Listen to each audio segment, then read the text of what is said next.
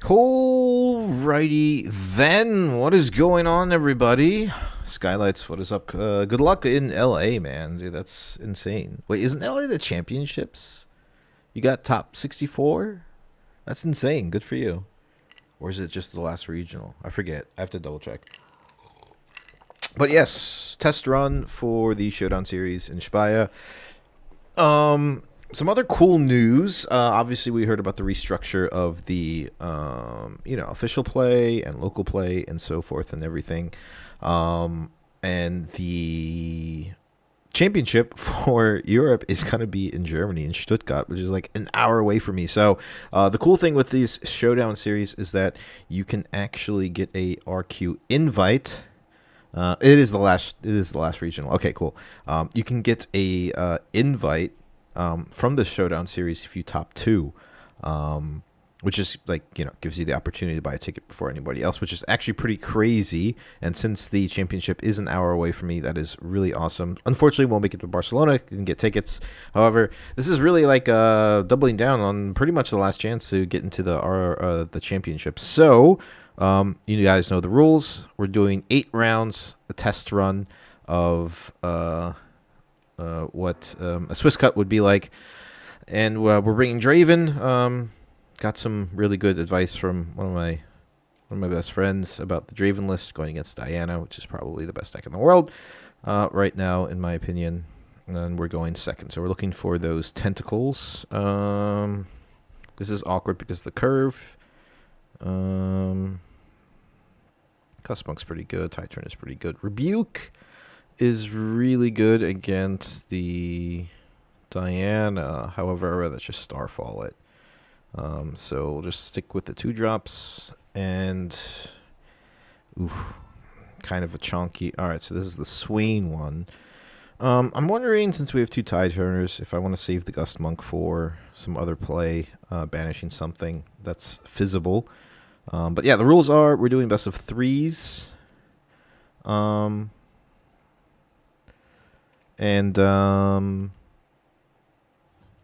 8 rounds, and seeing if we can get into day 2. That's pretty much like the practice. So you generally want to go, like, obviously 8-0 is like the best case scenario. However, the one where it's okay is also 7-1. 6-2, you're running the risk of being cut.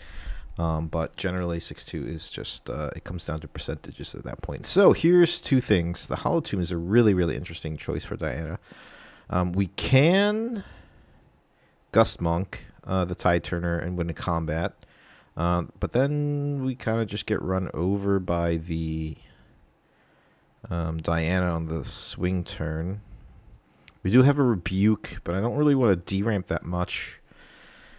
So let's see. I think the Gust Monk play is probably the best. He is tapped out, so we'll just play the extra. There's nothing to banish. Is it additional cost? Banish a card and draft. It says you may. I don't know if that is actually. I have to double check on that. I think you have to. Just pause the play when you play me. If you pay the additional cost, banish a card from any trash to give a unit. No, that doesn't work. Nothing to banish there. Nothing to banish there. Unless unless I'm reading that card wrong, but I'm pretty sure because it does not say may. Yeah. In that case, I believe we just go for. We could just do a development play with the Vex on the base and pass, or we could play the Vex to the Hollow Tomb. However, I think let me check my levels. Okay, yeah, everything's fine with the volume and everything. We could just trade off, so we deny him the hold point and develop the Vex at base. That's absolutely fine too. But it's just kind of an awkward situation here. It does put our thing online then, so I think this is okay. It's not the best play, but I have nothing else to do. Speeding Axe would have been great here, or anything else. And then we just develop the thing. Now, he can Moonfall, which is pretty punishing, but at least we bait one of them out. I'd be surprised to see a Hui this turn.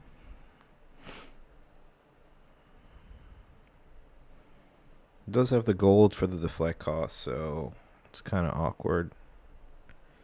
But our hand was a little chonky in the beginning, so not a great start. But, you know, it is what it is. So he's going to go in. He's going to look at the top card. It is a star cross, so dropping the runner. I have to remember that. Dropping the runner is a little awkward. Yeah, you have to banish something. Yeah, I know. It's awful.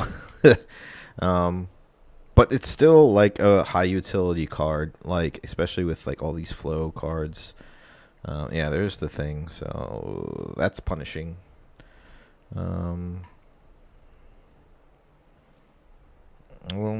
Kaisa Accelerated would be pretty cool. He's going to tap out everything. So if we can get... Alright, let's see if we can get a Accelerate unit here. Even his Diana's tapped out. Alright, there's a Starcross. There's a Hard Bargain. There's an Overzealous Fan. Oh, God, the Starcross is going to hurt me so much. This hand's chonky. So, I mean, honestly, the Hard Bargain's probably the best bet. I mean, I don't want to develop the runner this turn. I think... Well, although just developing some 2-drops isn't terrible. Because he's probably just going to let it go. The Hard Bargain is nice, though, but he's sitting at a comfortable 3, 4, 5. And then he develops this way. He has 2 open, so the Hard Bargain is useful next turn. So if I develop just 2 might units... Yeah, okay, that's fine. Let's see, recycle all, and then we'll just pop these 2 down without paying the extra cost. And there's nothing we could do. I mean, the issue is also like a move like that or a turn like that for us. We've lost like so much point tempo, and it just like telegraphs that like I have nothing to do, which is really bad. So he's like in a very comfortable position right now, but Draven likes to go into combats, and Draven gets scary, actually. There's a Hui, so, dude, please Falling Star, please Falling Star, please Falling Star. It's going to hide something. Tide turn. There's a Tentacle, so I could have used turn 1.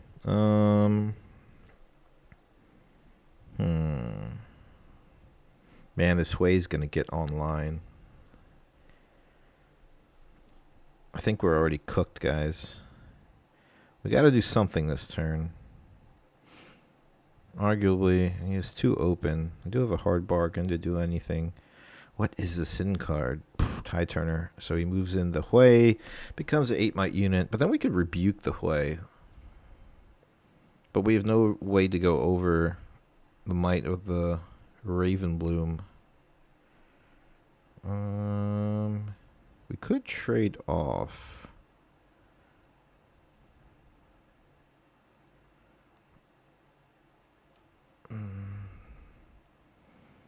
I think I have to wait for the Gust Monk,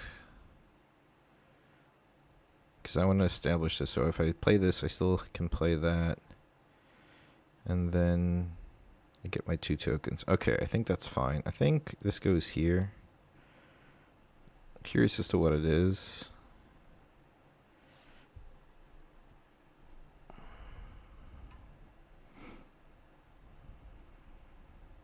Now there's the Stupefy. I forgot about the... Oof. Goes to 3.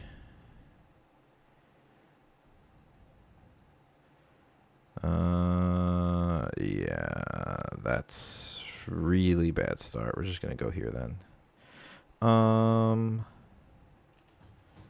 That is terrible playing, guys. Never do what I did just now. That is god-awful.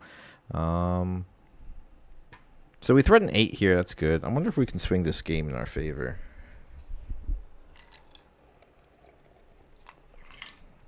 It's looking pretty grim.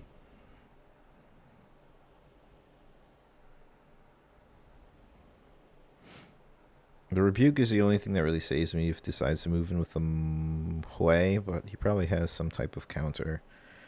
Either in Hard Bargain, he did leave the 2 up and then 1 Diana trigger or Legend ability in order to play the Stupefy, which I completely forgot about. That's what happens. You get punished. He does have the star-crossed this turn. Well, what does he star-crossed up back into his hand? He has to move the Diana into the hollowed tomb. Okay, so he's going to want to... So the issue is if I rebuke, then... I could let this trade off, honestly, if he passes. There's the gust. Okay, well, that's an issue. So the problem is if I put this back to hand, well, this just happens. I can't. I don't want to hard bargain this. He's too many runes open. I think this is just game 2. I can try to rebuke, but in response, he's probably just going to star-crossed something, probably the Diana, and replay the Hui. Getting the 2 mechs isn't terrible here, but then we have to like defend for like what 4 to 5 turns.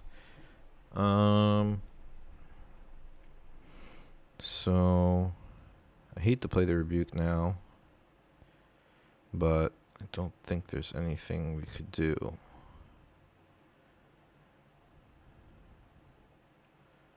That's fine.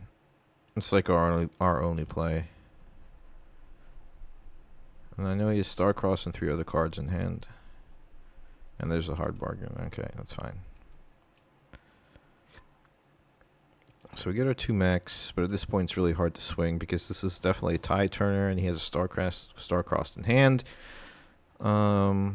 He's limited on resources. We can get over the Hui, but we have to take care of the Raven Bloom somehow.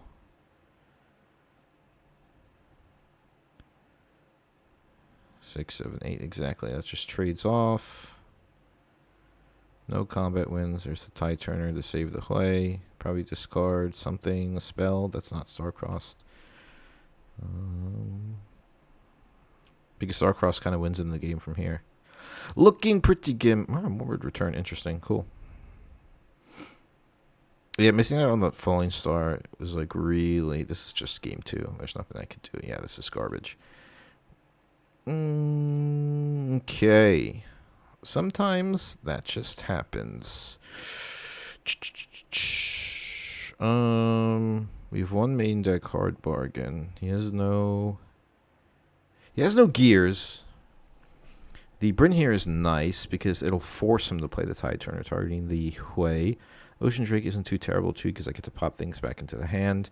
I think we take a runner out and we put in the Ocean Drake because Star-Crossed hurts runner a lot. The Kha'Zix is nice, obviously, in here in the main deck. The issue is, do we take another runner for the Bryn here so we have more flexible play effects? And if he wants to bounce things, I think so. And kind of like... And then... Does the switcheroo does a lot here. I think this is fine. So now we got to win 2 games. It is our turn going first, so we always play the Targon's game here. And there's the Up from the Deep where I wanted the last turn. Although this is really good at keeping up the point tempo, so I think it's just Overzealous Fan. Then turn 2, we can Up from the Deep or something like that.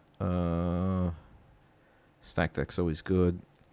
Vex is good because... really just for Watchers, but... It's a high value target, so I'll just keep it. There's a Gust Monk. Maybe we'll keep it for later, so we'll just develop this. Off to work, dude. Have a good day. All right, man. Skylight, thank you for joining. Have a wonderful evening. Or morning, rather. So the issue is here with the Diana... I leave 2 open, so I can scare him a little bit. So he's probably going to want to...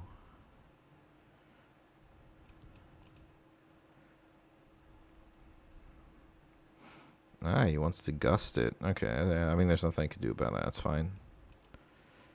Okay, so I don't want to develop the Vex because of Starcross, so what we do is we just play the stack deck here. The Spinning Axe is really good, especially with the tentacles. And then we'll play up from the deep. So at least we can keep up with some point tempo. And then we just pass.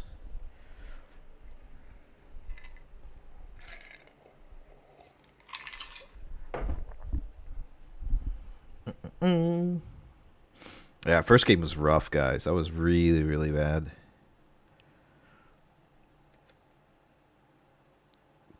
Yo, Oni, what's up, man? So ninja-like. I know. Okay. So he goes there. Nothing I could do. Abandoned Hall with Vex is actually pretty good, but we don't really have any crazy spells. Good for him, bad for me. Kha'Zix would be wonderful right here, right now. He's considering, I guess, maybe to play the Hui. Since I only do have the tentacles. Stack deck, sure. Probably wants to leave some open for the action speed on the defense the Hui. Oh, okay, so he just wants to go everywhere. All right, he wants to go around the world and safely go back to base. And there's the Moonfall. Okay, so next turn is Moonfall. I think here we just double conquer. Develop the Vex. Damn, dude. Okay. Surprised he wasn't saving them for the defense. Okay, there's the Kha'Zix. That's really important now. So I get to open 2. So if I develop 4, I can leave 2 open. All right, that's fine. So we're just going to go here. He's probably going to Moonfall. Or, I'm sorry, Gust something. Okay, that's fine. And that's fine. Now, I don't want to fight for Abandoned Hall because he just has more spells. I do not. If I develop the Vex here, it'll keep anything stunned, nonsense. But he's probably going to move in here, Moonfall here, and then Stupefy the what happened? What's happening?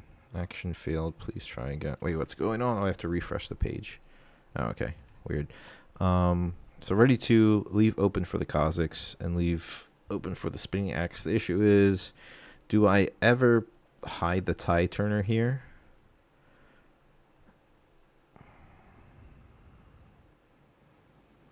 So I can switch around the Vex onto the Abandoned Hall. If he decides to go in there, I think so. Get rid of purple. We'll hide here, and then we'll pass. What is going on with Rift Atlas today? Alright, cool. Seems a little bit better. Seems a little bit better. By the way, guys, thank you for hitting up the comments on the Mel video. I learned a lot, and it was so much fun reading everything about, like, every single little things. And I've missed so much. That rebuttal card is so insane. It's so crazy how that card gets, like, a whole set of rules for it. Because of, like, stealing interactions, which is really crazy on the chain. And just thank you guys for the support of the channel. Like, it's grown, like, immensely in the last couple months.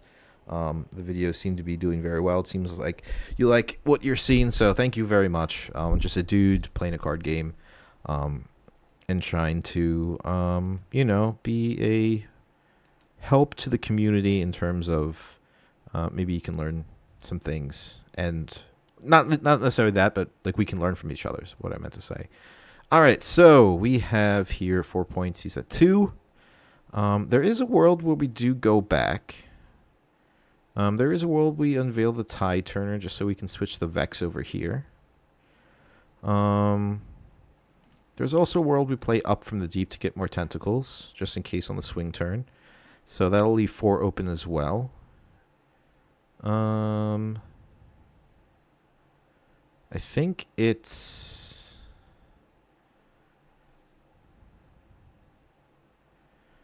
The Overzealous Fan... I kind of want to be able to conquer here again. The thing is, he's going to move in, right? So I think I kind of just want to protect Abandoned Hall a little bit. Or maybe the Targon's Peak. I could also develop this to base and use the Tie Turner. I kind of want that more of a surprise. So I think what we can do is we can We can even play the Draven just out. I think it's moved back from... No, because I don't want to 3 for 5. No, that's fine. It's fine with the Watcher turn. I wonder if this is good. Put 3. I leave 4 up. I develop 2 tokens, which activate Kha'Zix very well. Yeah, sure. I think we're just gonna take it a little easy and play up from the deep. Develop some tokens. Don't go too crazy. I believe we just pull back here. I don't want to lose my Vex because I feel like a Watcher turn's coming up, so put this here, and then we also have the Tide Turner to contest some other stuff. Leaving 4 open's good. That's fine. He can next turn ready 2 runes. I'm not too worried about that.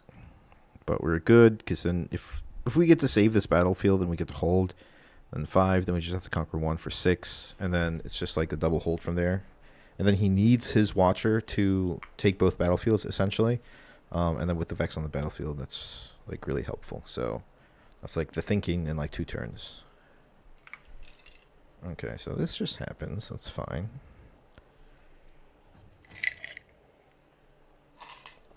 Three for the wages. Okay. That's absolutely fine too. But I will play Tide Turner on the Vex here.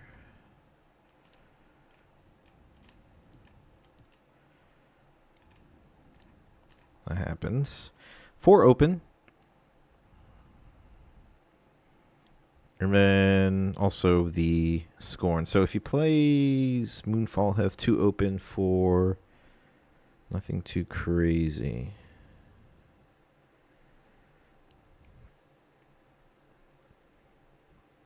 I don't think Kha'Zix is really like a thought in a lot of people's heads. I think double spinning acts more so than the Kha'Zix in this situation.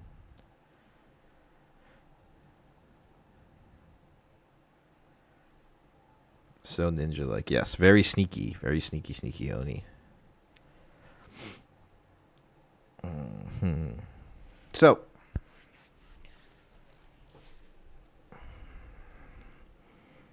Oh, by the way, up from the deep is banished. Sorry, guys.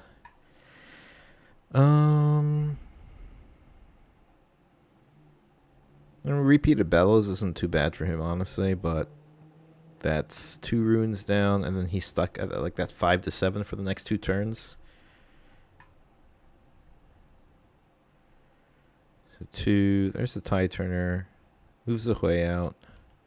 Absolutely fine. Goes to 8. Does he do Ride the Wind?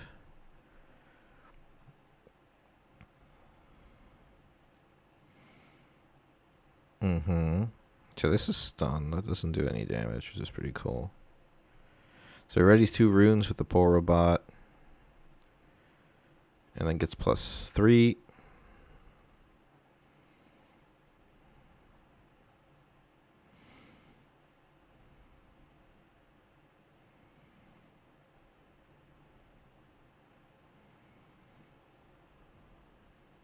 He could also move the Diana in and then Ride the Wind, so he gets another +1 on the Diana.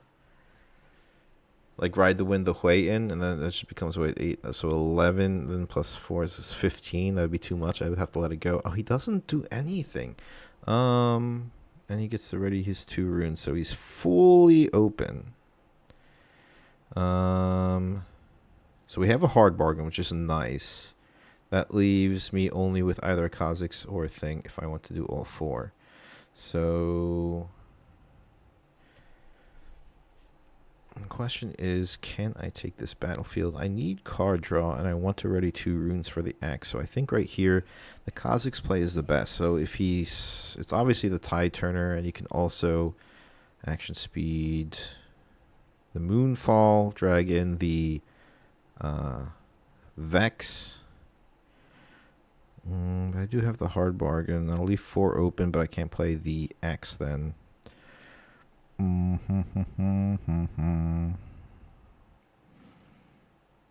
It is also maybe Tide Turner the Vex and then move in, see what happens. And then I could always... Yeah, that's fine. Just a little more might. And then we'll move in here and see what happens.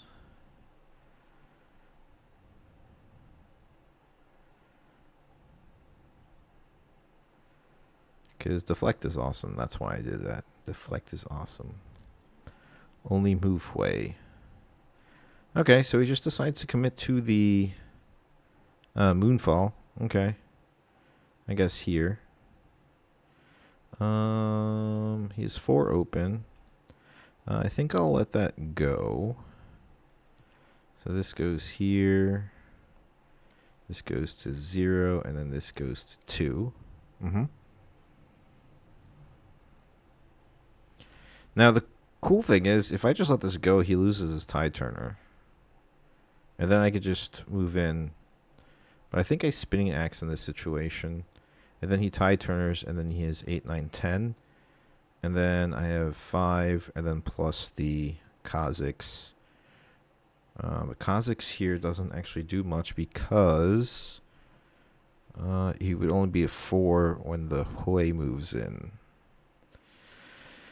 So the issue is like this is the thing that makes a big of difference. I think I'm okay with this. I don't draw, but like at least this isn't going online the way, because I think I lose the way in too many different situations.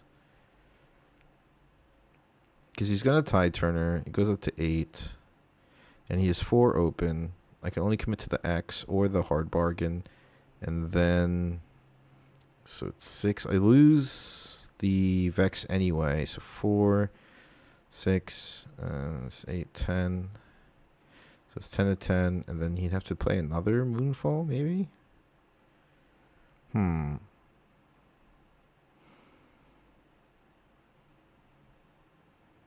I say we go for it.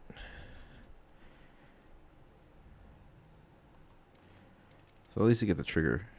We'll pass from there.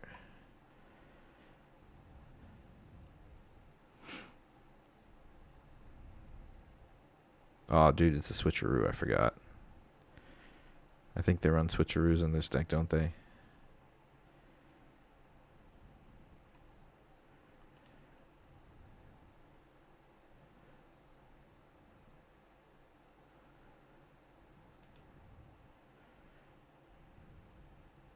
Oh, yeah. If it was a tide turner, it would just stay there. Oh, it's a Wages of Pain. That's interesting. Sure, and he wants to kill that. Okay.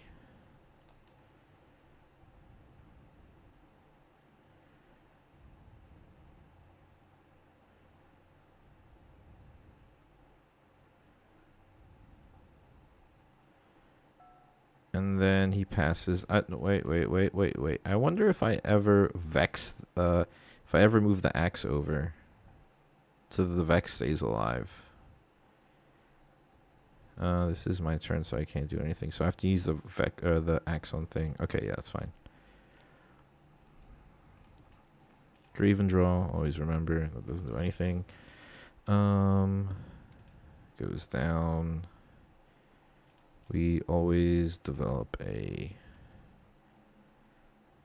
thing here. We'll pass and ready to.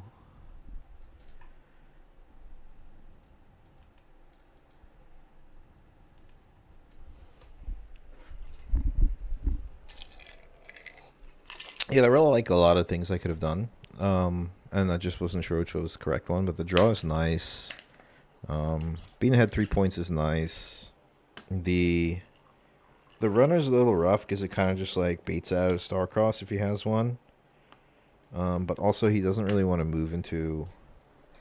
He also only has 2 units, so there's like very little things he can Starcross. So he gets that.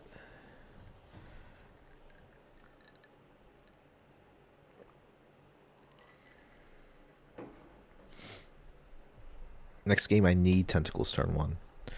If it goes to that.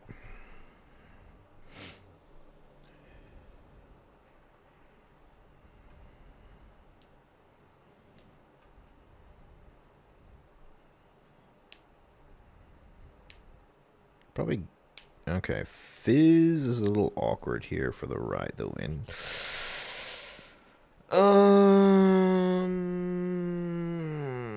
That really hurts. Sure.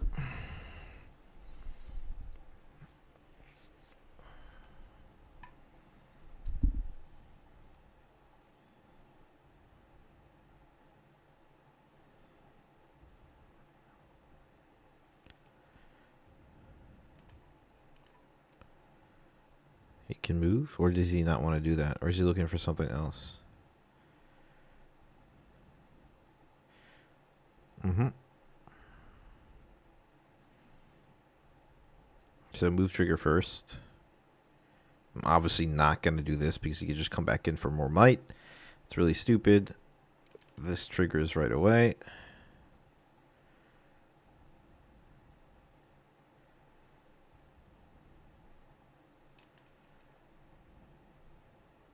Trying to figure out what to discard there.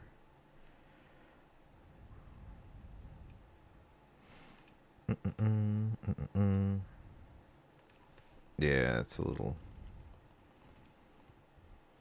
slow today. So 6, 7, 8. No defend trigger because that's really dumb. Nope.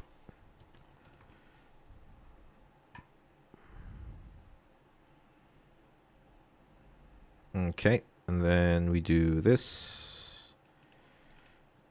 Pass focus. So 9, 10, 11, 11. That's the best thing we could do is trade.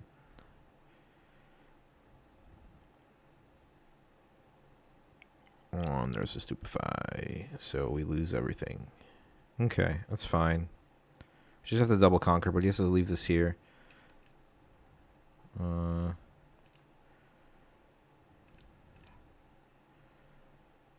Just have to double conquer. That's insane. I think we're cooked, guys. We're cooked. I mean, arguably, like, I know what everyone's thinking. You could have used the trigger, and then Kha'Zix becomes an 8, and then 9, 10, 11. But the thing is, he just moves back ready, and he moves in, and he comes 13 anyway. So this way he has to leave it open, and then maybe move in the Huai, because I can threaten a double conquer if I get like something like a... What can I get? Honestly, it's only the... It's only the Kaisa that gets me there. There's a Morbid Return. We could win combat and draw 2 with the Gust Monk, which is pretty nice. The issue is if he has a ride, the win is kind of just like game over, which is rough. Going first game into a loss.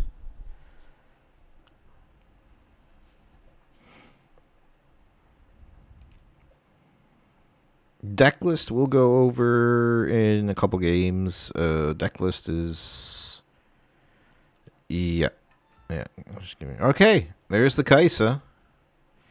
There is the Kaisa.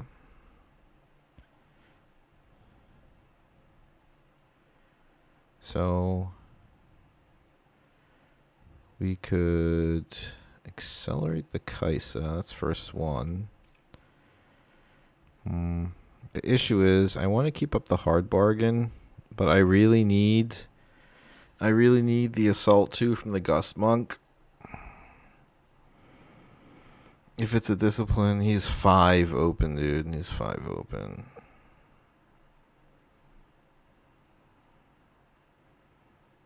Okay, I think it's just the Gust Monk, right? Well, then what do we do on the swing turn, though? What do we do on the next turn, too? Switcheroos is good to dig for, so I think it's just the Gust Monk. Because I don't really see many other outs. Let's get rid of Starcross, or Moonfall, rather.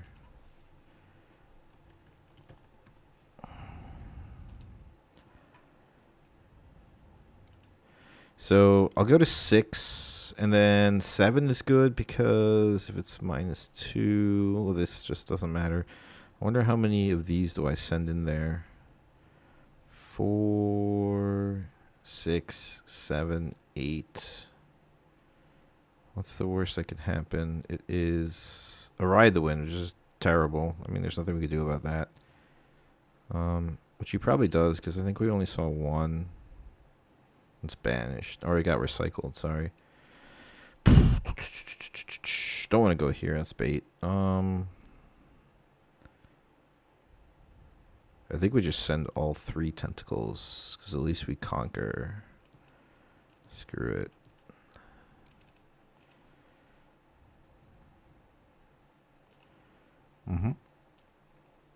He just gets to ride the wind from the top deck. No, it's a fizz, thank God.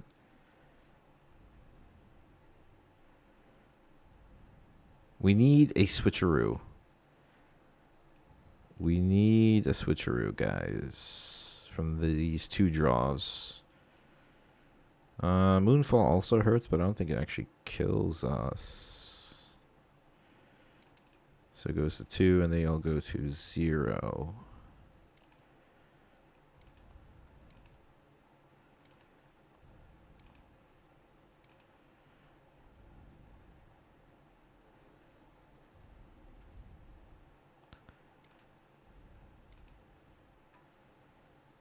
What's going on?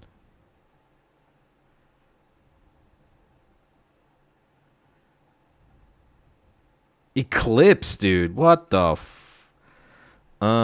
that's... Wait. What just happened?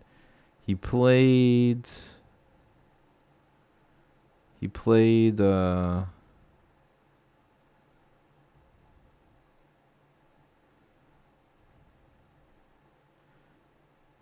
played Tide Turner to move these 2. And then what did he play on top of that? He played Moonfall in defense. Reacted with the Hui or the Tide Turner to move this here. And then he played for 3 the Eclipse. And I go down to 0. So I just recall. And lose the game from there?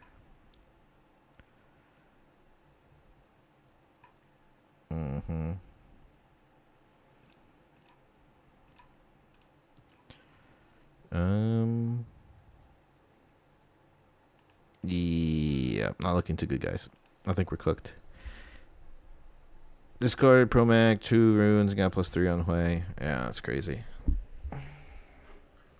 Oh god, I just spilled water everywhere. We are cooked.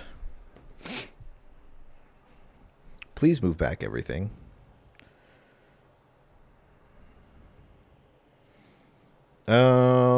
There's nothing. There's nothing that can save us. I don't think so.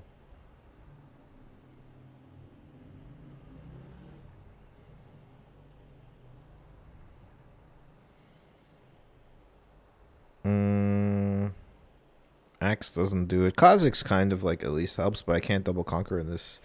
And then he just plays a fizz and retreats. The Tide Turner, and then plays the Tide Turner. Then puts the Hui there for 8 might. And then...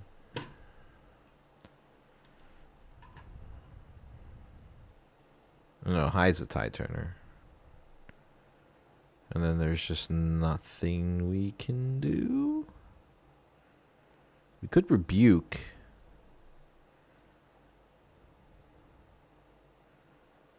Rebuke something. With Abandoned Hall. Win combat, draw another rebuke. But it's looking really bad. That is a Noxus Hopeful. That doesn't do it for us. Not one bit. And there's nothing with flow cost. Alright, so we are at 0-1 in the beginning. That is quite wonderful. I love it. I have to give him a GG's because he played incredibly well. So, happens sometimes. But got stomped. Absolutely got stomped. Starting it off with a game loss. Here's the list. Oh, well, I will go over it. Is it the same player now, dude? No, it's an Ornn. I'm going to Treasure Hoard. He also wants Treasure Hoard. Oh, dude, it's not looking like a good stream, dude. He rolled a 20, I rolled a 1. And what the hell is this hand? Oh. This is terrible. Arguably, this is like not too bad of a keep, but we have 2 in the deck, and I just need units, honestly.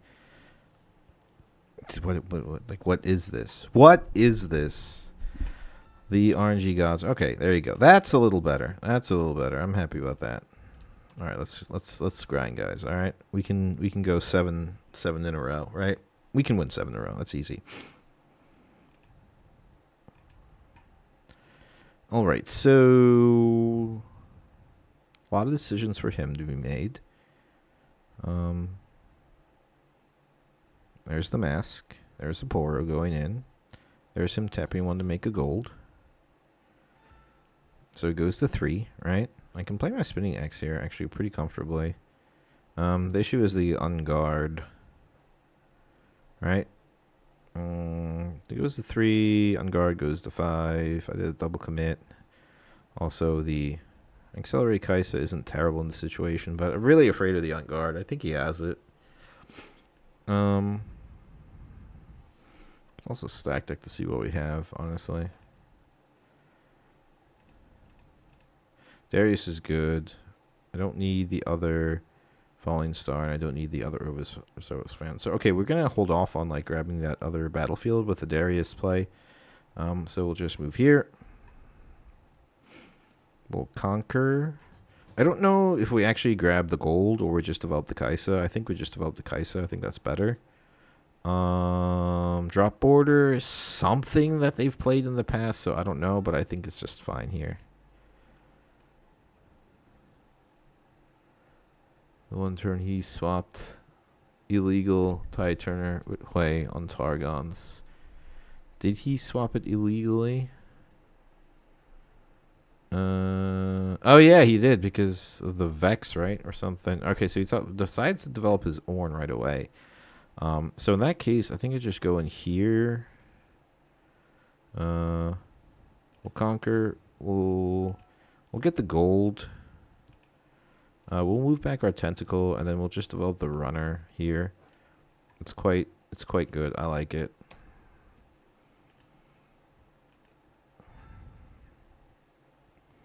So you're saying 1 turn he swapped illegally the Tide Turner with Hui on Targons. You had Vex. Yeah, I had Vex on the battlefield, so... Okay. I missed that. Oh, God, not this card. Nico! I hate this card. So, what is this? 1, 2, 3, 4, 5. So he's at 9. Okay, that's fine. So I get my tokens. This card is bonkers. The cool thing is it's only spells. So he definitely has... He's always keeping 1 up for the on guard. Not anymore. And he decides to play the Guardian Angel on there to go up to 11. 12. Okay. So he's tapped out. Kaisa just double draws here. Always. He's tapped out, got nothing to do. Alright, so Kaisa always goes in here. Worried about the Shirelias next turn.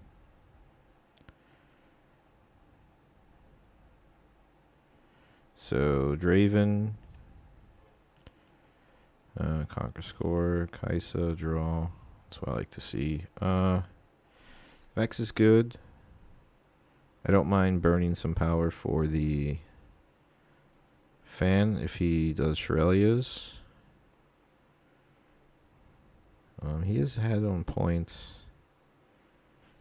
Wonder if I develop the Darius here too. I think it's just Darius here, right? Darius is pretty good.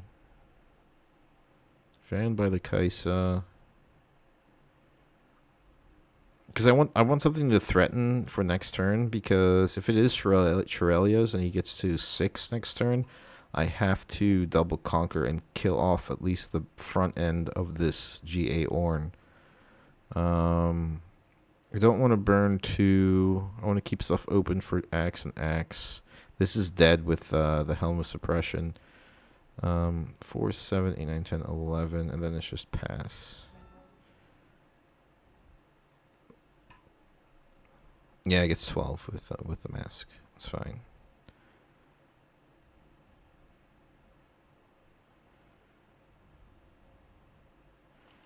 There's the Sprite. I can fight it with the Axe here.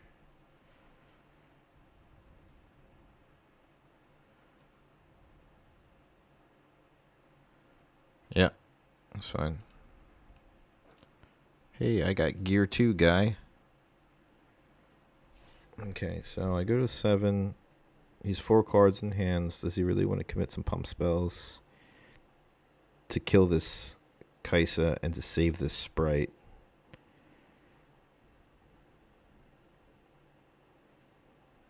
I don't think so. Although I could see why he would.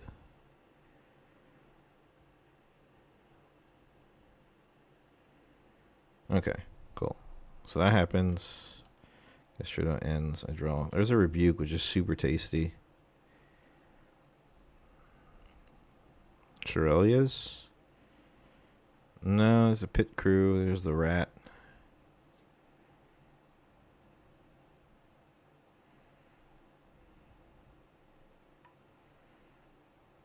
Pays for everything to empower the Helm of Suppression. That's fine. Ornn arguably should go back. No, wait, what am I doing? Oh, okay.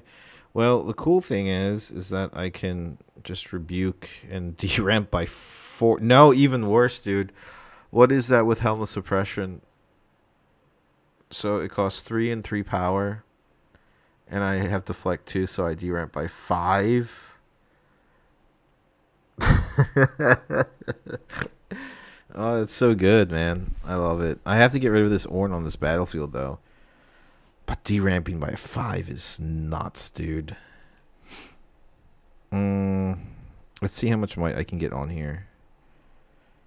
7.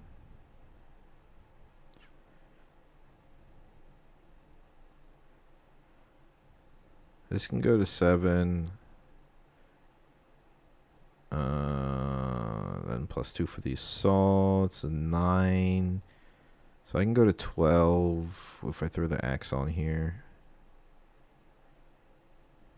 And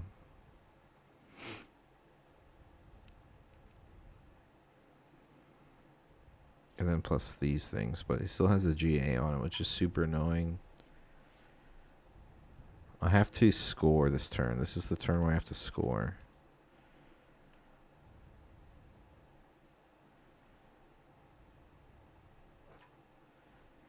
I'll just get rid of the poor robot. Give this assault 2.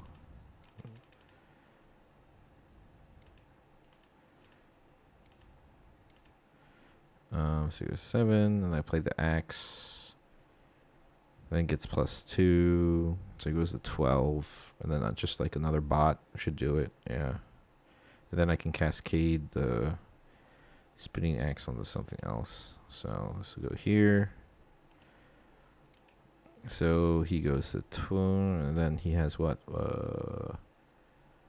1, 2, 9, 10, 11, 12, and then I'll just throw in a bot with the axe. Yeah, because he has 12 with the 13. Oh, wait, 12, 13, 9, 9, 12, 13, 14, 15. Yeah. 9, 10, 11, 12, 13, 14, 15. Okay, that's good. So he kills the Darius.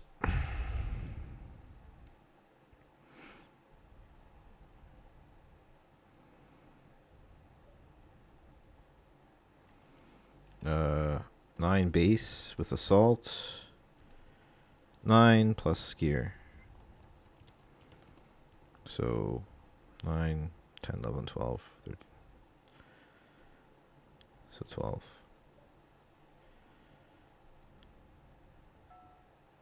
Yep. So this dies. We conquer and we score. We win combat. We draw. We definitely pull the Kaisa back. I'm contemplating what to equip the... Because we got to 6, so he can double conquer, goes up to 7. I think we'll be okay. I'm contemplating if he's going to charm something crazy, so we should split up. Like, if he charms the Kaisa, then I lose my 2 axes, so I think I should just throw it on a mech. So let's throw it on a mech.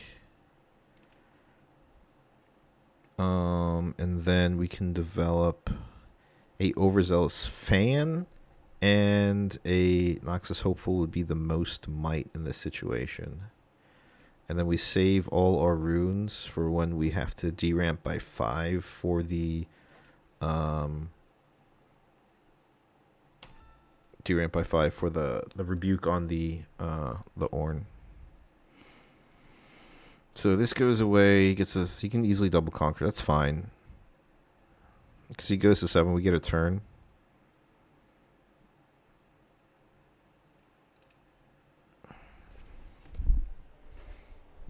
Man, I'm telling you, like all these Spirit Forge and Origins decks are looking scarier and scarier. The more and more I play on here, people are finding very, very cool ways how to build decks that generally weren't like good. You know, and when I mean decks, I mean like Legends, obviously, guys. So Jaina is a problem here. I don't know if this deck runs Jaina. I mean, that's a problem with like that's going to be in the Showdown series. Like, there's going to be a lot of deck lists. It's just like aren't explored really. But I love this. This is crazy. Like Helm of Suppression with Ornn. Just look at all this gear, mask, the rat. You know, sprite fountain, tokens. Love it. It's very refreshing, honestly. Like, because the Unleashed meta was healthy, right?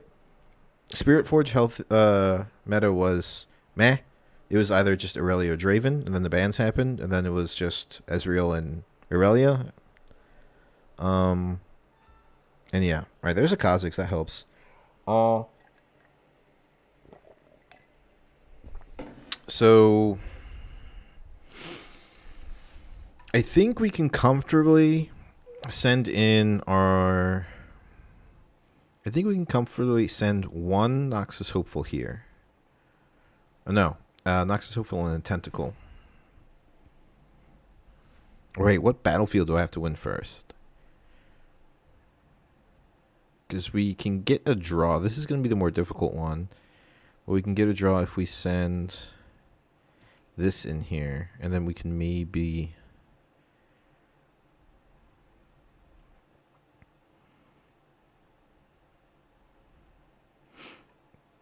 So it goes to 4. If he has 3 cards, that's fine. So we have to send in this. This is the most efficient way of going in there. We could arguably send the Noxus Hopeful and a Tentacle.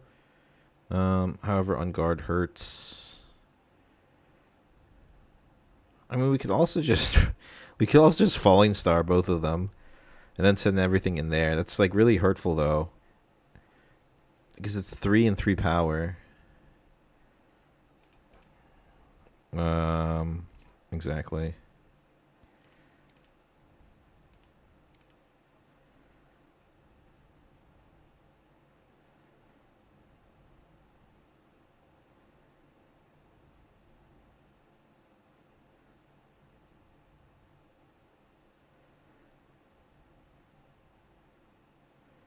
What does he want to stupefy? He wants to stupefy the Kaisa. Okay, so that means he has nothing. So it's GG's. Goes on the 6. Improve.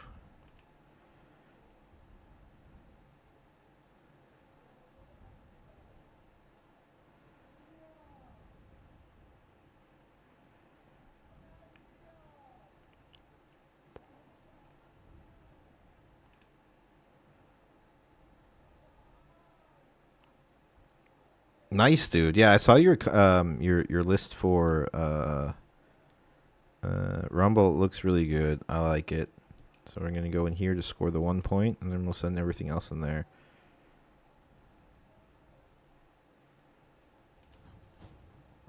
What is this? This is 6, 5. I mean, it's got to be enough. Plus, we have the Kazakhs. We can't actually rebuke though. If the rebuke doesn't resolve, but I mean, it's just fine. Like, this is just okay. Yeah, GG's. Okay, we'll go to the next game. Oops, I won. Let's see. Brittle Steel, obviously. I think the Cleave kind of helps. The Blood Rush kind of helps. But if we knock down their gears...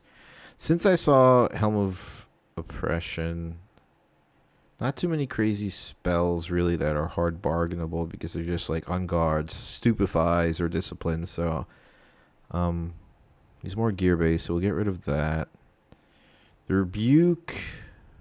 Meh. Up from the Deep has to stay because we're going second. Since the Deflect, I mean, it did help me win the game.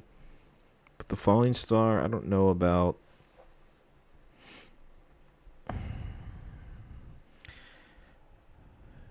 Maybe go down to 1 of. I think that's fine. And...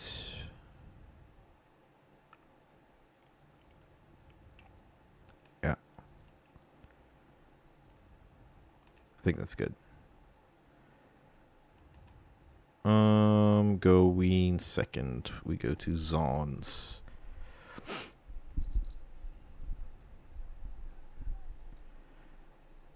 Okay, going second's pretty good. I don't need both of these. Maybe we need the Cleave to go over if he's playing the Mask.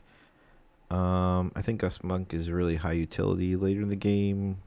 Tide Turner, not so much as like initial. I mean, we have 3 of each. It's fine. Like, I just don't think the Tide Turner is really useful early because I can't. I mean, it would be this. Yeah, that's fine. Like, this is perfect. If we get a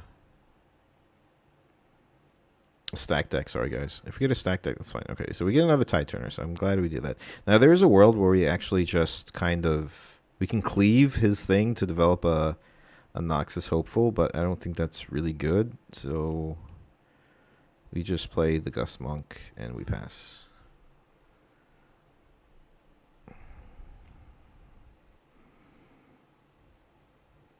That's like only if you're desperate and you don't have like any 2-drops, and you waste your cleave just to Legion your Noxus Hopeful. This is fine. This is crazy because he can just ready and go back. Yeah, I know. It's disgusting. And then there's Helm of Suppression shit.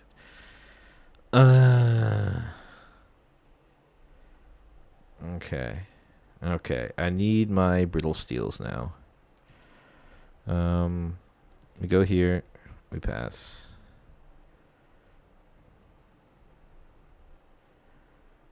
He's going to develop his Ornn next turn, so I can't let him conquer this battlefield and just keep on going in and out. So I think we have to develop a lot of might on board. So we can switch this, so we can Legion this in, and then we can hide this here. So he'll have to think twice about going to Zon Warrens. If he does, that's kind of a misplay because he just loses to the Hopeful unless he has some buffs or anything. No Raving Boom against Ornn Gear. It doesn't seem like it. What? He's trolling me, guys. He's trolling me. Get out of here, man. Alright, I'm not playing any spells this game. Not playing any spells this game. So he wants to move in for 3-2. I mean, he knows it's a switcheroo, so that's fine. I mean, wait, I can't play it. Never mind. Yeah. Costs more. Yep. Yeah. I know. Can't play it. That's brutal. That is absolutely brutal. So he's just gonna keep on going in here, isn't he?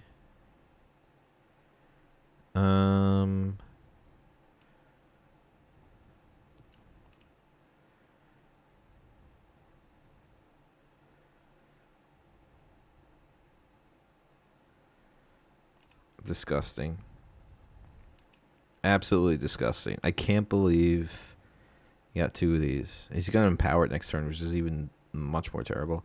I think we just get rid of the Rebuke. This Rebuke just becomes too expensive. I mean, honestly, like, there's nothing. It's just awful. All right, there's a Kaisa. That's actually really useful. I think we'll put the Kaisa here. And then we'll just pass. Helm of Suppression is gonna be a thing, isn't it, guys? What are your thoughts on the Helm? I think it's very good if you're playing a control matchup.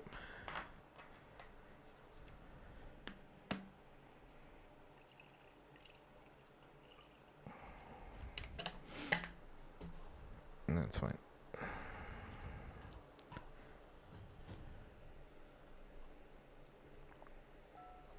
So the funny thing is, spells just become like unplayable at this point. I'm surprised he hasn't developed his Ornn in this, because Ornn is 1, 2, 3, 4, 5, 9.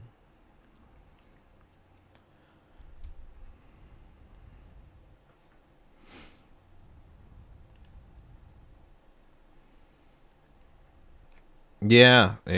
Vex like tax things, and then this is just like, and he plays Steric's Gauge from his hand. He's really good at keeping up point tempo. This is nuts, man. I love this deck so much, dude. 3, 6, 4. Yeah, that's fine. Gets ready. Blah, blah, blah. Moves back. This is a really, really strong with this stupid little Porobot that has a Steric's Gauge and a GA on it. And the Helm of... The Helms are suppressing my abilities to make decisions, I'm not going to lie. But I love this deck. This is so cool. He's short on cards, but I think he just has enough pressure with the Ornn next turn when he develops it. And it's going to be like really rough to get over. Axe is good here. If he disciplines, he goes to 5, right? The issue is like, I just lose to the Sprite and Porobot this turn. Also, and I can't go here. And I really want to discard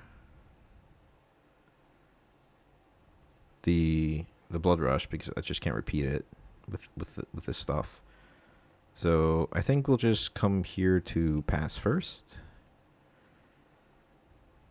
Okay, cool. So Draven happens. We get to draw. Conquer and score. We will sorry, what is it? Shift right click this and this first. So we'll discard this. That's on the chain to draw. Cool. Gus Monk's cool. Then Kaisa draw. And then there's a runner, which is really nice. Runner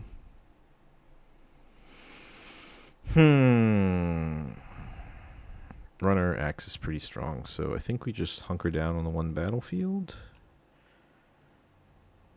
Or we play it to bit. No, we have to at least trade off here. And we can save the Kaisa with the spinning axe here. Good thing we play Gears. Mel would hate to play against this deck, I guess, or any Ezreal would hate to. I mean, your wages of paying cost 5, which is crazy. Yeah, Vex Cheerless was like the Finanzamt or the tax office, and then this is just like the government, like the Bundesregierung, the government taxing you into oblivion. Yeah. The thing is, like, it works in Ornn, I guess, in main deck, because, like, every deck plays spells, right? And then he gets the additional benefit of being able to use his legend to pay for it, being his legend ability, being able to pay for the empower cost, which helps. And then it's another +2 on Ornn. If you're running green, I think it's a great option for a sideboard card in those, like, control matchups. I've seen some tech, I won't say anything, in a certain legend that this card works very, very well. In fact, I was testing against it, and the games where the Helm was sideboarded in, I couldn't get over it. So, I won't say anything. because it's like a deck list that someone made and is going to be playing with it in Barcelona and so forth. So I'm not going to say anything else. But anyway, wait, what happened there? When you conquer, you may ready from the gear. If it's equipment, you may detach it. Okay, cool. Yeah, he detaches it. Yeah, sure. Wants to go in for 6.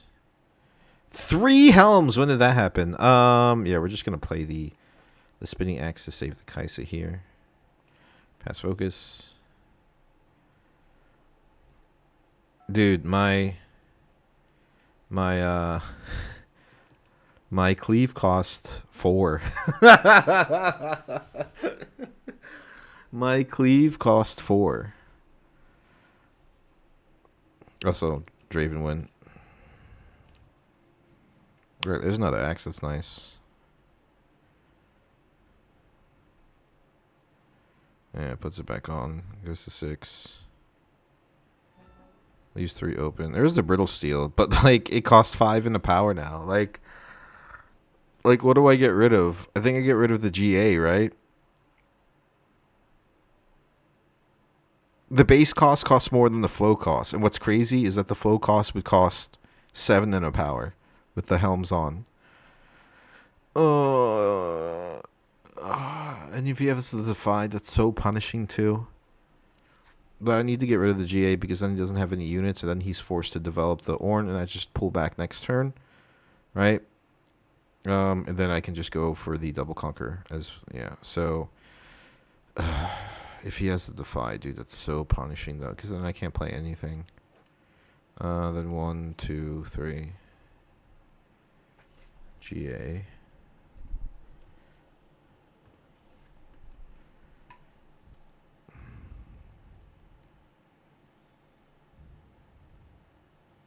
Yep. That sucks. That really sucks. That is god awful. Whatever, man. I hate this deck. This deck is... I like it because it's so crazy, but it's just, like... It's so annoying to play against.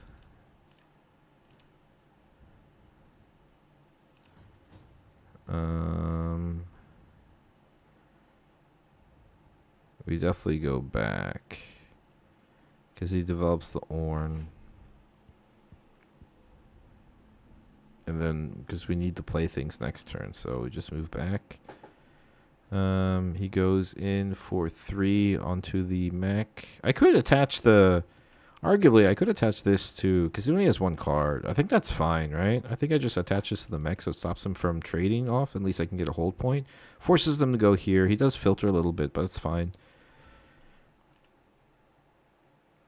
Yeah, now we have the White House. Yeah, now like the German government's like... Or, sorry, the American government's coming for you.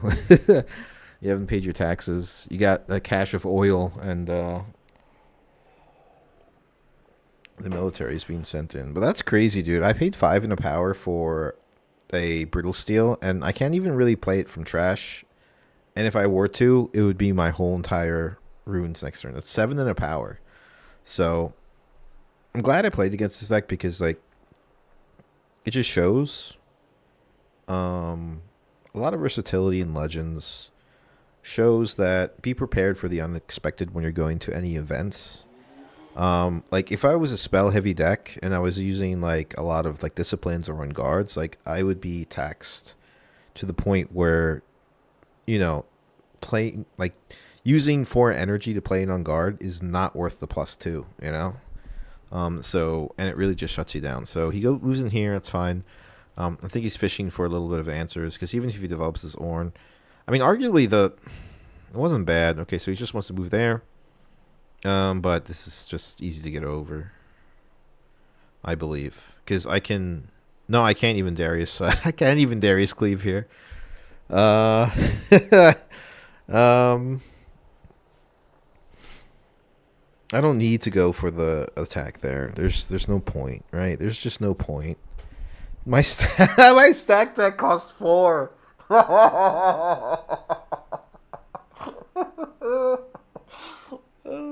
A 4 cost stack deck, dude. It's probably the correct correct correct uh cost of this card that it should be. I think I just move in here. I mean, the issue is if he plays Shirelias, I'm kind of screwed. I think he wins from there. Um,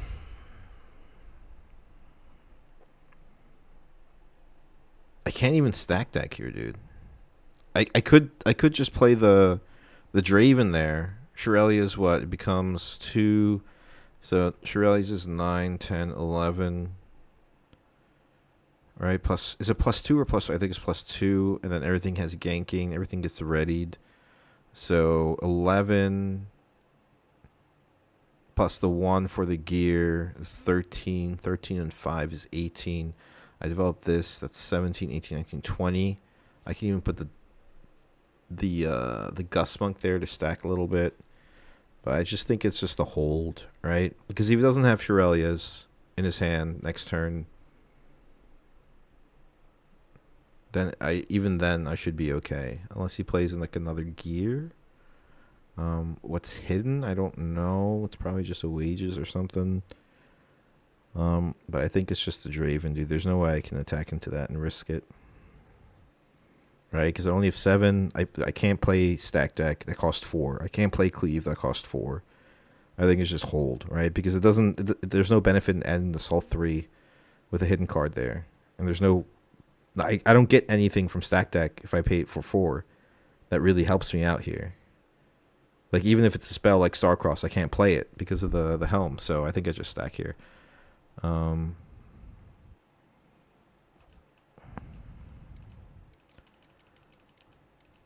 mean, I could get punished, but this is the only thing I can do because like it just there's no way that I play any spells that benefits me because I can't even play. You know, like what am I looking for with stack deck, and what am I doing by adding plus 3 and paying for 4? It's just like it's not worth it anymore. It's just so like what I was talking about when it comes to on guard, you know. But that's insane. He got all 3 helms out. This is actually kind of scary. I could lose right here, which is pretty insane. All he needs is Shirelias, and I think he's pretty well off. But even with Shirelias' way, we can do the math. So Ornn will go to 13. Everything gets ganking, so he's 18. So he needs to get over another 5, 7 might somehow. Can't play Switcheroo from hidden. I would have to leave everything open, basically. Yeah,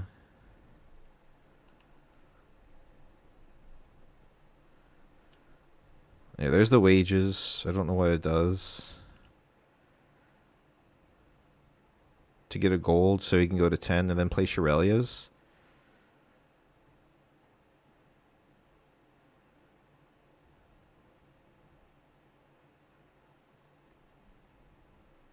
Shirelias is 2, then plus 1. Moves back.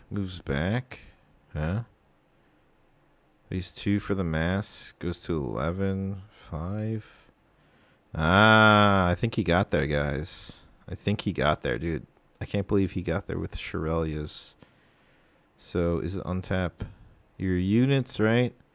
When you play this, ready your units. Does he get there, though? 4, 5, 6. So, is he going to cascade with everything? That actually also works. But then he goes down to 1. I think he got there. So 3, 5. So he goes to 8. So if he cascades with all the equipment,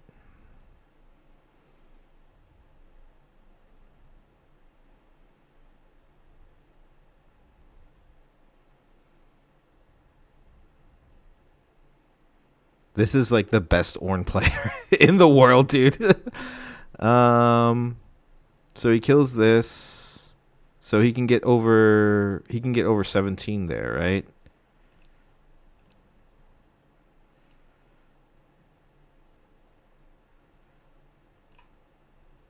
So that dies.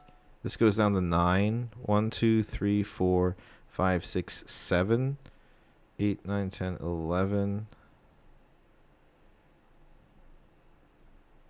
Oh, plus the one from Mask of Foresight. Oh my god, dude, he got there. That's so sick, man. I love it. Um, so what is this now? 4, 5, 6, 7, 8, 9, then 10, 11, 12, 13, 14. He still needs, he's not enough. 14, 15. So he's at 15. Is he at 17? Wait, how is he at 17? 4, 5, 6, 7, 8, 9. 10, 11, 12, 13, 14, 15, 16, then plus 1 is 17. So yeah, that's fine. Should do it other way, Orn first. Did he misplay? Dude, I don't know, man. That's a crazy line, though. I mean, that's still insane.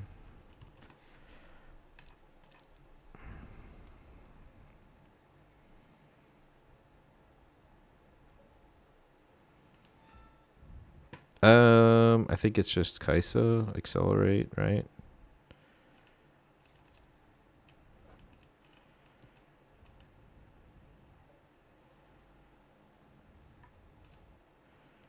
Draw again, and then it's just this, just in case, and then it's just GG's, I think, pretty sure. Draw 4, because I'm at 7, and Kaisa.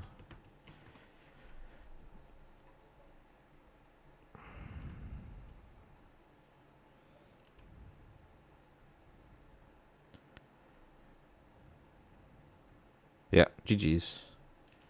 But I guess he did misplay. Yeah, dude, your deck is insane. I love it so much.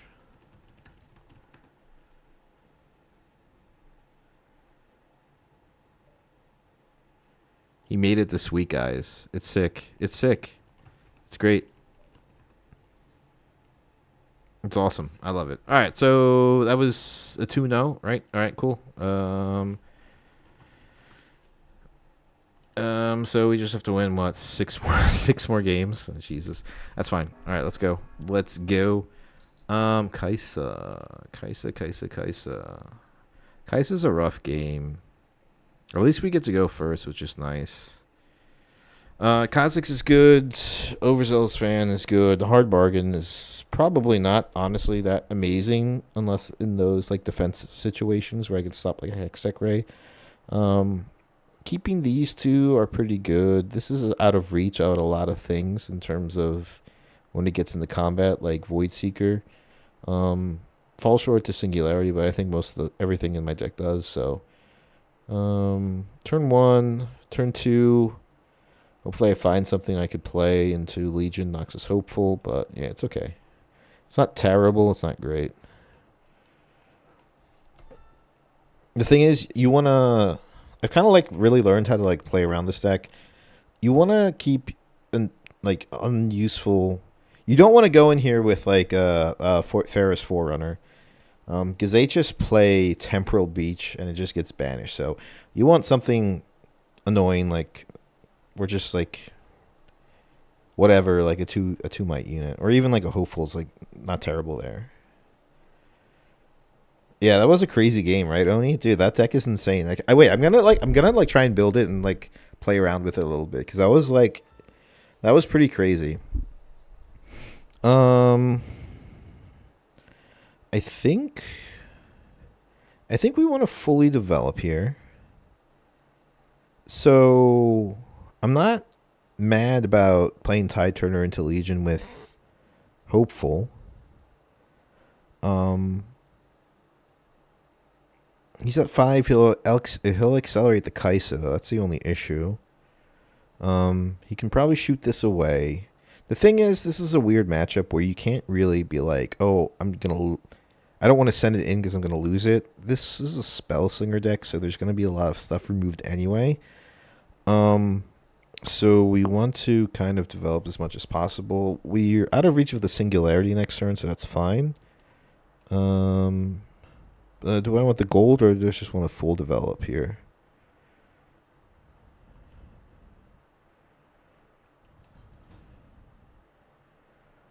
I think it's fine to do this. Not even. I'll just play this, like, without even the thing. I think it's fine to play this. So we're going to choke out some of the spells right now. And then you can't accelerate Kaisa. Okay, so here comes the Falling Star.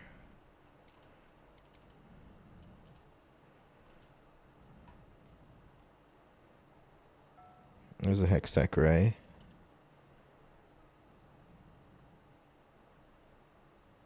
Surprised he didn't decide to develop his Kaisa and take one turn off.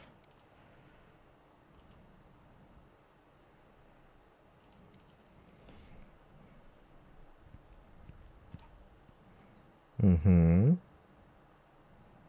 There's a Poro. That was kind of like a weird turn for him, honestly. 4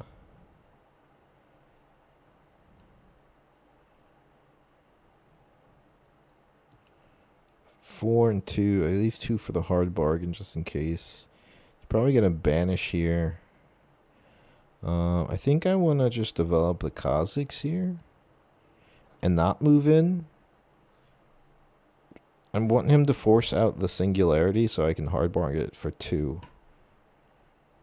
Because he's okay as a Kaisa player to Singularity here. And exactly, see? And then move in with 2. So that's why I did that. And now he can't move in. So, like I said, I've played against tons of Kaisas here. So, I know exactly the lines of everything that they want to do. So I think we can play the Kha'Zix here because he's probably going to play Temporal Shift next turn. And then if we hide the Tide Turner, we can actually react to that and just pull it away so that it bounces here instead of here and gets banished. So we'll move the Tide Turner, I'm sorry, the Kha'Zix there. And then we move in here. We get the gold. We'll hide the Tide Turner here. And then as insurance, we'll actually also just develop the Draven here as well. And the reason of that is because there's so much, like a Hextech Ray could just target it down. And it's still a 6-mite unit. It is in reach of another Singularity. So yeah, that's exactly what I just said for 2 turns. So I want to react to that with this. Because I knew he was going to do that. So this...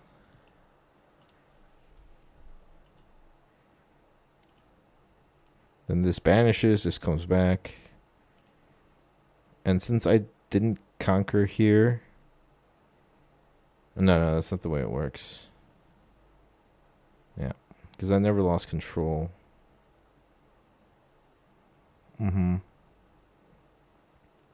Yeah, so that's like 2 turns. I pretty much called out what he was going to do.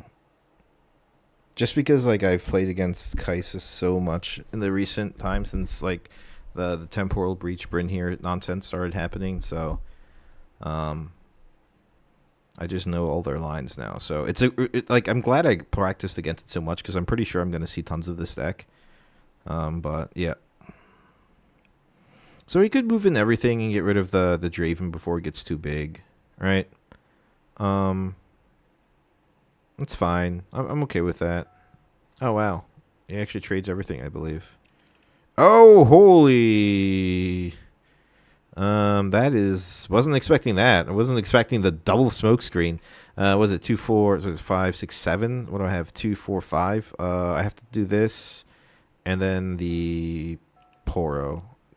Does he have enough to clear everything? 2, 4, 6. He's 7. Yeah, damn. Crazy. Crazy. Double smoke screen. Do I have anything in here? No. He has 1 card, though, but he has the Accelerated Kaisa nonsense coming up.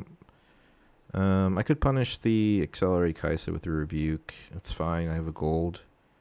I think it's just hold here and just develop these 2 cards. Falling Star is out of reach. Yeah. And then pass. Double smoke screen.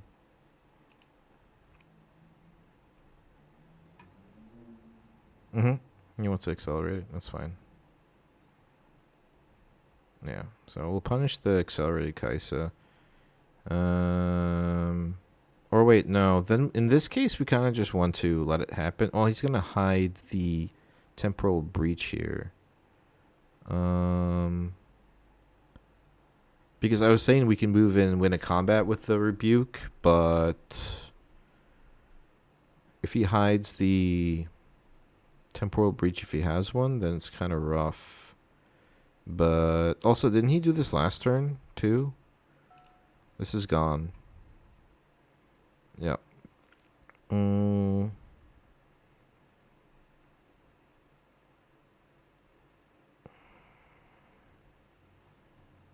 I think I save it for something else.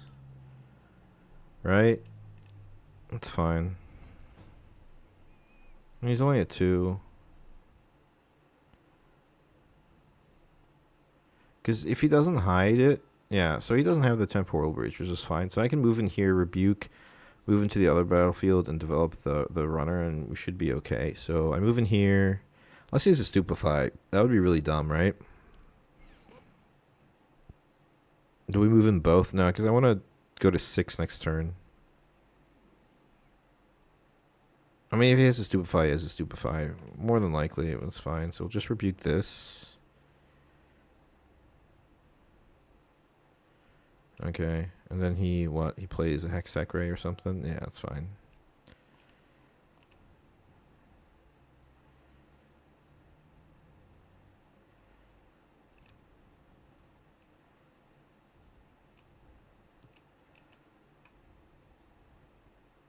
We do have one open for thing, right? Yeah. Grab the gold. We'll empty out our hand. See what happens. Did a very good job of avoiding combat. He had all the tricks. There's an accelerated Kaisa. Moves into the other battlefield. Scores a point. Then he probably wants to Watcher next turn. If we get another Tide Turner, that'd be pretty cool right now. There's a Raven Bloom. Doesn't really have anything. Or just another Ferris Forerunner is also very good. Wonder if we put this to base because of the Watcher turn. Yeah, we put it to base to threaten lethal. Even moving this back is pretty safe, honestly.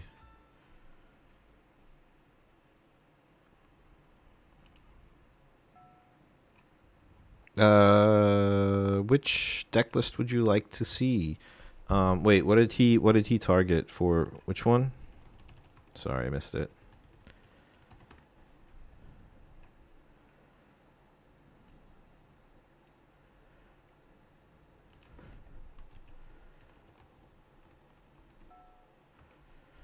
Oh, okay, so this goes to 5 and has 3 damage marked.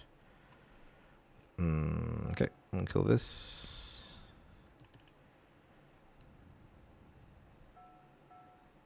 Falling Star, boom boom.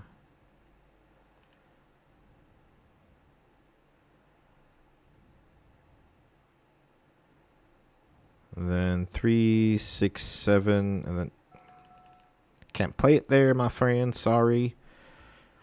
That is your. Yeah. Okay. So I won. Yeah. It's just like reading that Kaisa deck, like because I've played against it so much, and one time it just like it tricked me up so much with all the banishing stuff and all the nonsense. So I felt like it was like really necessary to study that deck.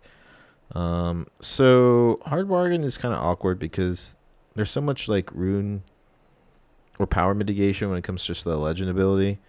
I don't think that's great. There's plenty of removal, so there's a world where Last Rites actually gets replaced by 1 Spinning Axe, just to play some things from trash. So I think that's fine. I do like the Spinning Axe, honestly. Starcross is not too great here because all their stuff has play effects, so I'll just take away the Starcross. Even the Rebukes didn't really do much. And they do swarm a little bit, so against the odds is really good in this matchup as well. And also the Bryn here to stop the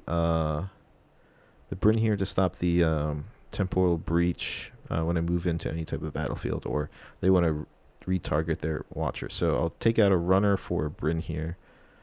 As you can see, this sideboard is pretty much mitigated towards this deck. We do go second, so we'll play the Zon Warrens, and I'll check chat. Wait, is this the same dream list from your video, or did you update it? I updated it. It is updated. I was messing around with some things. So we're going second, so the up from the deep is really good. Tide turn to pull things out of void. What was it? What's that battlefield called? The void one, where it does extra damage, is really good. Spinning axe on the tentacles is also very good, so I think this is fine. And that way, yeah, okay, we'll keep it.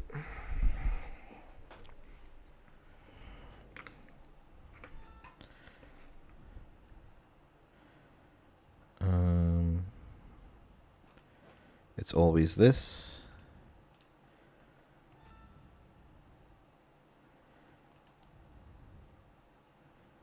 I'll send it in the link. Let me just get done there real quick. All right, so doesn't want to move in because he knows I got some tricks. Losing the tentacles isn't terrible in this situation. However, I could punish with a falling star, but do I really want to deramp back down to 3? Then he kind of just like outvalues me, or no, sorry, outplays me with his rune economy. So,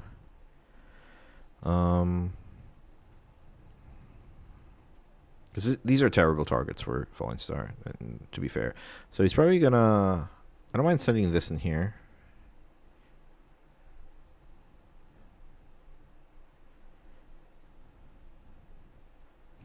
Although arguably, if I do falling star here, he's forced to accelerate his Kaisa, and then I can switch a Rue. I mean, I think I might regret this, but I think I just have to. Yeah, that's fine. So what I'm gonna do is I'm gonna play this here, right?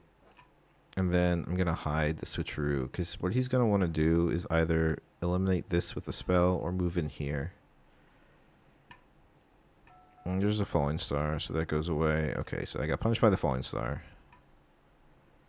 Yeah, that was a bad play. And then, well, he can't accelerate the Kaisa, which is cool. Okay, but he can do that. So that was like a really big gamble. We can still up from the deep next turn, which is fine. But he's also deramped. He's ahead on the turns. I think I want to play up from the deep because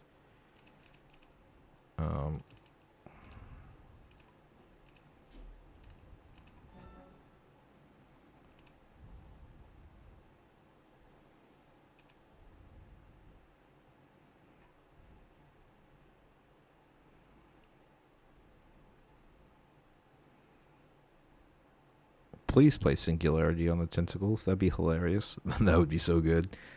Oh my god. Alright. Doesn't want to commit to the Kaisa quite yet.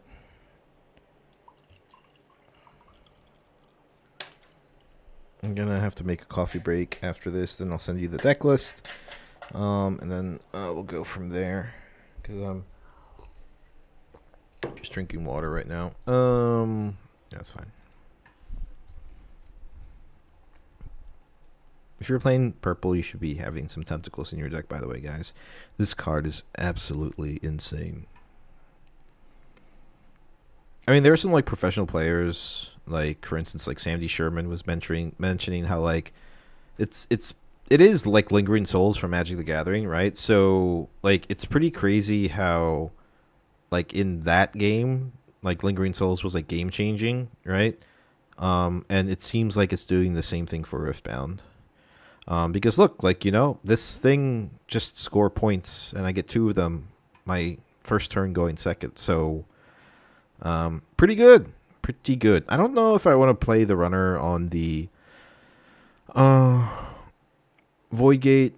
What else can I do though? I could develop the runner at base, and then have something to move in next turn. I could just like score a point here. That works. Keep up with some point tempo, but I don't think committing to an axe play or trying to take this battlefield is really good, because that turn really hurt me. The play when I hid stuff, like I just burned down too much. So this is fine. And Singularity and Star Cross, Falling Star, 4, 5, 6. He could Singularity and Falling Star right now. Why did he score another point? Didn't he score a point from the hold? Conquered, scored 1. End of their turn. Oh, he didn't hold. Okay, he didn't hold because he said stop. What? Didn't you hold?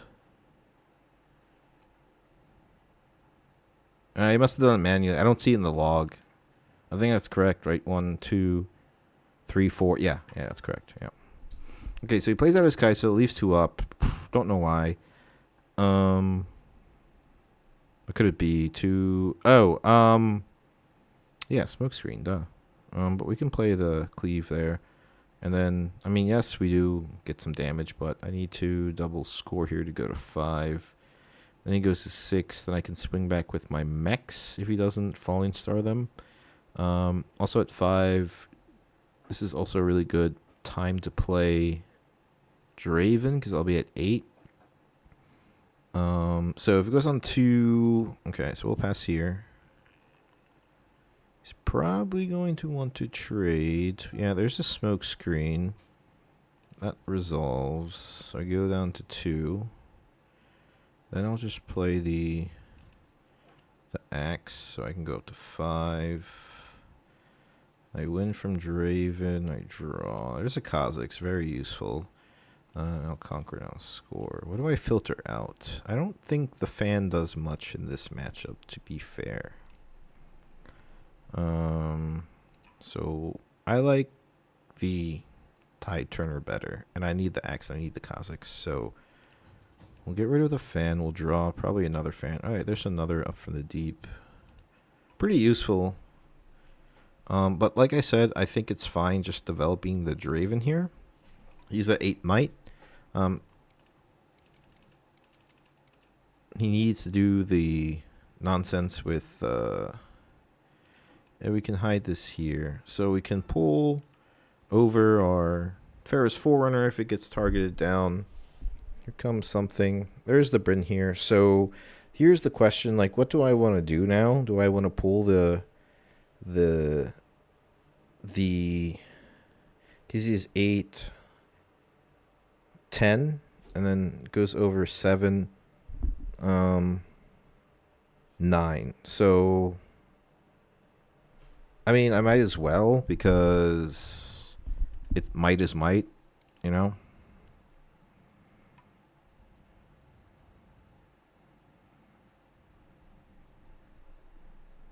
Like, you know, it'll make him split up. Like, now he can go into here with like the Noxus Hopeful and the Ravenbloom here, and then I still, you know, now he has to put the Kai'Sa there. He has to put a 4 might unit here, basically, so I don't know why this is this way anymore with Rift Atlas. I don't know what's going on. So he goes down to 7. Oh, that's fine.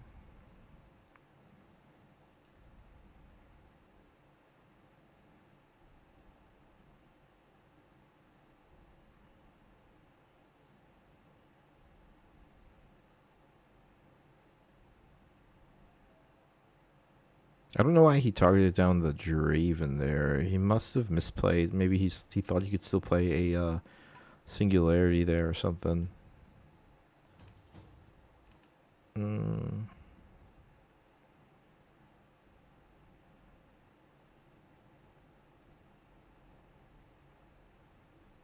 Okay. So we go to 6. Becomes a 9 might unit. 1 open. Like I said, there's the shovel, which is actually really nice to equip right now. Um,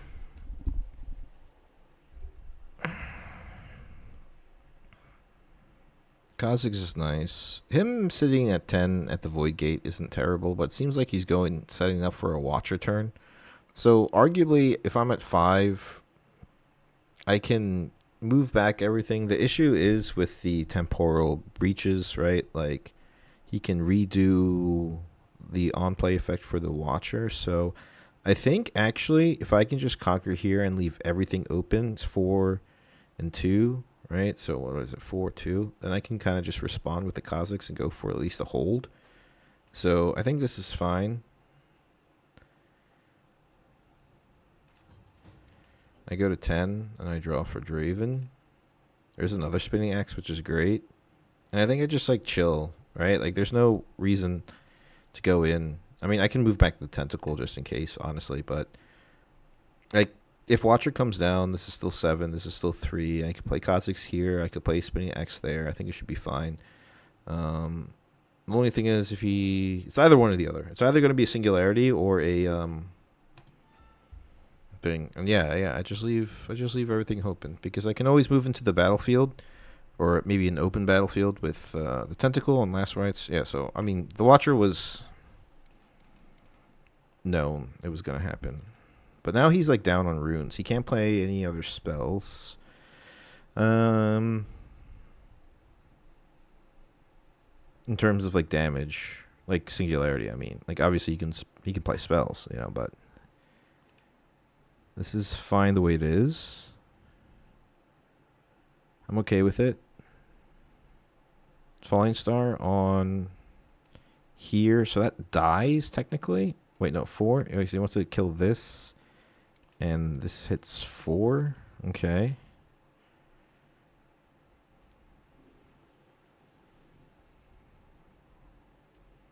I think he misplayed there.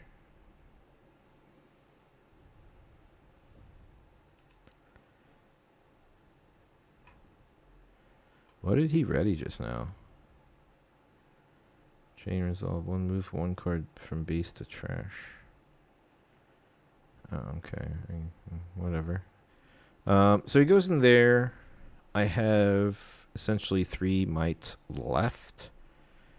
So he played around the Kha'Zix, which is nice. I could kill the Watcher there, which is pretty cool. If I play double spinning axe, I go to 10, 13 with 4 marked, so 9. That doesn't cut it. So I think I'll just let this go, which is fine. So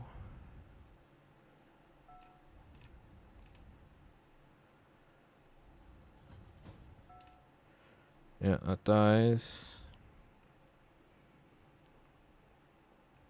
And he goes in with both there. So it's either the Kha'Zix or the double spinning axe, because he's at 8. So 6, 9, so 4, 7. I think it's both Kha'Zix and the spinning axe. Right? Because that develops the most might. Since I was just 6, I develop 7. So that's fine. So I'll develop the Kha'Zix here. And then it's 4, 5, 6, 7, and then I'll play the spinning axe on the Kha'Zix because I can lose the runner and get the 2 max, and then it should be fine. So playing nothing last turn was actually like pretty good. GG's. Yep, good game. Yep. So 2-1. Back-to-back 2-0s. Pretty nice. Only because I kind of like know this matchup pretty well. Because I got waffle stomped by Kaisa one game, and I was just like, dude, I need to practice against this deck. So yeah. All right, so let's leave. Let me take a quick bathroom break. Let me put up here's the list, guys. You can look at it. If you see it, can you see it like with my head in the way? Is that cool for you guys for a second? Here I can maybe send the link. Where is it? I'll send the link in a second. I gotta go to the bathroom. So we're 2-1.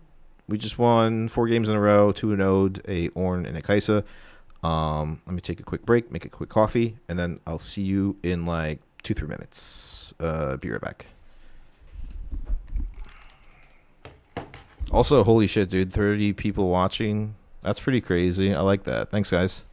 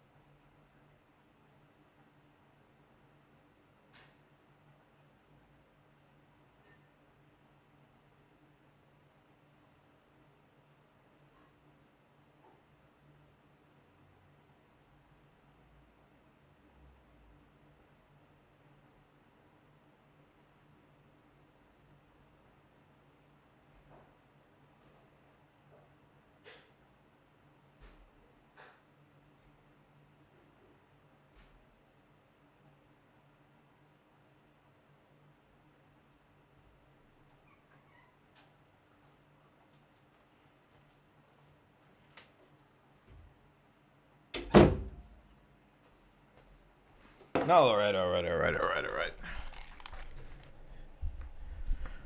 In what situation overzealous fan is not good? Um, Only just like against Kaisa because he could just like Hextech Ray or something, and I wanted all the other cards too.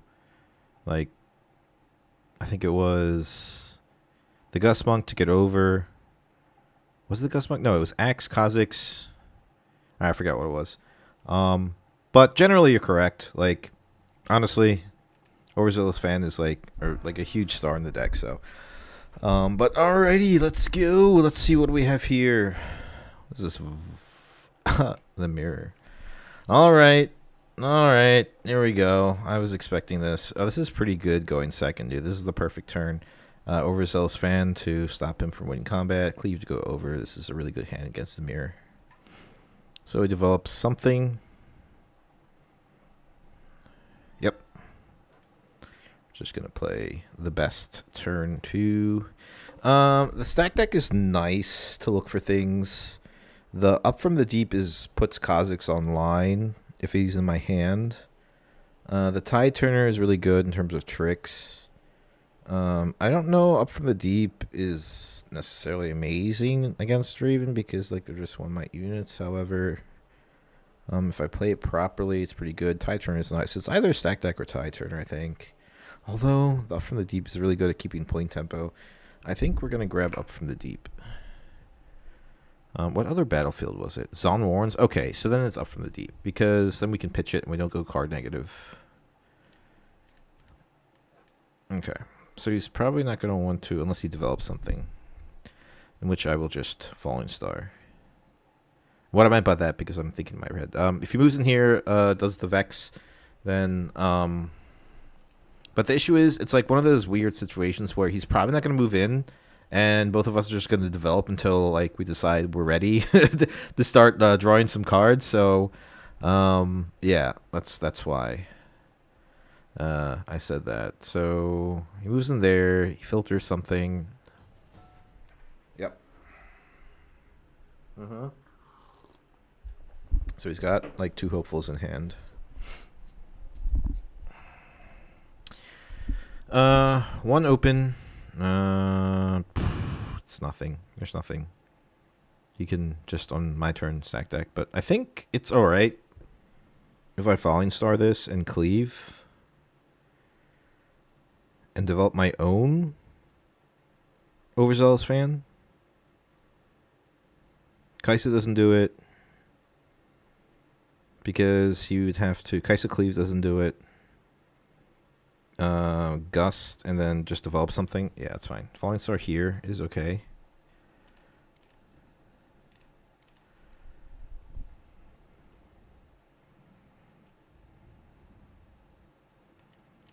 Okay, and then I think I want to cleave first. No, it doesn't matter, does it?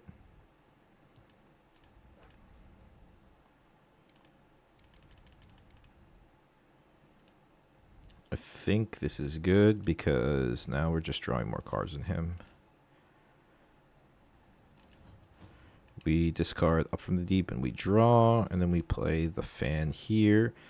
And then we're pretty safe this turn. He's probably going to develop something like a Ferris Forerunner or something.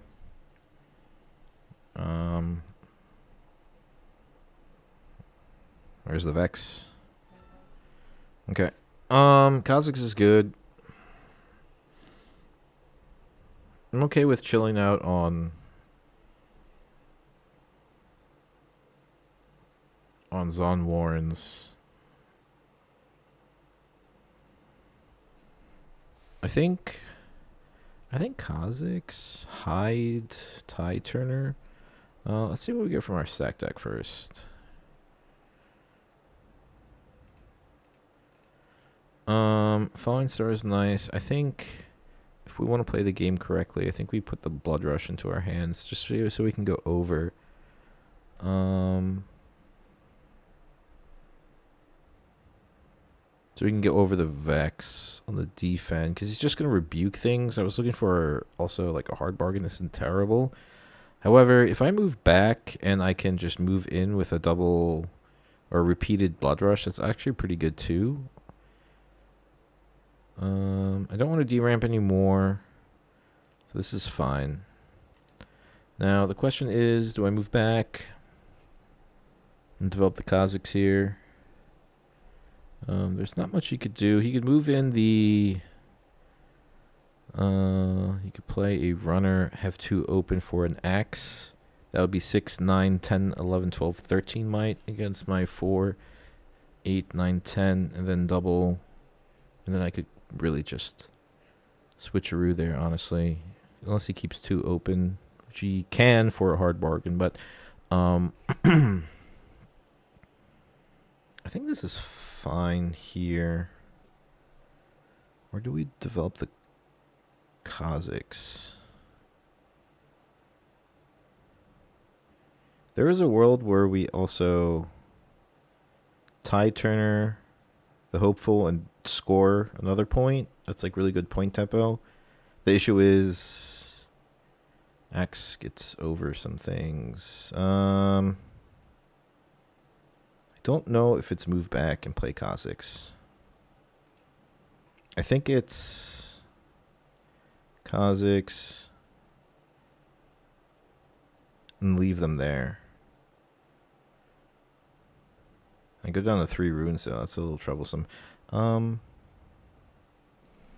No, he's going to have a lot of runes to attack into the battlefield, so I think we just move back. Develop Kazakhs and move back, that's fine.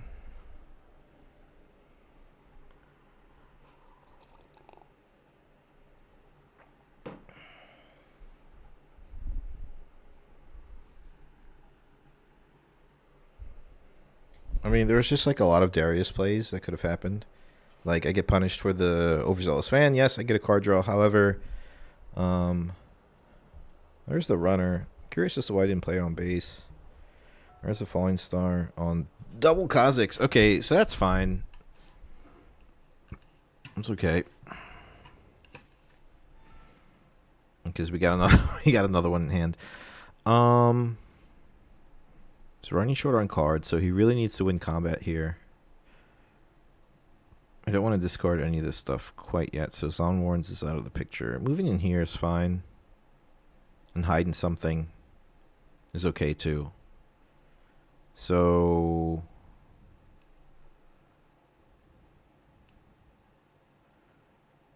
even keeping everything open is quite alright.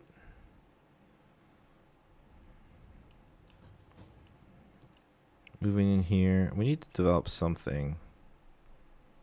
Developing a Kazakhs or a Draven and switcheroo isn't terrible, or just the Kazakhs and hiding the Tide Turner is also good too. Yeah, that's fine.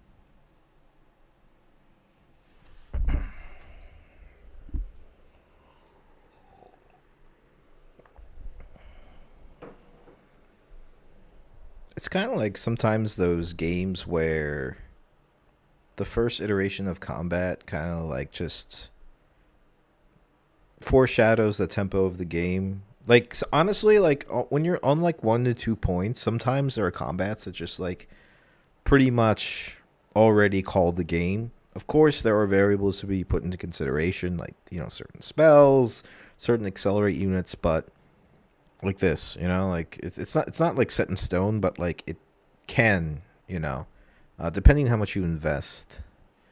So he wants to banish something. Yeah, that's fine. He can banish my up from the deep. Up from the deep, yeah.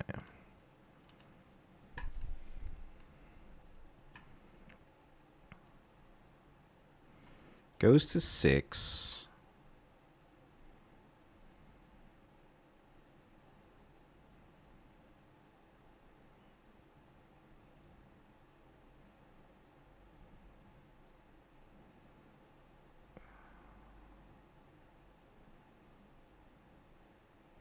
So I think he's gonna move in the Vex.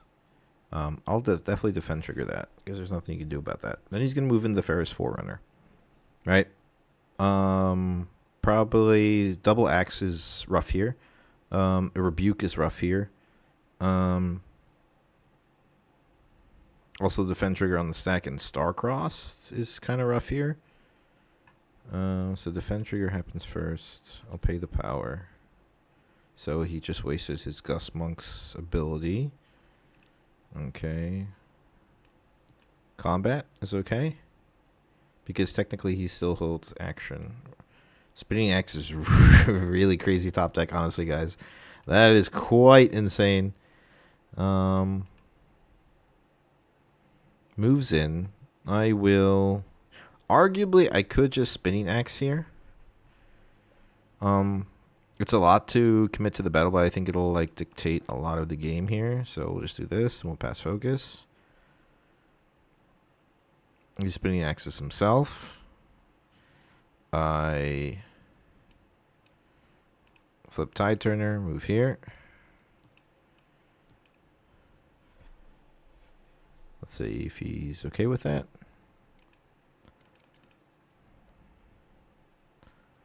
Nine, 10, 11. So then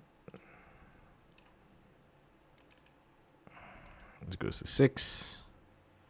Does he rebuke something? He wants to kill the thing. That's fine. Does he attach? Yeah, you should attach. I draw from Draven.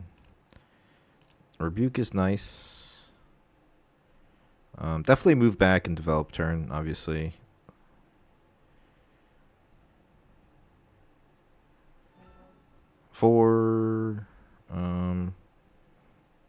Unfortunately, he got rid of my up from the deep, so that's bad. Issue is he has units. He is down on cards, though, so we're just going to move back. We could filter and try and look for something to play, but then he draws from the combat, so that's absolutely useless.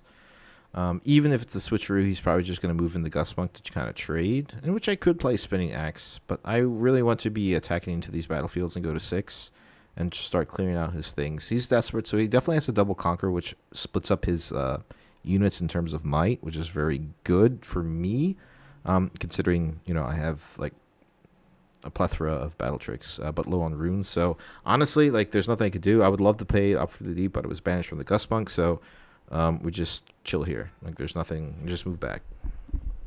I mean, we won combat. We got rid of some of his stuff, really. Well, actually, no, we just got rid of the runner. But I'd rather get rid of the runner at that point than... Okay, that's fine.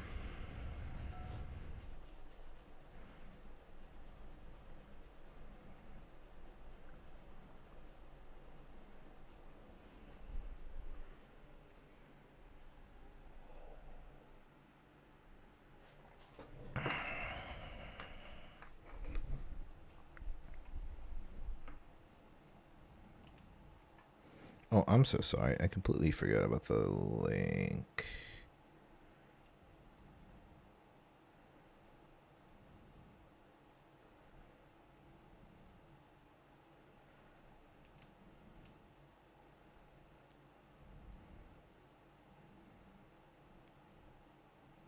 Yeah, yeah.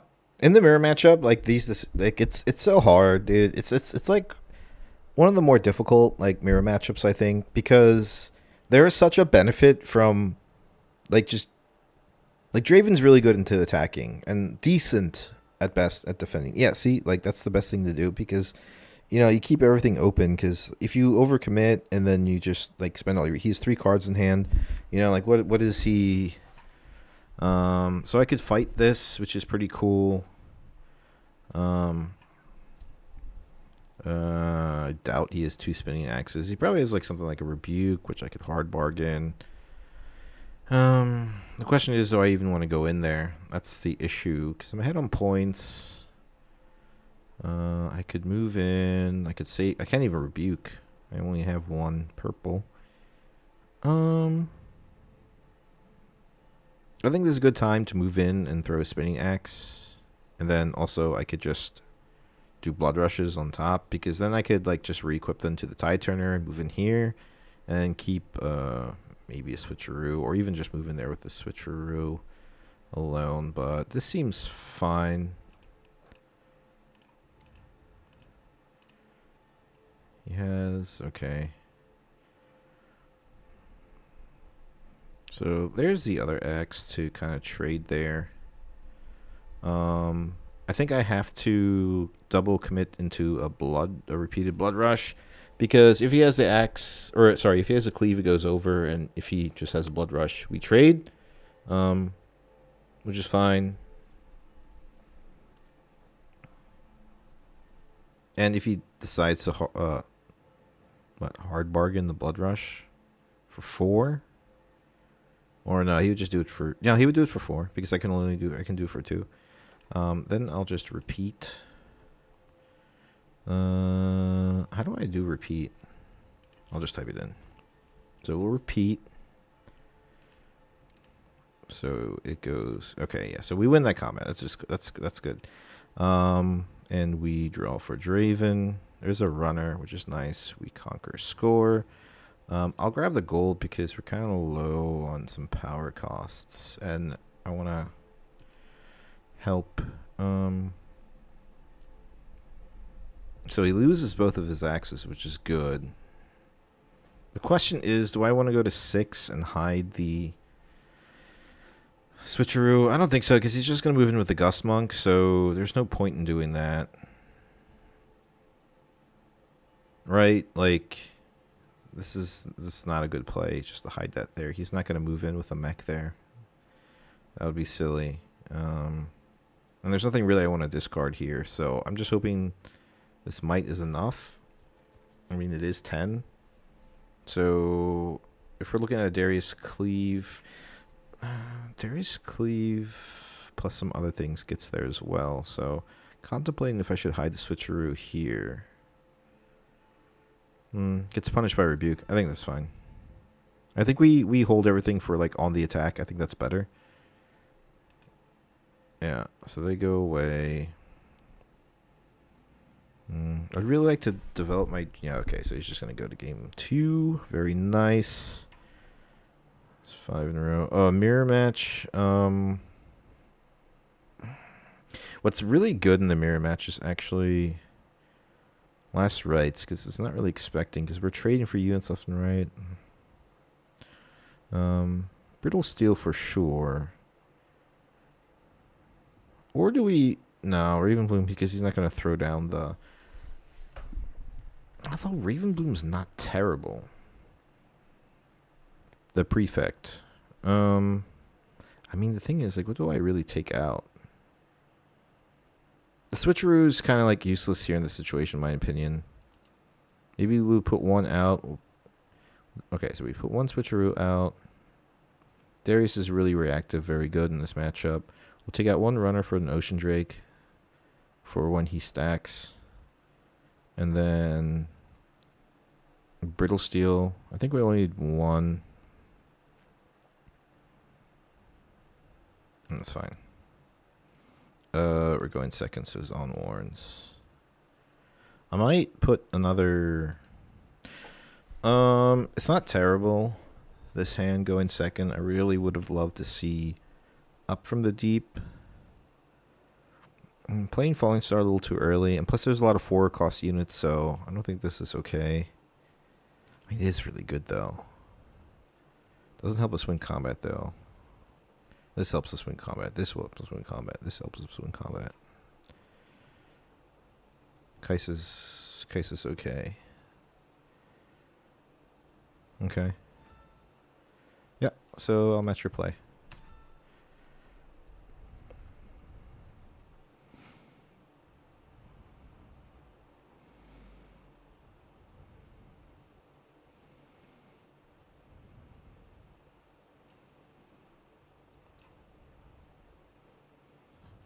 Okay, probably Vex. Vex kind of hurts us a little bit.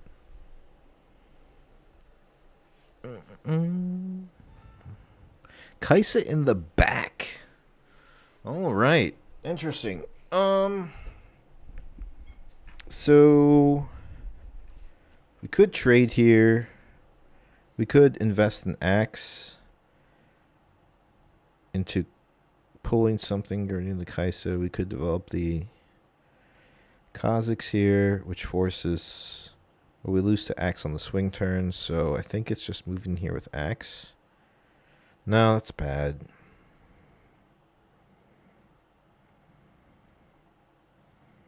I'm okay with just like trading off and then just playing the Kaisa and then making him Falling Star. So if he Falling Stars, then we can accelerate Kaisa next turn. So we're just gonna trade off here so he doesn't get the hold point.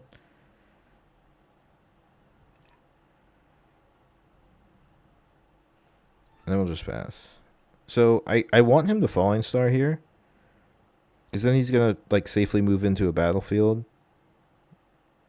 Yeah. Okay. So I bait out the Falling Star, which is nice. The only issue is if he develops of X, but it is what it is.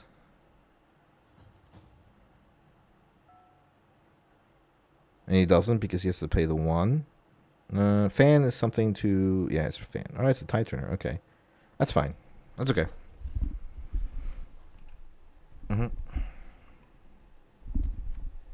And he decides to stack deck on his turn instead of saving it for an action to see what I play for. That's also another thing. Like if you are at the end of your turn and you have one energy open, just save it for the combat. Of course, there are some things that like situations where like there is no window of opportunity to kind of play your stack deck, but the Draven.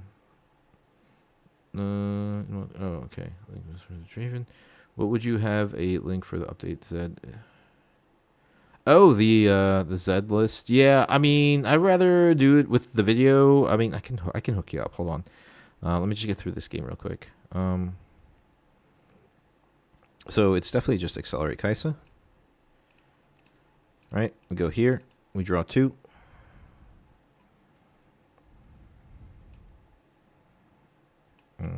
Win combat, draw, conquer score, draw for Kaisa.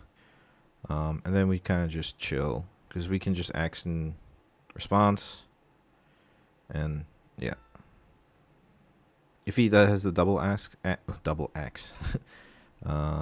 Yeah. So the plan for today, guys, is like sorry, I just missed some of your chats. Plan for today is like obviously the test run. When it comes to deck lists and stuff, like I really like to save them for the video because it really pushes people to go into it.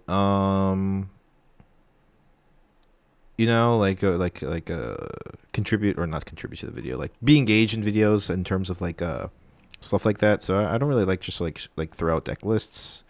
But my profile technically is like open on Piltover Archive if you just look for it, so it should be in there.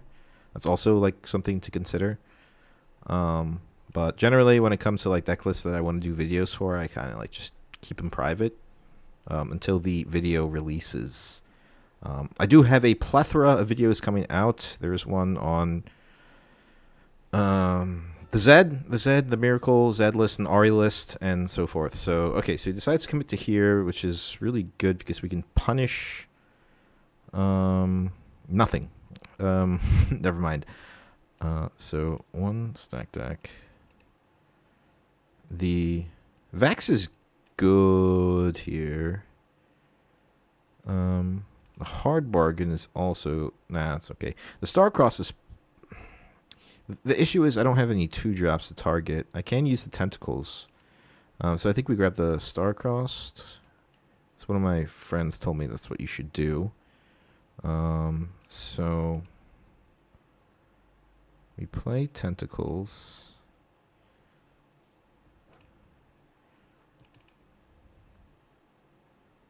That's fine. He probably wants to axe here, but we can Kazakhs here as well.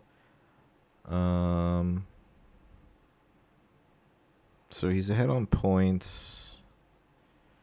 We can Falling Star the Kaisa. Doesn't get us anywhere though, and I want to leave open for the axis of the Cossack. So I think we just played the tentacles this turn. Do we want to lose combat here? Do we want him to go to 4? But we can swing back next turn pretty heavily. He's only down to 3 cards, so I don't want him to draw more. So we'll just pull back our Kaisa and just chill for a little bit. In which case we could have just played the Kha'Zix out. But then Falling Star happened. So he's thinking the same thing. He's like, alright, so you're setting up for an attack. Oh, okay. Okay, I'll leave it there.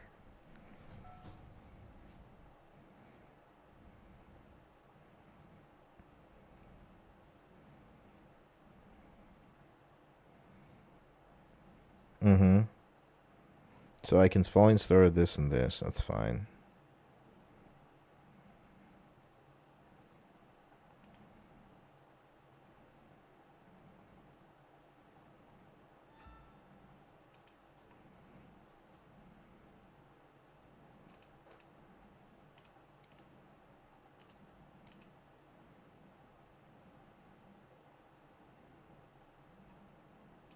Good.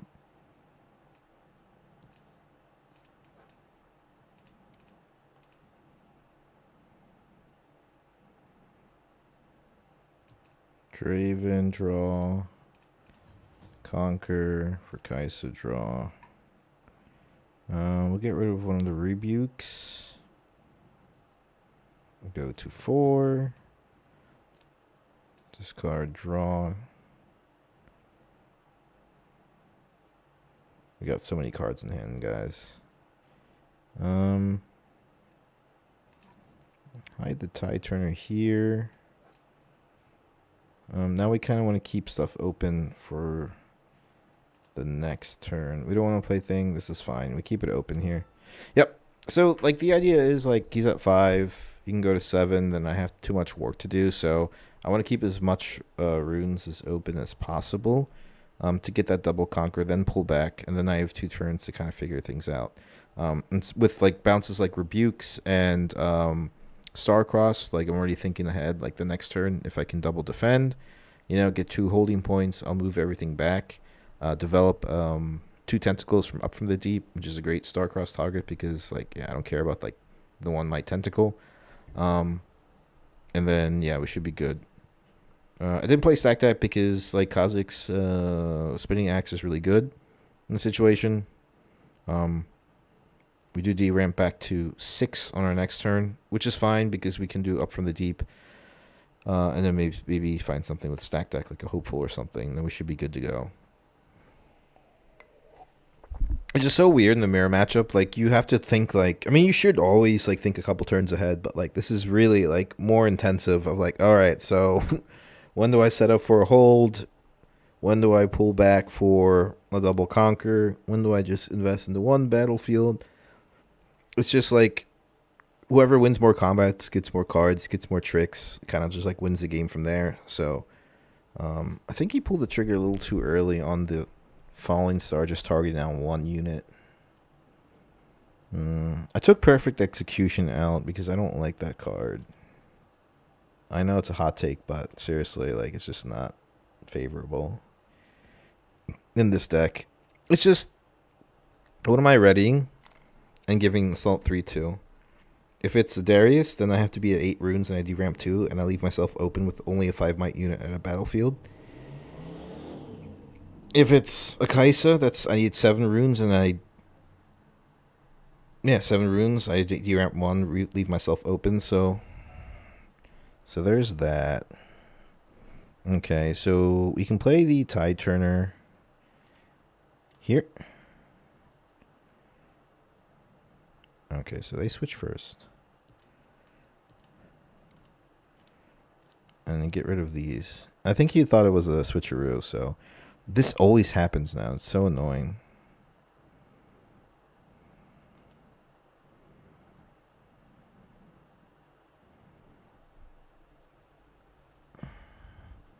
If he plays Darius here, readies for 7. Goes in here. I can just rebuke that, honestly. But I want to save the bounces for the swing turn for the double conquer. Yeah. So he moves in the Kaisa there. If I play I have to play the Kha'Zix.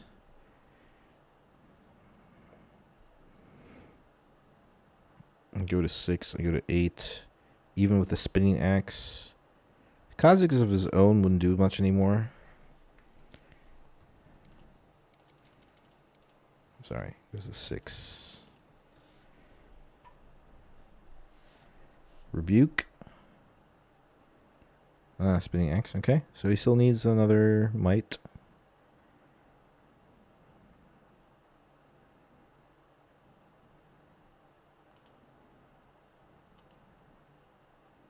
We are 2-1 right now.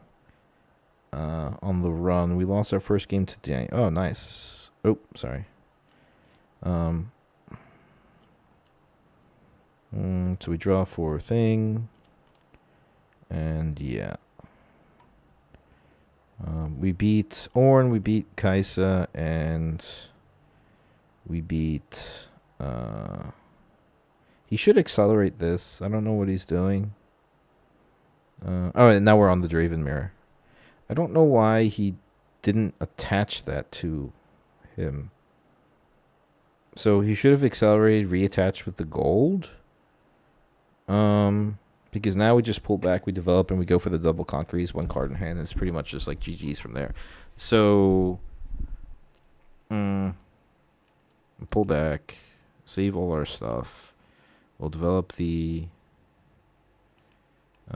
Kaisa. We'll stack deck for now. We could just play Up from the Deep just to get some tokens. That was the game plan before on last turn. And then we'll just pass. And then he probably just concedes here because there's like nothing that he can develop with 2 cards in hand that can double hold for not only 1 turn, but 2 turns. Yeah, GG's. Yep. You just got to outplay your opponent sometimes. Well, all the time, technically. All right, so we're 3-1. We are 3-1 with the Draven. Let me get those things for you. Let me see. If I edit deck here, and then I should be able to export... copy deck code. Yeah, here's the deck code for it, guys. Oops. Sorry it took so long. That's for... no, that's just a bunch of... bunch of gibberish. But anyway. Alright, and then we'll just get back into it. So 3-1. Not too terrible. Not great, because we lost the first game and kind of just like... we always have to... wait, why am I in a random lobby now? Find random match. Okay.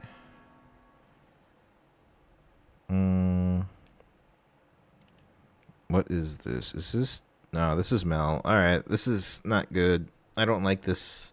Oh, it's control Mel, though, so it should be okay. Starcross is rough because it always gives them opportunities to re-empower things. However... everything is like everything is rebuttaled, right? So the funny thing with Starcrossed is like if they rebuttal it, they only have to choose half the choices. So like technically, like they bounce 2 of my units back in hand at the end of the day. Like being very blunt, this is this is a terrible hand. What is this? To react to the temporal breaches? Sure. Okay, there's the Raven Bloom. Now, the issue is, like, do I even go into a battlefield? I do have the Tide Turner here, but I think I just developed the Kaisa and I just pass. Like, there's just too many spells that just get over it, and there's that.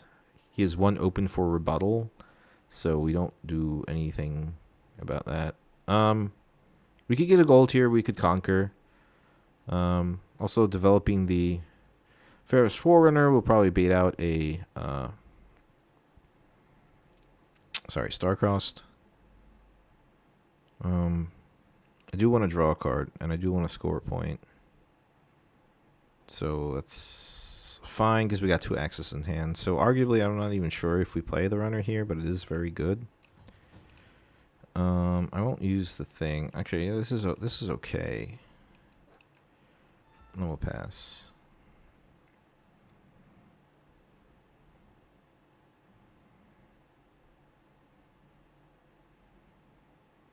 Probably wants to empower the applied researchers. And then, yeah. Link for the updated set if possible.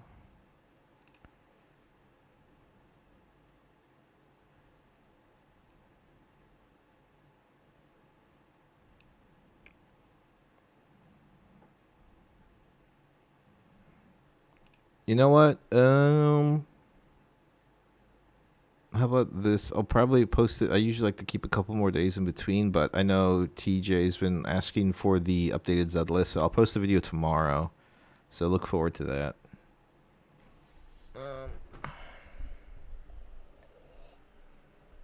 So stack decks. That's fine.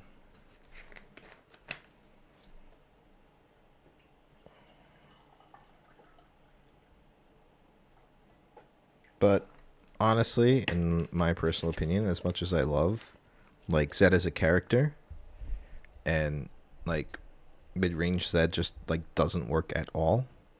Like not one bit. Just because if you play mid range Zed, you can't play the.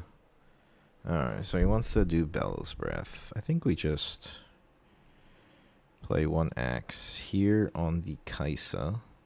So this is 2 damage, and this dies. So I have 3 life left. Then I can kind of axe again, which is pretty cool. He's 2 energy. He could do a lot, honestly. He could just... I don't know if I'm going to commit to the second axe. Because, dude, there's Shock Blast. There's just so many things, you know.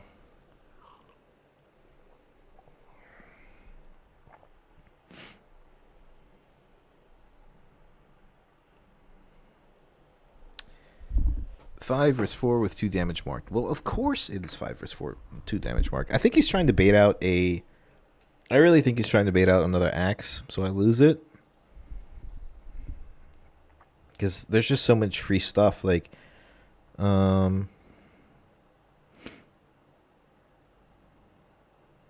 don't know what's correct here in this matchup. Like, I don't know if throwing the axe on here to win this combat is necessary, or do I save the axe for another turn? I hate to lose the Kaisa, but I have another Kaisa in hand with another axe. I think getting rid of this Ravenbloom is much more important, because the issue is if he does commit to something else, like a Shock Blast or a Wages or something, the Wages mitigates the Spinning Axe anyway, so we'll just end Showdown there.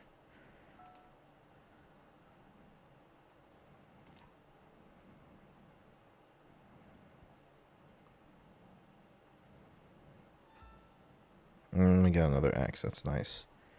So I think it's just a time to develop the runner here. Yeah, we'll just grab the gold because of the curve. And then we'll just pass. Yeah, I just didn't want to lose another axe. You know, like... That would have been pretty terrible. Alright, so now I can't counter anything, so... I'm already thinking about the sideboard if I should take out my hard bargains. Okay,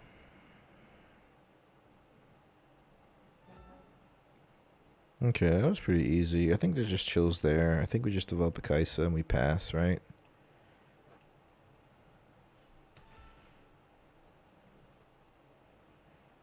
Even the Darius isn't too bad, but like leaving 4 open for either a Rebuke or a Spinning Axe or 2 Spinning Axes is like a little better. So there is the issue with this Melt deck, and I love Melt. Like, I think it's really, really good. It's insane. It's a lot better than I thought it was.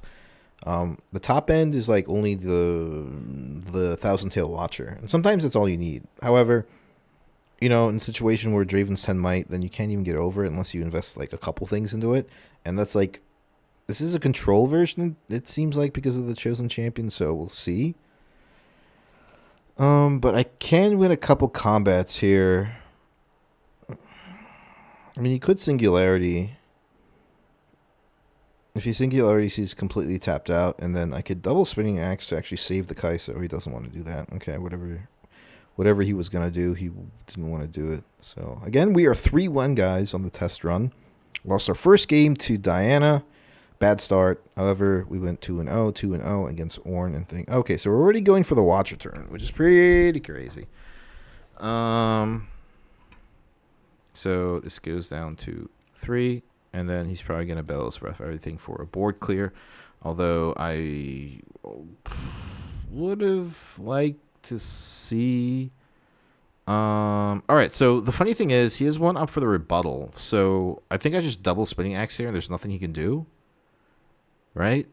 Like if I rebuke, he rebuttals it, he steals it, he just brings back my runner back to hand. So, but I can get over the the Thousand Tail Watcher if I just double axe here.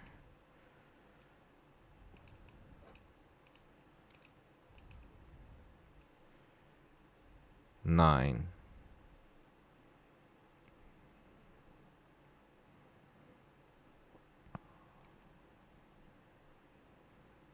And then he shock blasts. That's awful.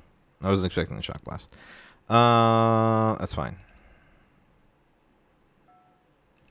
Yeah.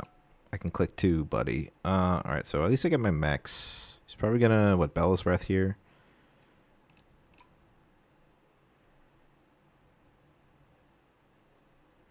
So I lose my 2 axes, which is not nice. Already thinking about the sideboard. Last Rites comes in. Because there's just like tons of removal in the deck and just how this deck functions.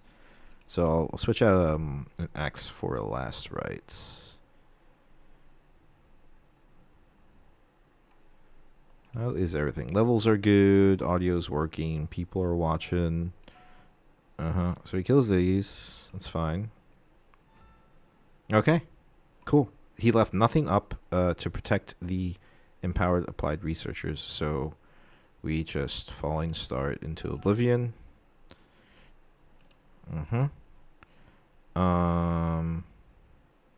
We go here.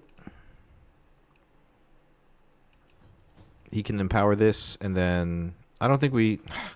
I mean, I lose this right away. So he empowers the Mel, and then just minuses to the mech there. So that's just like kind of useless. However, if I do get the point, then I can develop the Draven, and it becomes an 8 might, which makes it out of reach of a lot of things. Oh yeah, I also want the gold. Gold's helping me out quite a bit. 3/6 is 5. I don't leave anything up for any type of nonsense. However, it is still an 8 might unit. Starcross is the thing I have to worry about. However, I think it's fine. Or a 7 might unit with a mech and base is also not too terrible. 7 or 8 might. Either it's going to be Starcrossed or what Singularity doesn't work. No, she can empower. So Singularity hurts here if he empowers the Mel. Can he even do that? So this becomes 3, 4, 5. So yeah, exactly enough for his Singularity to kill everything. So in that case, I think it's just 6. Oh, this is at a battlefield. All right, so no, we don't have to do that.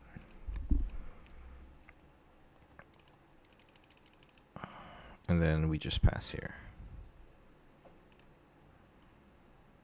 Lost all 3 of our X's. That was a bad play.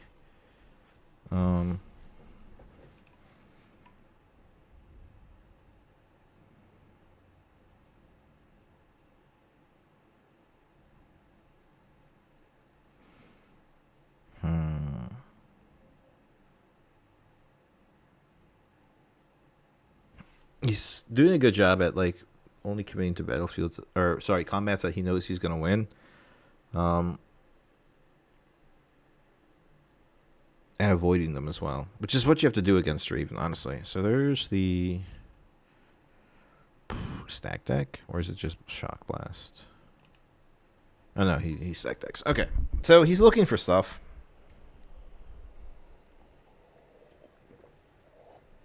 The issue is he hasn't concerned himself with points at all. He's still at 0. Okay. And I think, because me and my friend had a discussion about this. Where's the top end? Yeah, that's fine. He can win that. That's fine. Just as long as she's stuck there and I can like just go over it. See, now he's like, that's the issue, dude. Like if you guys don't keep like point tempo up, then you're like forced into these awkward situations where you have like a 7 might Draven on your opponent's base, and You move in with like something that just gets eaten by it, unless he has some other type of trick, which he probably does. But yeah. So he hasn't kept up point tempo, and then, I mean, I'm curious as to what he can do to get rid of it. I mean, I'm not playing spells. I'm not gonna. I have to play around rebuttal the whole entire game, unless he's tapped out. So yeah, of course I get another spell. He leaves 3 up. He plays the.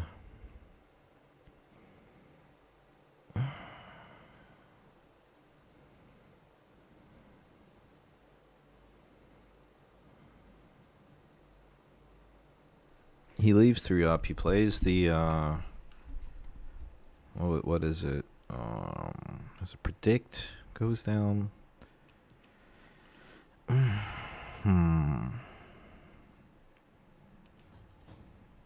Goes to 8. Smoke screen is a thing to worry about here.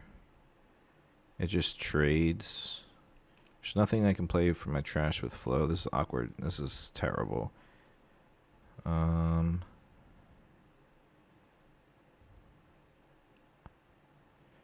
You guys want to see something really weird and really funny? You guys are going to hate me for this, but I think I have to do this.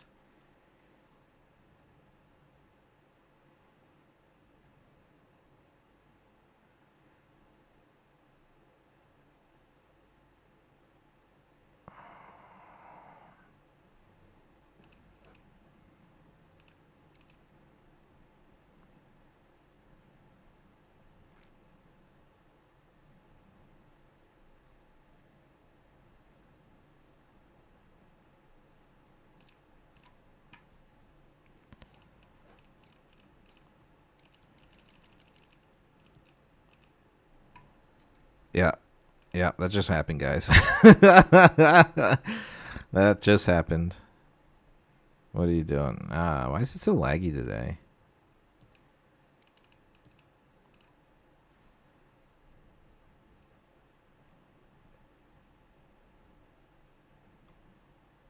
Mm-hmm. Mm-hmm.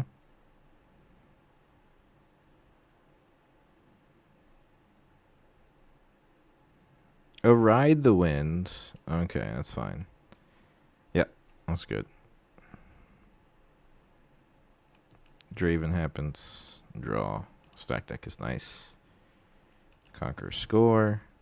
I go to 9 here. The issue is I don't know if I actually commit into conquering the other battlefield, only especially with just like a Darius. My hand's so low and nothing to play. I'm safe. Like, he's at 1 point. We're fine. We're gonna take our time because I don't want to overcommit. Darius into rebuke. Why not rebuke Mel? Because of the rebuttal there. Because of that rebuttal. So like, he could just counter, right? If I rebuked the Mel, he would just countered it, right? I know he has one in hand. He has to, right? Because he's consistently been leaving one open. Now, if I play Darius onto the battlefield and play rebuke on the thing she knows also, right? Or he knows also. Oh, sorry, is it -3 or -2? She's empowered. Okay. If I play Darius and try to play rebuke, it gets countered because he knows I'm trying to ready the Darius doesn't trigger or whatever. So this happens. It's fine. If I rebuke and he's like, all right, why are you rebuking that? Doesn't want to counter it. At least I could commit to the Darius play on the next turn. I know it's a little weird, but however, it's good. But she had only your mech there. Yeah, that's fine.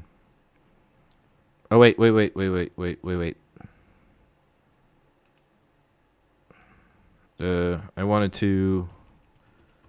I wanted to play. Yeah, that's fine. Okay, that's fine. That happens. I wanted to play stack deck. I mean, he can counter it, but it's fine.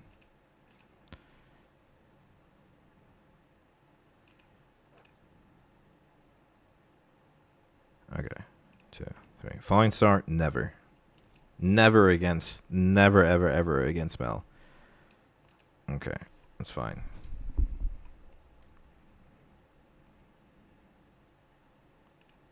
Never, ever grab Falling Star against Mel.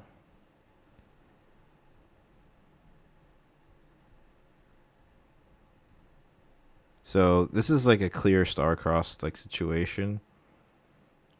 He should play it now, honestly, instead of waiting for me to move in, because then like I can Kha'Zix, but I don't know if he plays Kha'Zix, or if I don't know how experienced he is in playing like Dravenless or anything, but even playing against Annie, I completely forget about Kha'Zix sometimes. All right, so this is pretty good. This is a pretty good. I can kill the Mel. I can kill the Traveling Merchant. This is more value for him in the long run, so I'm just going to move in here and pass. Yeah, you have to play around the Rebuke the whole entire game. So there's the Stupefy. He's had this card in hand the whole entire game. Why Rebuke first? But I was thinking before Mac moved up. Well,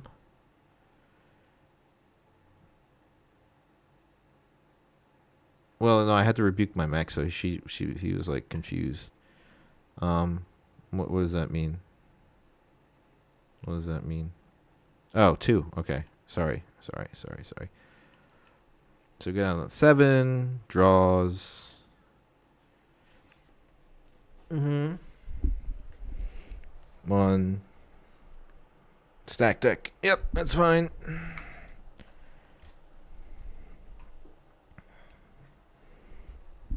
No, but it's a good question, man. Like, no lie, like it's a great question. And honestly, like in that situation, like it's just like playing around the. Like, obviously, I didn't want in Showdown to rebuke the Mel, but I just wanted the Darius ready to kind of. Okay, so there's that. So it goes down to 5, 2, 3, 4, 5. It goes down to 2 because you have 7. Okay, then I Kha'Zix here. 2, 3, 4, 5, 6. Pass focus.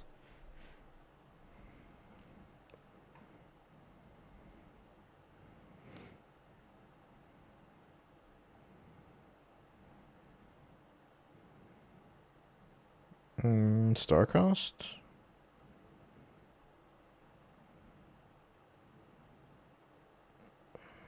Just Star-Crossed, that's fine, because then I can rebuke.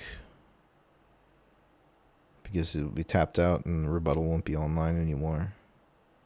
Getting rid of the researchers was really important, honestly, because things would have been a lot cheaper and he could have like outvalued me.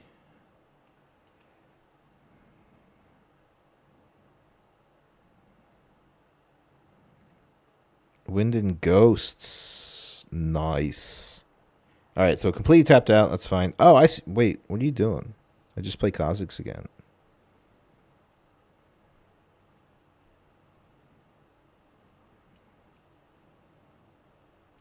Okay. And then I play it again. Or do I save the Draven? And I just do this. Yeah, now I rebuke the Mel because it tapped out. So I save the Draven there.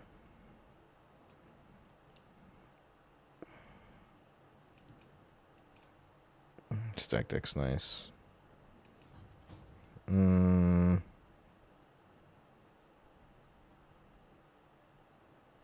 I'll leave 2 open for the axe. Like, just to bluff the axe there. Before mech moved up. Yeah. Wait, yeah, that makes total sense. I could have done it before.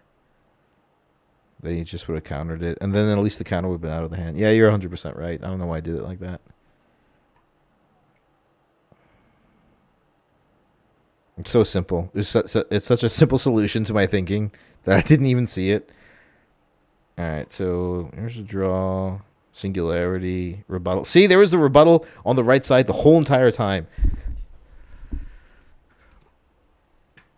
I knew it, dude. I knew he had a rebuttal in his hand the whole entire time. Okay, so I did nothing but play around it every single turn.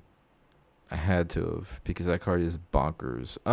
Falling Star, we'll get rid of one.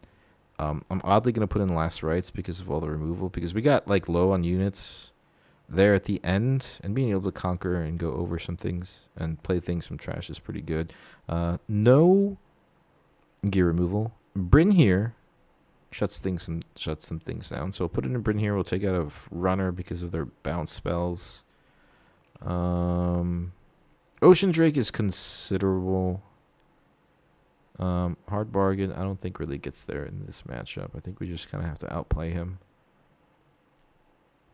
And yeah, Blood Rush is good. Cleave is good because of all the minus stuff. Yeah, this is fine. Going second, we're looking for the... Not that. However, having one X is okay. Gone. Kha'Zix.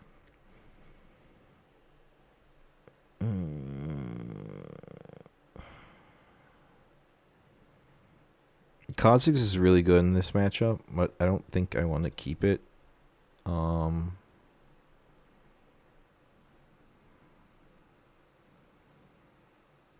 Like it's good like in a couple turns, but he's going first, so I need to develop things up from the deep. And the thing is, if I get it up from the deep somehow in the next 2 card turns, I'm gonna regret it because it just like keeps Kha'Zix online really easily. I think Kha'Zix is just okay. All right, so we got nothing but spells in a deck that can counter spells, which is pretty terrible. So we're looking for something here. All right, there's a perfect turn 2.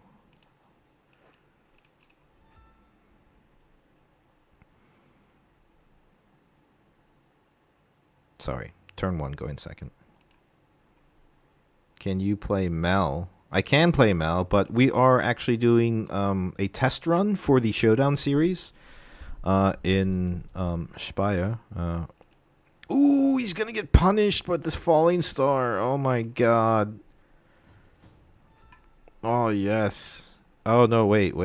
He has rebuttal in hand. Oh, I forgot about the Targon's Peak. Never mind. Oh, we could hard bargain it, though.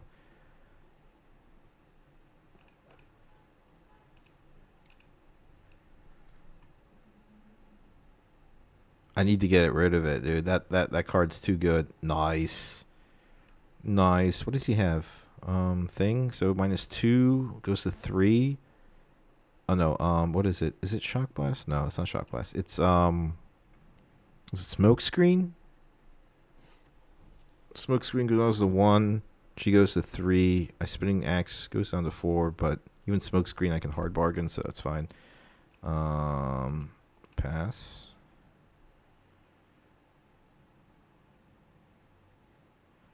He really wanted to get the researchers online really early. Cool. That is awesome. So I draw for Draven and get a switcheroo, conquer and score. I get to ready 2 runes, so I'm going to play just the Gus Monk, and then this is fine.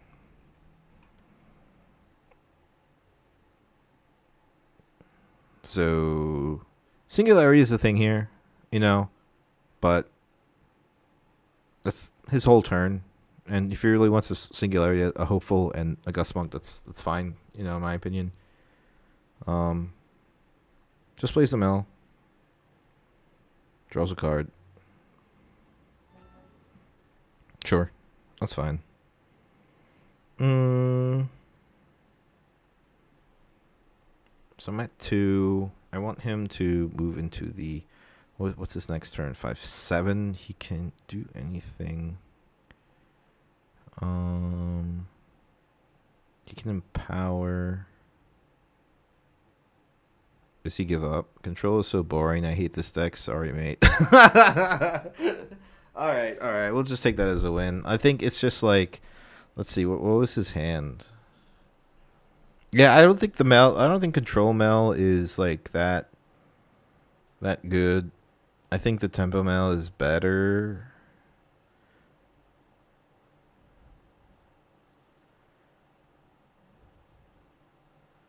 Yeah, I mean, he had no units, dude. I mean, once he lost the applied researchers, the thing is, you can't. Like, I heard Alan TQ talking about this deck, and like just the way he plays, like you don't move things in if you know. Like he saw my Noxus Hopeful here, right, guys? And he had a Ravenbloom student. Now he had nothing to play because he played the researchers. So if you want to develop the researchers, you just keep your Ravenbloom student back. There's no reason to move in, and they kind of like with that hand kind of is like really really bad. So generally, I don't like to consider this as a like win in terms of the test run. However, since we played such like long, like game one, I mean it is just good practice. So,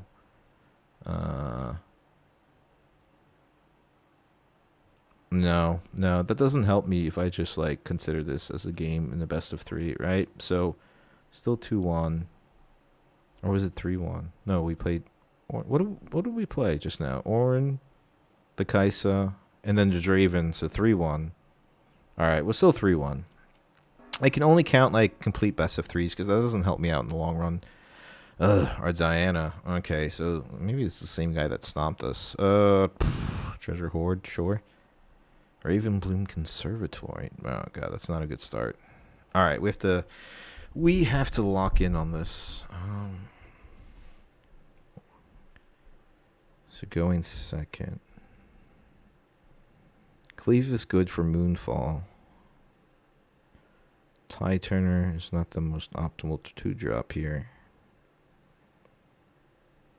Stack deck is good.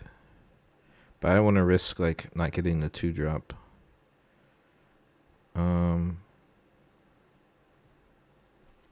I really want this doesn't just Kais is good.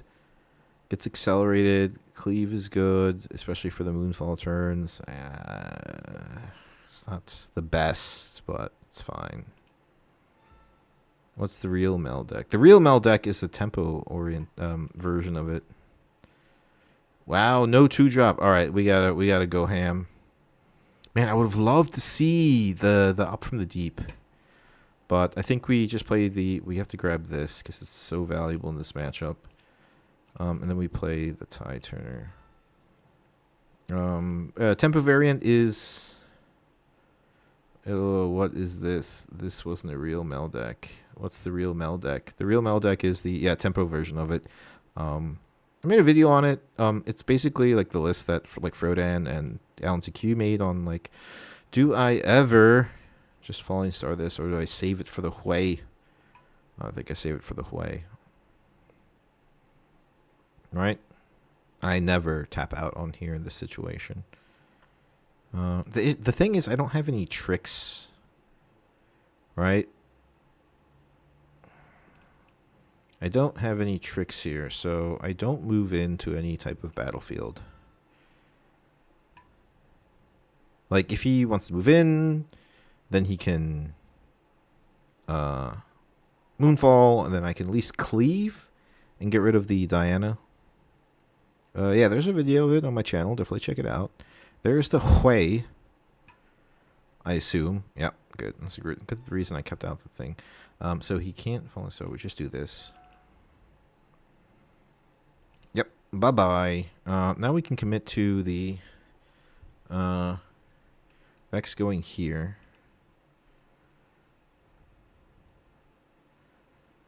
So we can get some spells, and then we'll also just put this here in the base.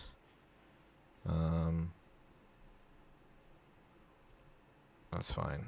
So him losing the Hui is huge, unless he just plays another one.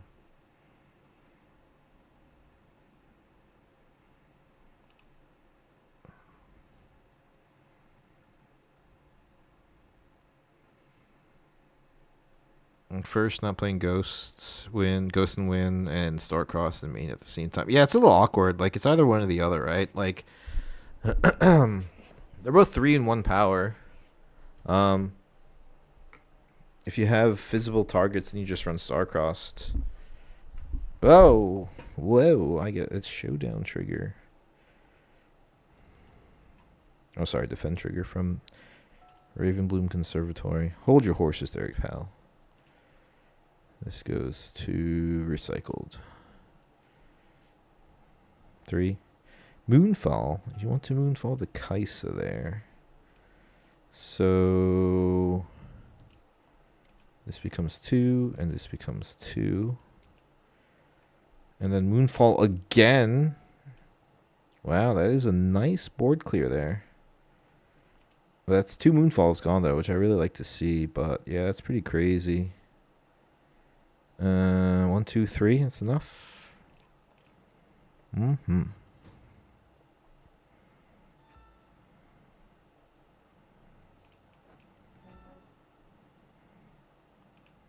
Wasn't expecting double Moonfall. First time playing, yeah. Double Moonfall is crazy. I mean, what can you do against that, really? Like, what do you hold up? The axe would have been great next turn. Then I would have known to at least leave some runes up, but that is crazy. Oh my god, did he just leave 7 runes up, dude? What is this? I can get over the might, which is pretty crazy. How important is killing this Diana, guys? Even if I die, I lose. I get 2 mechs, however. He just gets so much card draw. But then he has no units, and he just accelerates Watcher moves in anyway.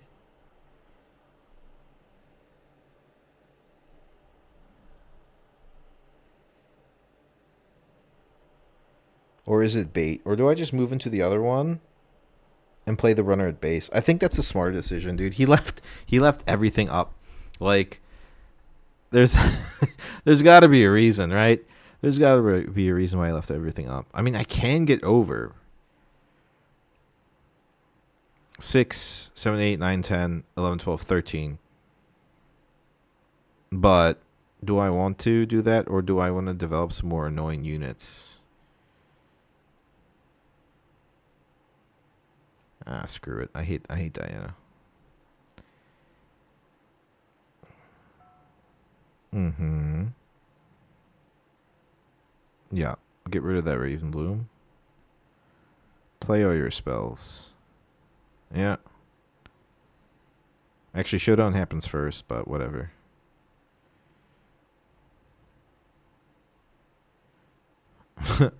That's 2 of his really good units gone.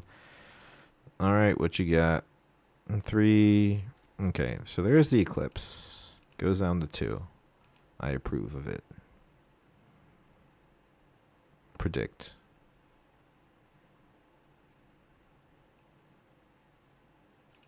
I'll play the Cleave.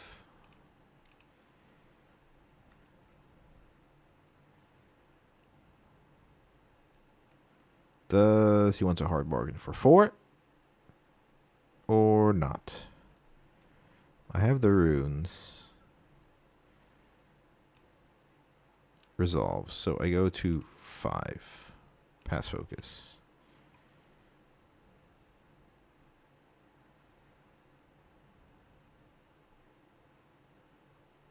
One. And a power for existential dread. Okay, that's actually really good. So it gets stunned. That's fine.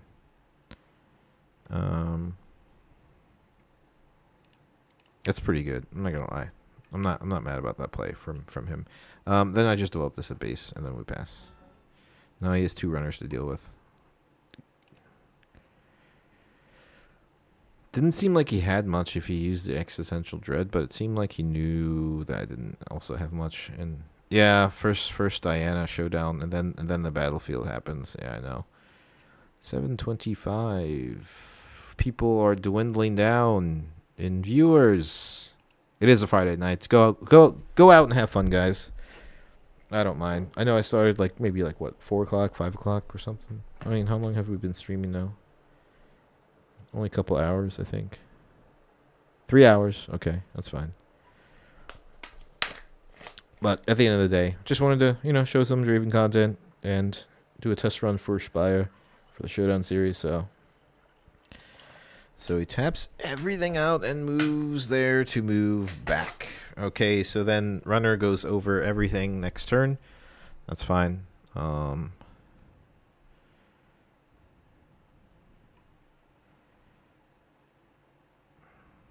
There's the Hui, which sucks for him. Good for us.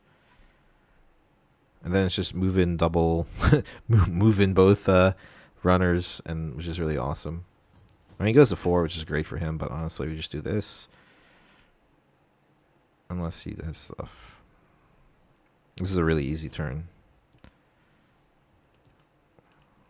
See what happens when Diana doesn't get their Huis online? It's quite insane. I'm not going to lie. There's a world where you even develop this, but there's no reason to. I don't think it's big enough yet. And I want to leave at least stuff open for the spinning axe and the rebuke, so this is fine.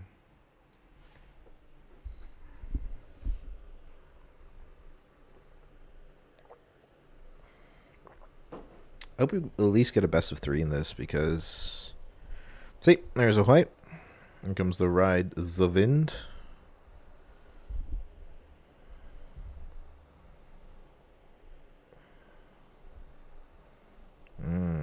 Doesn't know what to do.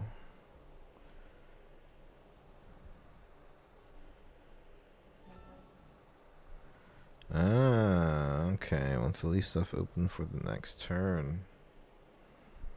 Is there a world where we actually move back? He goes to 6. I can clear his stuff pretty easily. But honestly, if I keep the 2 there, I can still do some tricks. And I still get my mech tokens on the swing turn. So it'll be more of an investment for him to use his runes. And I think that's very good. So let's just do this. We go to 5. Let's develop the Draven at base. He is at an 8 might unit. And then we'll say good luck. Because we have 2 for rebuke, 2 for spinning axe. So we can even switcheroo something. So that's absolutely fine with me. I want him to do the work. Yep. That's fine. Goes to 5. He's digging for things now.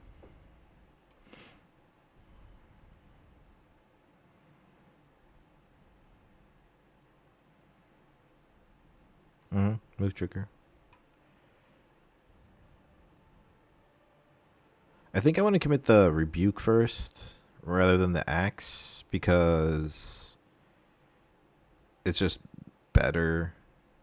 Because I could lose the combat technically, and then...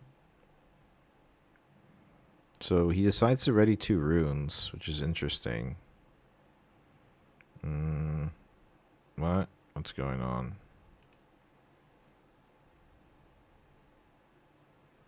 There's a star-crossed.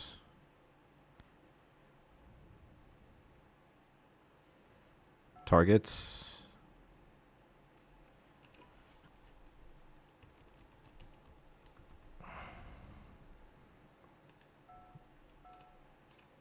Okay, that's fine. Let me see. Thinking.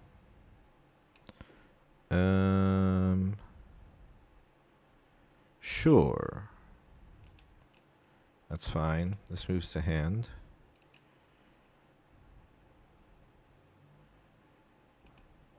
Then I'll rebuke the Hui.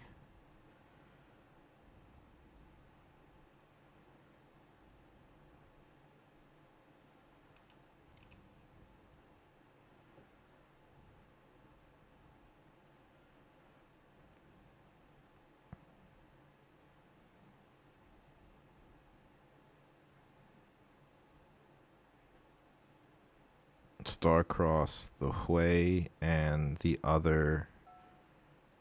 The Draven. Sure. That's pretty crazy. And then what does he play Fizz to? Star-cross the Fizz and the runner. That's pretty good.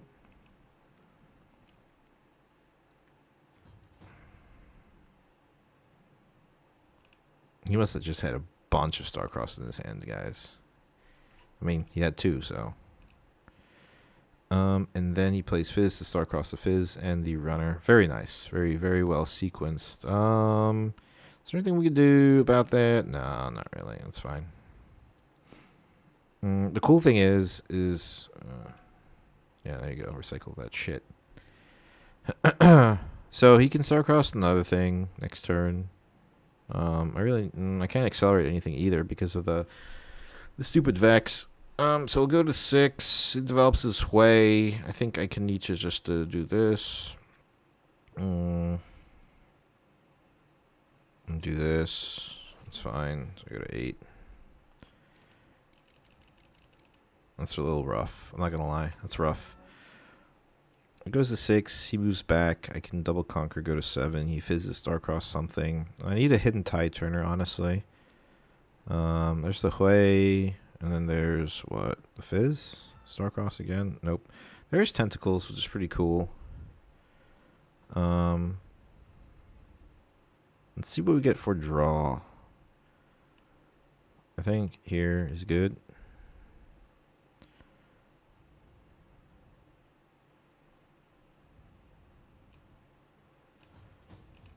We get to draw. That's what I needed, honestly. So go to 9, move here.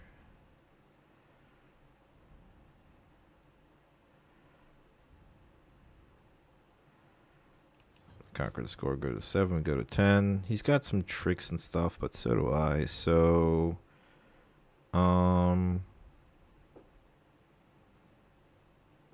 we can play this here. We can hide this here. He can only fizz Starcross one thing, so I wonder if hiding the... We could also play this, but then we don't have access to Spinning Axe. Makes it a lot of stuff. I think this is fine. I think 6 might develop is better than the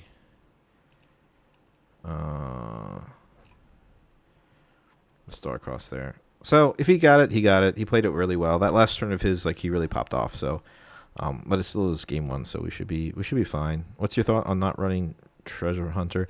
I love Treasure Hunter, dude, but it's a great Starcross target. It's just like I like Overzealous Fan and I like Tide Turner better, right? But Treasure Hunter is amazing in Draven, dude. Especially like if you're running Star Spring, there's like some crazy things you can develop, like 4 gold with the play effects of Star Spring and a Tide Turner. Like it's good. It's good gold mitigation, or sorry, power like mitigation and everything. But it's just like one of those things where I like Gus Monk a little better because it's just so relevant. Like it's a good 2-drop in the beginning. It's just like, you know, 2-drop that just does things, you know. Or sorry, it's a 2-might, like just stat stick in the beginning, doesn't do anything, whatever. However, in the late game, it has like a lot of versatility in terms of being able to pump units and also just banish flow cards. So it was either Tide Turner or Gus Monk, and I just went with Gus Monk instead. So that's why that was like the thought process behind that. First, it was Pouty Poro because like there's just so many spells. There's Wind and Ghosts. So let's do this where we switch this and this. So that goes there. And this goes here. So we need 3 mana to deal with.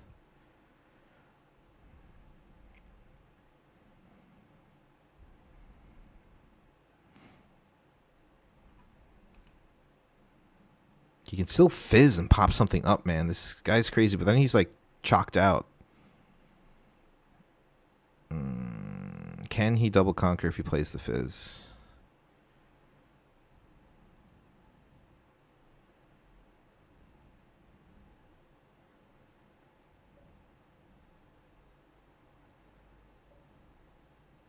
Yeah, it's chunky today.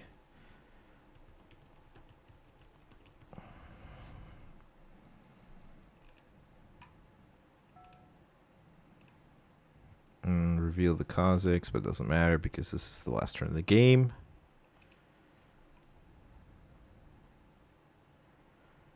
Yeah, goes up to 8. So there's nothing we can do about that, unfortunately. Um, I really would have loved this showdown to have the. I think he won it just now because then he fizzes, plays winning ghosts on the Kais or on the Tide Turner, moves in with the Vex because they're equal might, and then um and yeah, there's nothing else I can do about this. Yeah, he just wins. If he sequences correctly, then he just wins. Because you fizz, you win and ghost the Tide Turner, right? And then you just move in with equal might, and then it's fine. Yeah. That was incorrect, but sure.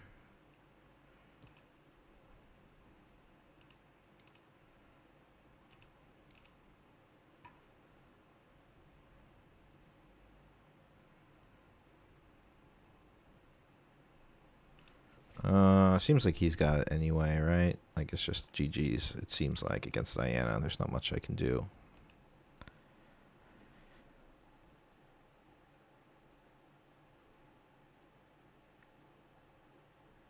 Unless we got it, maybe. Oh no, we got it. Cool, awesome. Yeah, he misplayed there. We draw for Draven.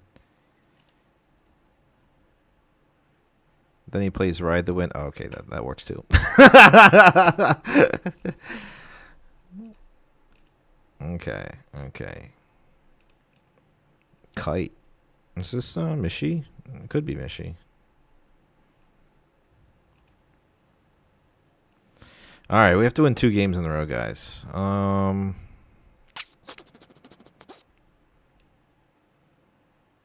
think we hard bargain here. No gears. Ocean Drake is also questionable. Britain here is good against the odds. I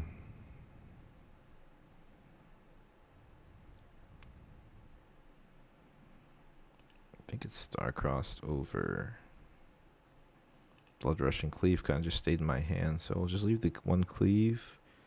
The Last Rites is nice, so we'll take out we'll put in a Last Rites and we'll take out a Spinning Axe. And that's fine. Targon's Peak. Okay, we got a lockdown, guys. Diana is really troublesome. Turn 3 runner is pretty solid, not gonna lie. Yeah, it has the Abandoned Hall game, so this problem is like the Star-Cross, dude. The Star-Cross and the Ferris Forerunner is so rough. It's not good. My anti-deck is really good against my anti-deck is like really good against Diana because there's just so much like tempo. But like this is rough. He just plays out his thing. Yeah, that's fine. We move this here. Pass focus. Oh wait, I'm sorry. Here. That's fine.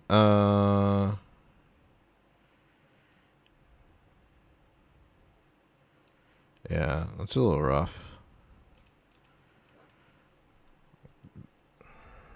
Can't believe he got the. Wait. Oh, because of the. Yeah, that's really good, man. That's like super good.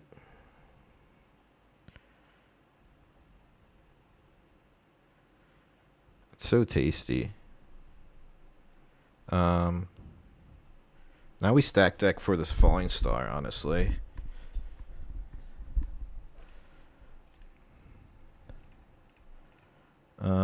We can get Last Rites. Rebuke is really good for the Hui, too.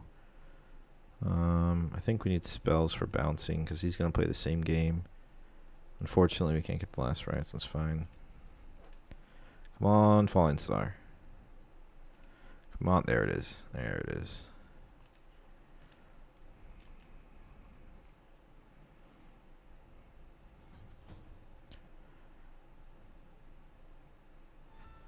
You ready to runes? Do we've nothing but red. That's pretty crazy.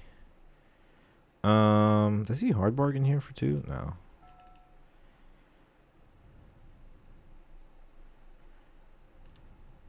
We play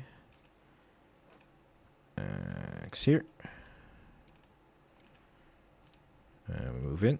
4, 5. 2, smoke screen, flash. Yeah, that's fine. Draven, draw. Conquer, score. We play tentacles, get 2. Ready 2 runes. We can't play anything. The only thing I can do is hide the switcheroo. He just runs over if I don't hide anything here. So at least he'll maybe go into the abandoned hall so I can score an extra point. But that's like really unfortunate. We do get to ready 2 runes, but like there's no he knows like there's nothing we can do without any purple in terms of like battle tricks, right?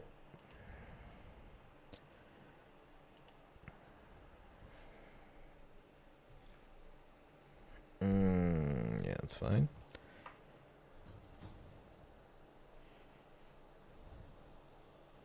So he switches. That's pretty solid, I'm not gonna lie.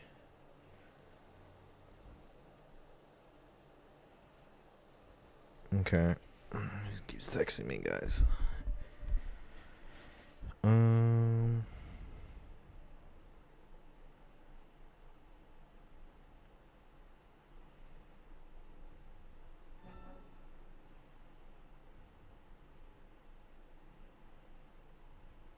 Nice, cool. Alrighty, so 4 open. Oh, sorry, I forgot to do that. Go to 2. We can accelerate Kais and be greedy. The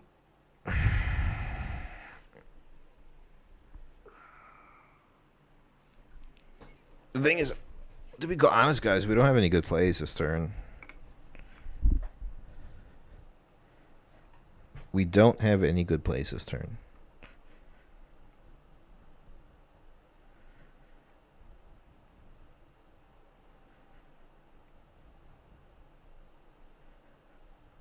Accelerating Kaisa into Abandoned Hall is really dumb.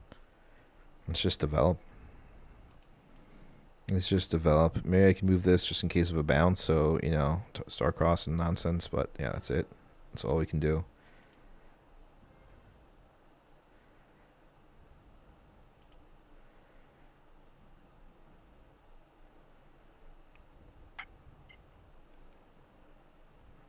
Accelerating to Starcross, into Abandoned Hall with the Kaisa with nothing open is really bad.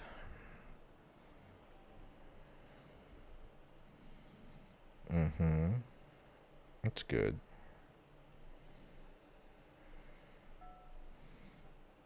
I'm sorry, that's damage. Was he gonna ride the wind the Tide Turner over? No, he's just making sure all the triggers are good. We just have to switch here.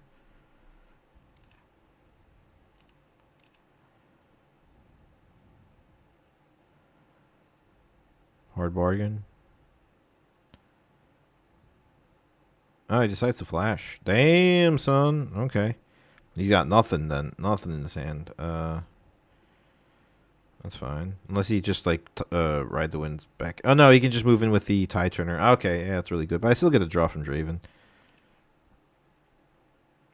That's a runner. Okay. Then he moves in. Yeah, that's good. Gets ready 2 runes. 4 cards in hand. Develops the Raven Bloom.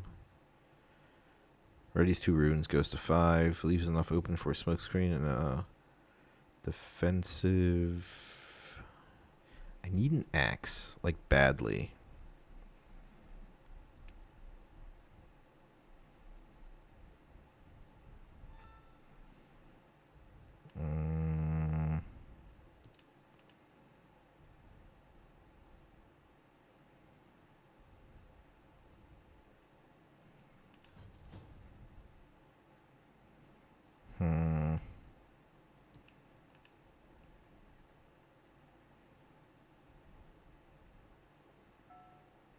stuns it.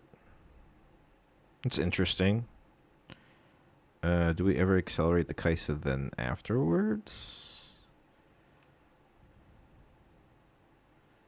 Or do we just like star-cross the tentacle and the Tide Turner? No, that's really bad. Sure. It's fine.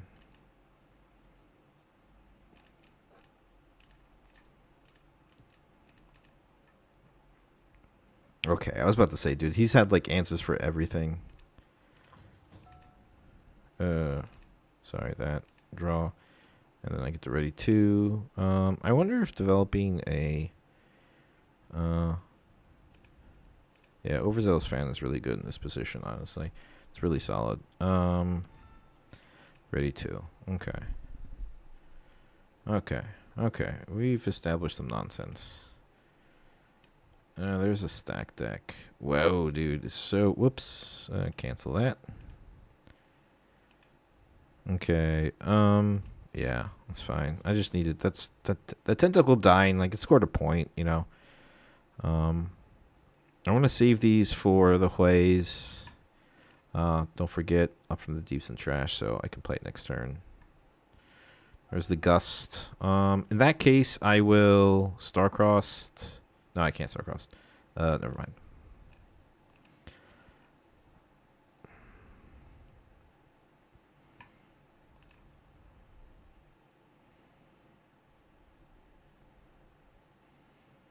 One for. What is he doing now, dude? What is he doing? He's looking for stuff now. Dude, this Diana is so resilient, man. So resilient. I need to overwhelm him with might now in this instance, dude. I have to. I can't bounce the Fizz back into hand. I can't do this. I can't do that. I can just only overwhelm him with like some might. But if he keeps efficiently having good trades, it's so rough. Like, he can even just ride the wind after I rebuke something, you know, like.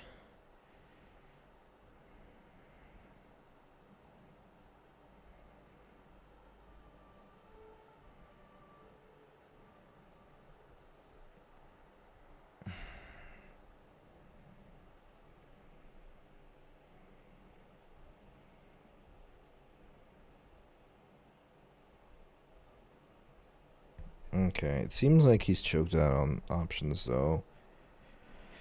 I really need to stick this Kaisa, and then I really need to develop some might. The only thing I can do is rebuke. God, I know he has a ride the wind in hand. This is so punishing. Do I just end the showdown and trade it off? I think so. I think that's fine. Because, like, if I rebuke, I deramp, dude, and then it just leaves my options next turn a little. And then I have spells to.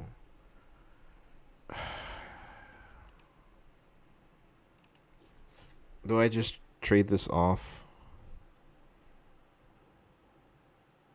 He's gonna ride the wind over and pull back his That's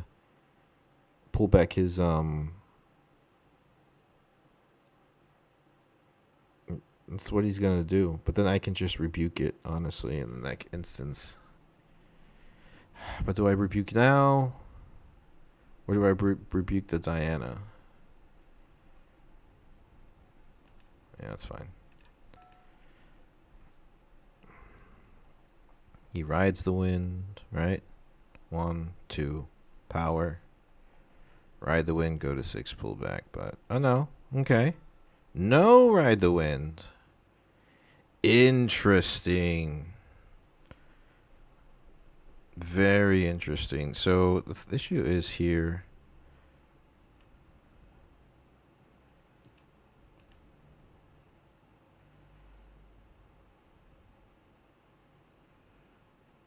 Yeah, it's fine. No worries.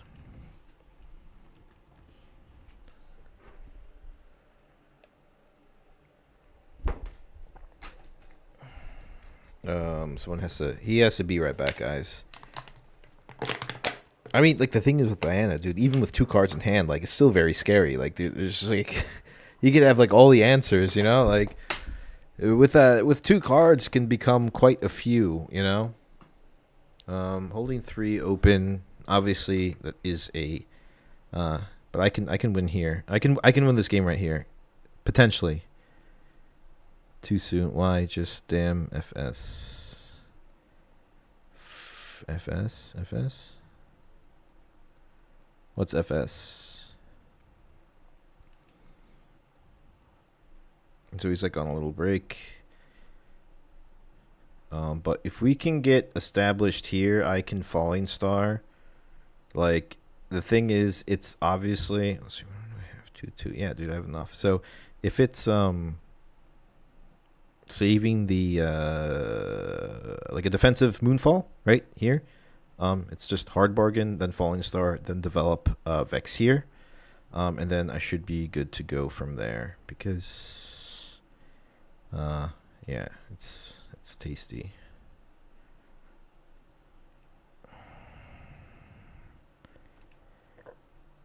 Give him no more card. Yeah.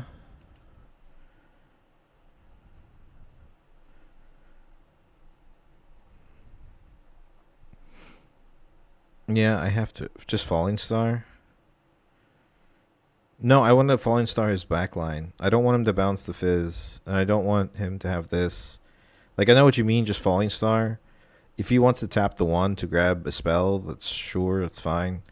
But like I also draw a card from combat. I think that's more that's better. You know? And I can bait I can like at least it'll get rid of the Falling Star as well. I mean Moonfall, you know? FS Falling Star, yeah.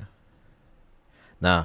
Nah, I think you go in this situation honestly. Like I know what you mean, it's safe, right? But then like this way I can hard bargain the Moonfall if he has it because that's the only thing that really gets him out of the situation, or any type of minus spell or whatever. And then I can completely Falling Star his back line, right?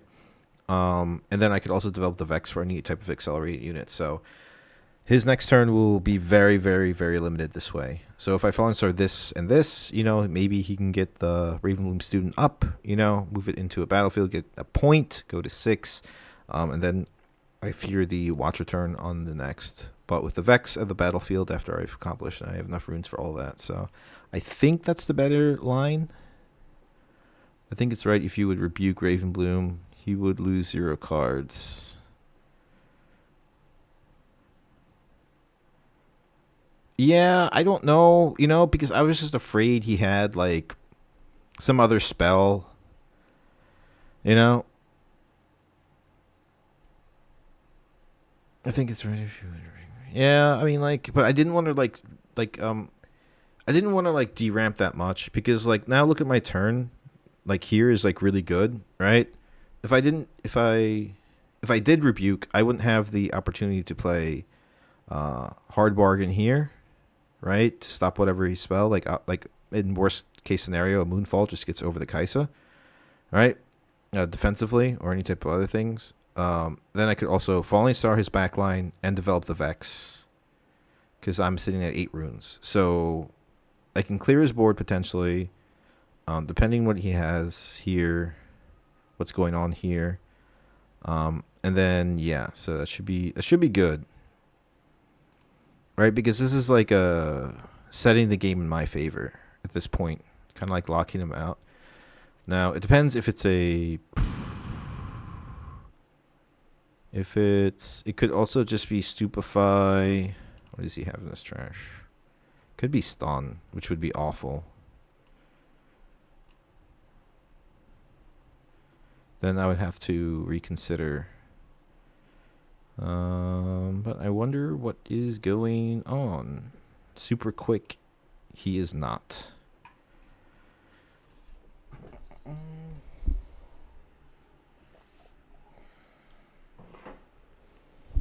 All right, I'm just gonna run to the bathroom real quick then.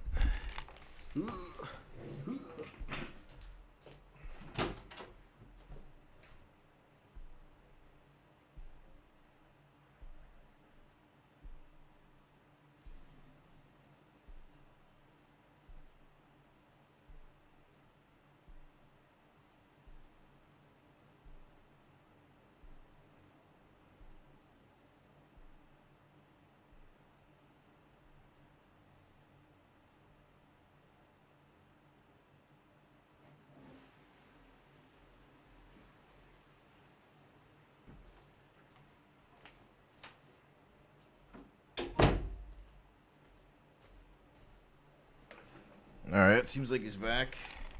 Alright, guys, he's typing. All good, no worries. This is a fun game. So there's the 1, 2, 3, 4, 8. Okay, so then we just hard bargain that for 2. See? This fizzles. Draven draw. We get a hopeful. Conquer, score, Kaisa draw. And then we Falling Star, the back line. Yep. And then we develop the Vex because of Watcher. Yep, there's the bot.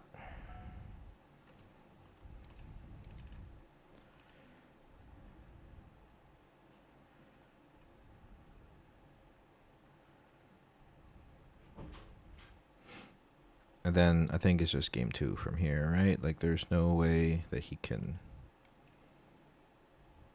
Yeah, I think the trade was good, too. I think that was fine. Because if he had to commit to... Like, he had... He had the...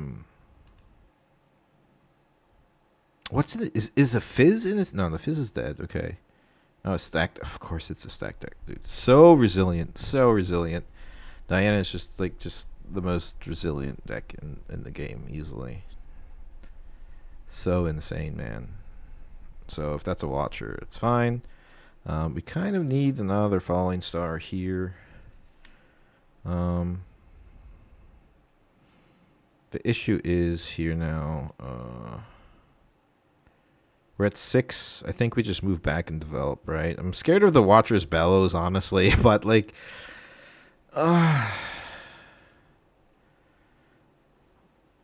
I think it's like strictly... I think maybe we just like even just pop this down for him to fight for it. And then we just move back. Because we're at 6. We have 2 turns. And then we just do... We keep 2 open maybe. Or do we develop... Because like Watcher's Bellows is so bad. And at least I can... Darius knocks us hopeful in this turn. Like Watcher's Bellows is awful here, right? Because there's nothing I can do then after that.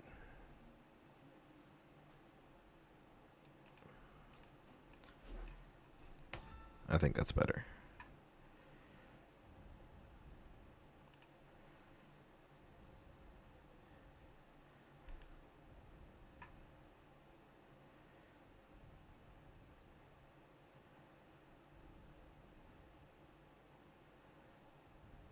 Uh-huh. Okay, there's tentacles. Was it star-crossed? Yeah, GG's.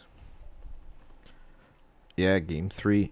Alrighty, guys, we got it. Oh, thank God. Okay, we have to hunker down here. We have to hunker down here. I wonder if I sideboard out anything else. I saw some tentacle action there, maybe against the odds. The last rites is pretty good, I think, honestly. All the recycling things is not. I think we do against the odds. I might regret that, but we'll see. We'll see. So far, it's... Oh, this is awesome. So tentacles, Tide Turner. It's either this goes, this goes. That's fine. Yeah, nice and nice. Yeah, these are good cards. There's a Ravenloom. Tentacles. Pass.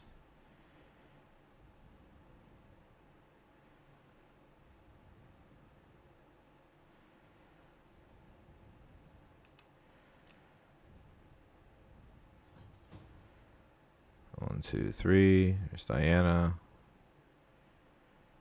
Ready to... what can you play for 3? Is it Falling Star here? Correct? Or is it Kha'Zix here? Just to develop a little bit.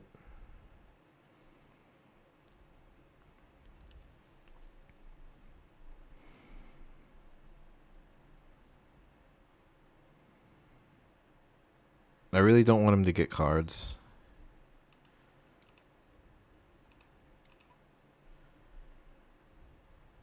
Okay, that's nice.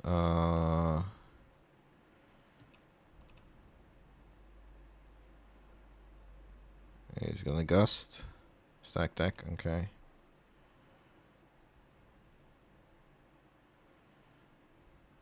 So he knows his next turn.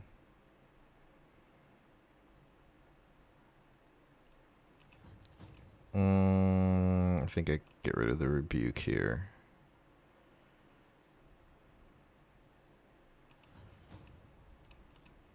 That's nice. I don't hide anything here.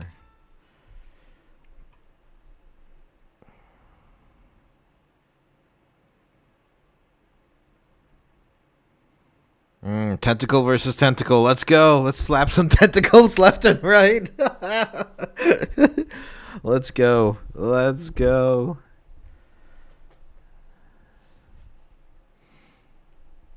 Dude, if we can get to 4 here, that'd be so solid, man. Then I just pull back. Double tentacles. Let's go. That is perfect fodder for me, man. I'm telling you, I love it.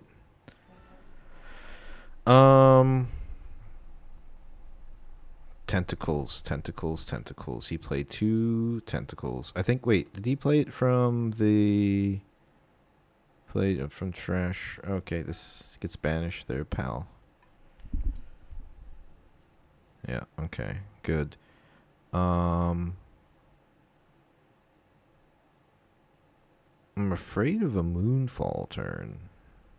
So keeping Kha'Zix open is pretty solid, not gonna lie. But we are up on points, so I think we just have to move back and develop a little bit. Or do I? Hold on. I just play tentacles, and if he wants to move in to the battlefields, that's fine. And they have something open for stack deck. Or, sorry, spinning axe.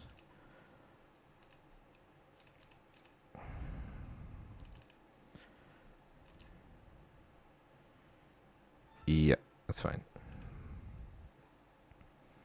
Yeah, it is like Pirates of the Caribbean right now, I swear to God. Yeah, that's fine.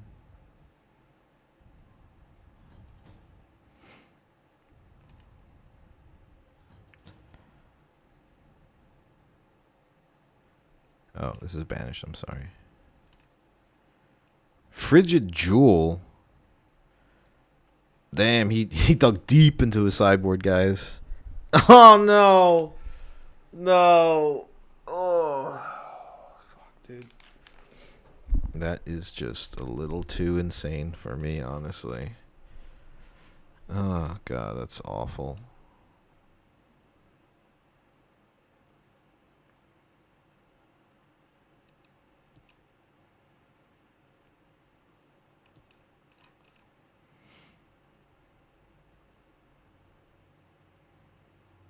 Double Frigid Jewel into a Hui. Like, if he gets a Hui, it's just so sick. Oh, he's down on cards, though. I think I kind of need to pick up the game here in order to come over him. Seems like he's, like, out of options because Stupefy on that is not really good. We'll throw the Spinning Axe there.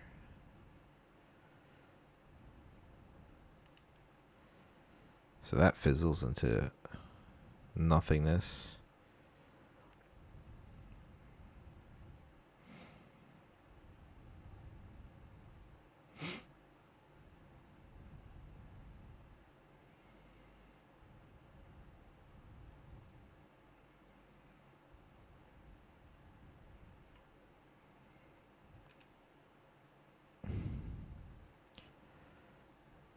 Flow incoming, I'm smelling it. Oh, nice, dude. Okay, so we draw for Draven. That's pretty good. Conqueror's Score.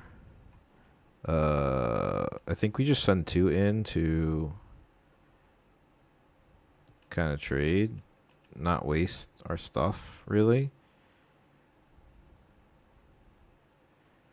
He wants to... he wants to kill all the tentacles. Oh, what a monster. That's so funny, dude. he wants to he wants to kill all the tentacles. I think we just Kha'Zix here, right? Yeah, we Kha'Zix here.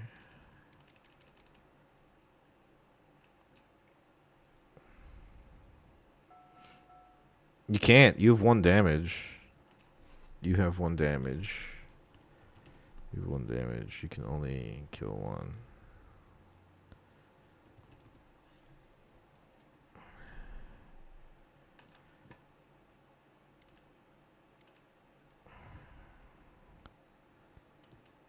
I win. Combat draw.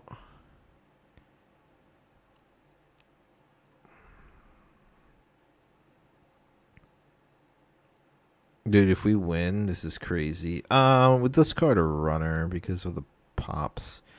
I think we can hide here now. That's fine.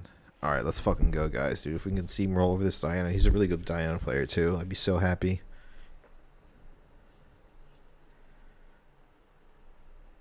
Come on.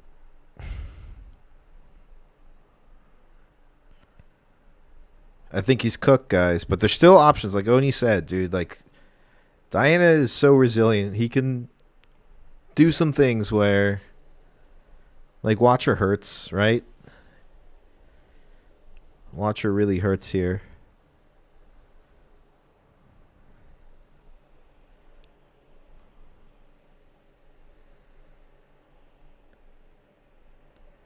Damn, I'm gonna go add some abandons to my sideboard. Let's go! We got it. Oh my god, dude, that was so close. GG's. Nice, dude. I mean, the third game was pretty fast. Like we got there pretty fast, but I think it was just he didn't have anything in his hand, so we got lucky there. But nice. So 4-1. What? 3 more? 3 more games. Haven't lost one since the first Diana. Unchecked power. Oh, dude, no, don't even say that, Oni. Get out of here. Alrighty, so nice. What's next? Nasus. Nasus scary. Nasus is very scary. Nasus can do some nasty things. I know, God, I'm sorry, that was terrible. We're looking for a stack deck. I still want a Tide Turner in hand. I don't want to get rid of 2 and just have 1 in the deck because it's actually really good against this, just to move things around and save things. Stack deck would be nice. There's the Scuttle Crab. It kind of hurts, but it's okay. Nasus is good. Nasus scares me a lot.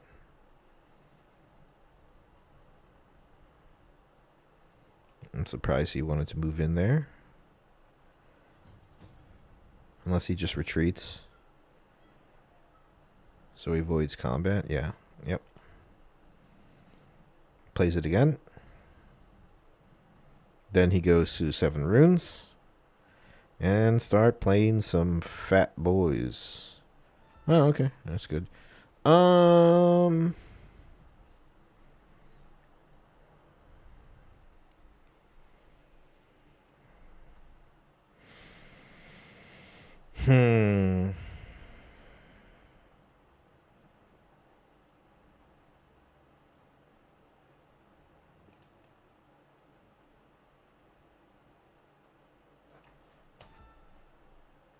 I don't want to commit yet. That Raven Bloom just like walks over my Tide Turner. Like, I don't want to lose units unnecessarily.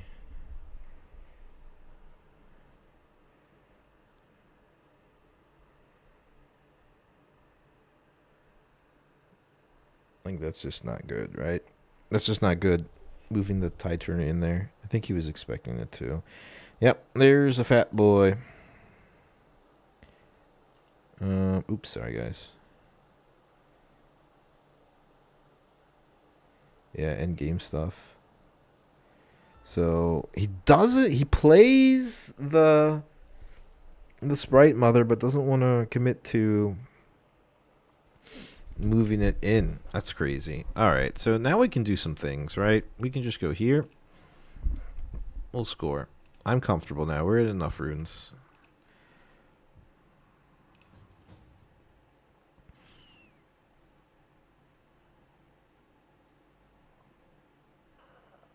Hmm. Is it ever just the... Is it ever just the Pharaohs? Or is it bounce the Sprite Mother? Nah, the Defy is the issue, though. If he has it, he has it. Then it kind of locks me out of playing the runner here.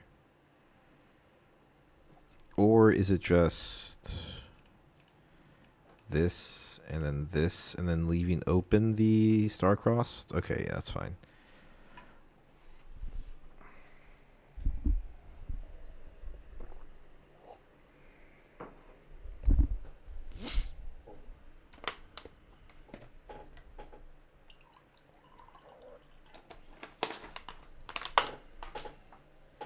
Oh, I think my chair is breaking. Fat ass is breaking the chair. I'm so happy to see finally someone playing Sprite Queen. What is a Sprite? Oh, Sprite Mother. I'm sorry. Yeah, Sprite Queen. No, it works in Nasus because it makes it for tempo. Like, you get ready 2 runes and you get to play things. So he wants to stupefy. Stupefy.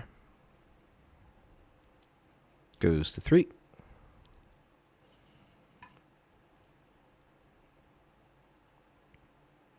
This might be a very bad turn for us. He has a lot of... Oh! Oh!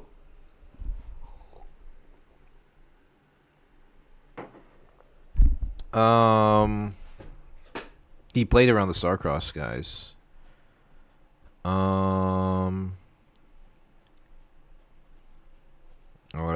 Let me think about this for a second.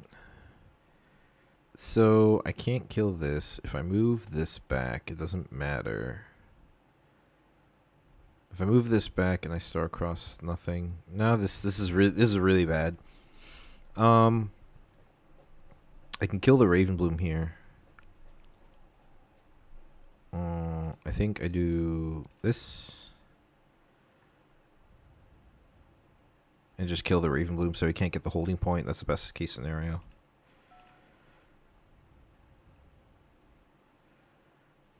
Yeah. That's bad.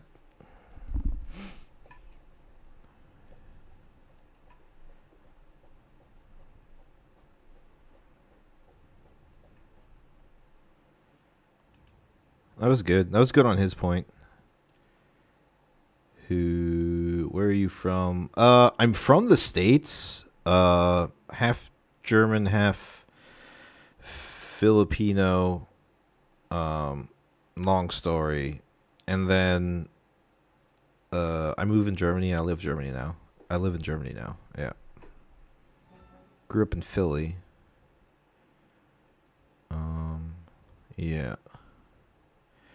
I mean, we're ahead on points. It's not a terrible situation to be in, but I really hate this Nasus there. That's something like I haven't really seen.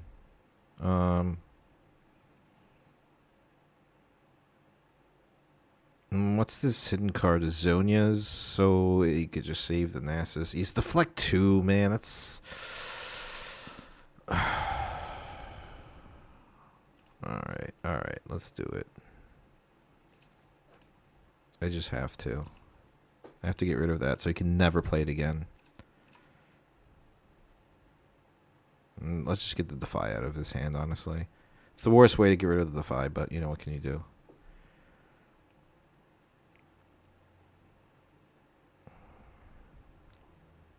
Yep. Hurts. Hurts a lot.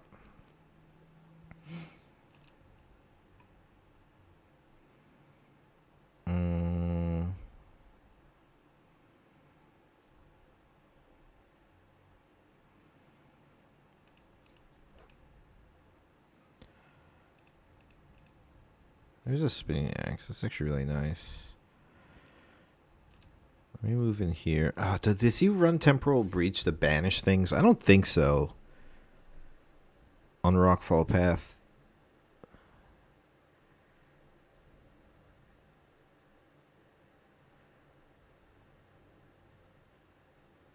It seems like all the all the blue decks that run Rockfall Path also play Temporal Breach just to banish things very easily and get rid of stuff.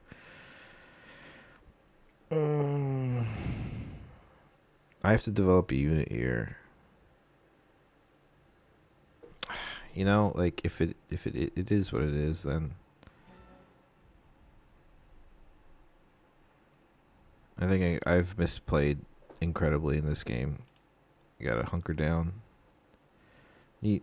We'll play a unit on. I feel cool. And then in the defined hand. Yeah. 100% defined hand. There's one down.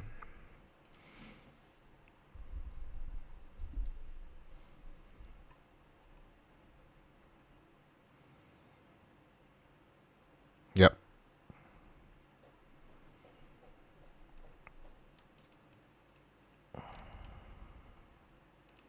I love how I said like everything that he was gonna do, but I did it anyway. You know what I mean, guys? Like, he's like, oh, dude, he's definitely got a defy. Oh, I'll do Starcross anyway. Oh, does he run Temporal Breach? Oh, it doesn't matter. It's okay. I can accelerate the Kaiser here, unless he hides something. Then it's really super annoying. All right, how do we come back from this now?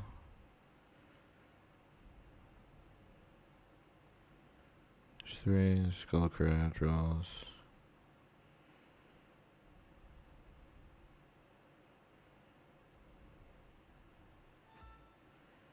Huh.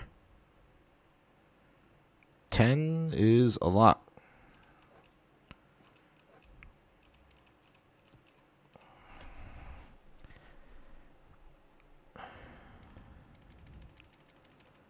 I'm happy to get rid of these sprites too. They're so annoying. Yep. I got Speyer there for a second, guys. That was really terrifying. Not gonna lie. Yeah. I wonder if it's every retreat too, just to save it and play it next turn. Nice. Okay, so Draven. Oh, do we hide this? I think we have to, just in case.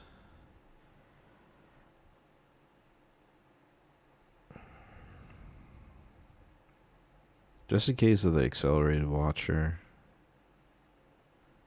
I don't think this is Zonius. I think this is back off. Yeah, here's the watcher. Yeah, see? 1, 2, 5.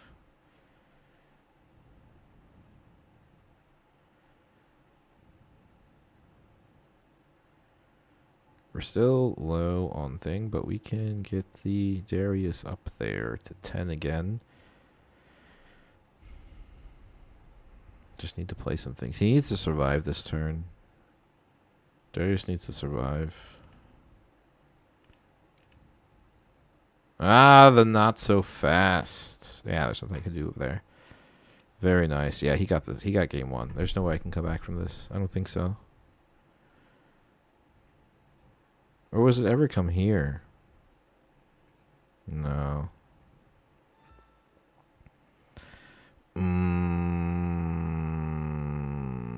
Why does he want to do that? I mean, I guess I can do this now.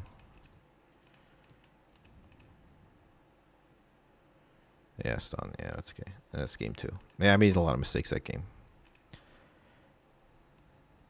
A lot of misplays. Bryn here is good. Ocean Drake is pretty solid in this matchup. Although the deflect is annoying. Starcross. Let's do that. And is there any gear? Zonias. There is a Zonias, which is super annoying. So maybe I'll put in a Brittle Steel for the Starcross. No, the Rebuke. Okay, that's fine. We'll run Targons. Now I gotta win another 2 games in a row. Going second. This goes away. Vex is super useful in this. Axe is really good in this match too. So I think it's just get rid of the runner. If we get a stack deck, great. Cool.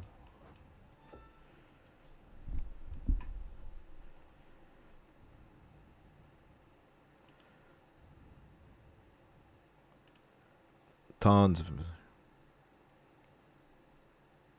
Ah, cool. You'll be coming along. Awesome. Wait, do I know you? How you feel about a Kali matchup? For Draven or for a Kali? Like, wait, do we know each other? Because, like, we probably live, like, in the same area, which is pretty cool. Um,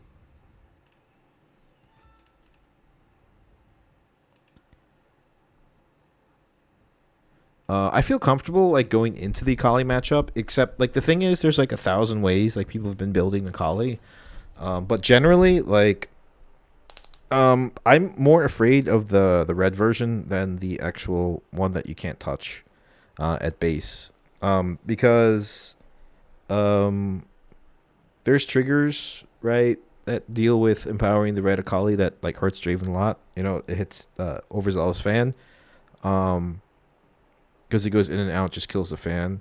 But generally, I feel really comfortable because uh, I draw cards. Like if they want to like if Akali wants to move in, move out of the battlefield, and kind of like grab my I'm sorry, draw cards like with a Stellar Corn Herder, then I draw cards as well. You know, like if they have to end the showdown, I draw, I win combat, and unless they play some type of spell that moves them back in. But generally, there's nothing really there in red and green that is action that moves, right? Because Shuriken Flip is just slow speed. Anyway, I think this is a really good. No, it's not actually. I think this is a good just runner move into so 5, so 6, 7. Um, I'm okay with killing and just deramping by 1 for the cost. I'm okay for the deflect. I don't want the steel piles to be there, so I'll float 1 energy.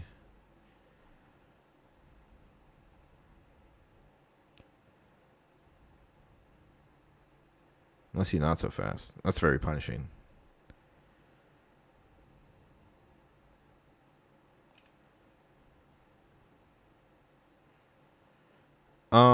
So she moves in. Yeah, she moves in and does the 1 damage, right? And then does the defend. Oh wait, no. If she's empowered, I mean, like she moves in and just like hits it because it's a move trigger. Okay, so that resolves. Then I can play the thing for my floating energy. 1, 2, 3. I love the tentacles in this situation. And then I will play tentacles. Because it is Stellacore. I'm sorry, it is the Skull Crab's natural natural predator. Yeah, that's fine. And then play this. Does he want to defy it? I'm sorry. Resolves. Okay. Then I pass.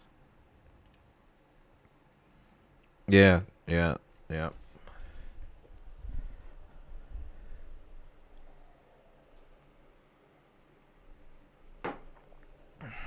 Mm-hmm. Sure. Wants to protect. I really would like to get on even points here. I'm afraid of a discipline. Well, there's an axe, so I should be okay with the discipline. I can even, right? So 4, 7. Yeah, okay, that's fine. Unfortunately, this just trades here, though. I have to pull back here this turn, too, which is a little awkward. Or unless I could just play the axe first, and then maybe just develop the Kaisa, and then move in with the thing afterwards. Let's play the axe first. See what happens on the tide turn, or sorry, the tentacle. Does he want to defy? Okay.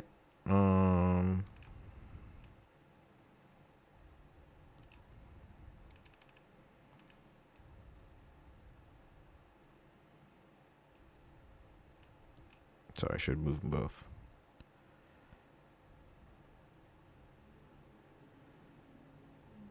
Oh wait. That should not be there.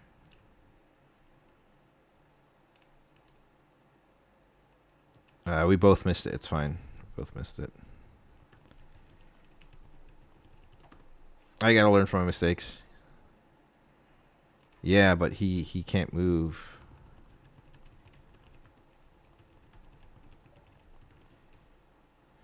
Can you just play things? In your base, though. Yeah, the turn you was played goes always to base.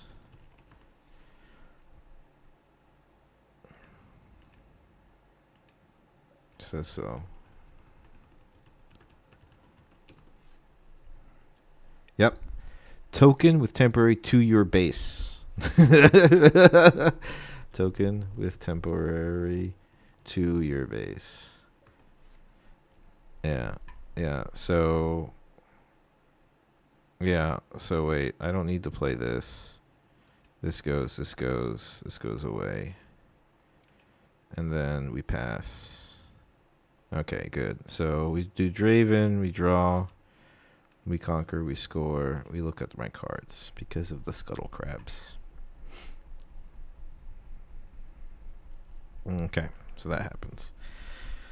If he moves in his Sprite Queen there, then I can always axe. However, it's just a little awkward with that many runes. He can also do the Sig spell and everything, so I think this is like we're ahead on points. He can get to 3 technically, or he can get to 4, but we are on the upside, so I think this is just a very safe turn, just to pull everything back and develop a Kaisa. And yep.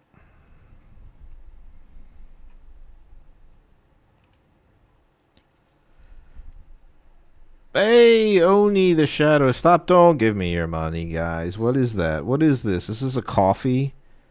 What for? What is that? What is that? CHF. Do you have Jace deck as a good Jace's Aurora? I refuse to write any lists for Jace Aurora. I'm so sorry, but that is not playing Riftbound. That is just playing a card your second turn, going second, and then just not even caring about like how to like get to the end. You know, like I refuse. I refuse to make a list. Oh, dude, thanks so much, man. I appreciate that. You're awesome. You're the best. Coffee.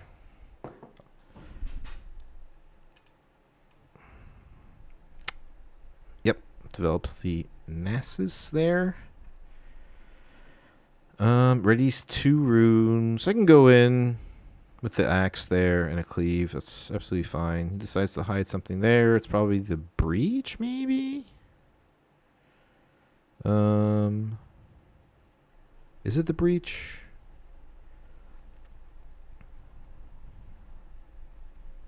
Doesn't matter if it is. And the steel paws. Okay, that's cool. So let's go with the... I think this is scary because it deramps him a little bit. So let's play the axe first. Let's go for the 7 here. Yeah, I don't like... We just don't like to play against Aurora. Yeah. But yeah, Oni, thank you so much, man. I appreciate that. You're awesome. Yeah, jeez, thanks. Or do you mean, do I have a Jace deck that's not Aurora, that's as good as Jace? No. I mean, I haven't really touched around with Jace, to be honest. I just think, like, promising Aurora is just, like, super strong, and there's just, like, no reason to not play that style in that way. It's not fun, but it's also just... I guess it's fine if I play Kha'Zix here. No, not really. So it does get stunned. It moves back. And the reason I sent the Vex in here is because of the deflect cost. So at least he gets like hurt a little bit. Um, 5. He can't even empower Nasus next turn, which is good. So we just go back here. I wonder if he has the on guard. If he does, then we'll put in this as well. And then we Kha'Zix to the other battlefield. And we draw 2. Hopefully we get a switcheroo. I don't think we got one yet. Okay, so that dies. Draw for Draven. It's another Kaisa. Good. Draw for Kaisa. That's good. Then we just do this.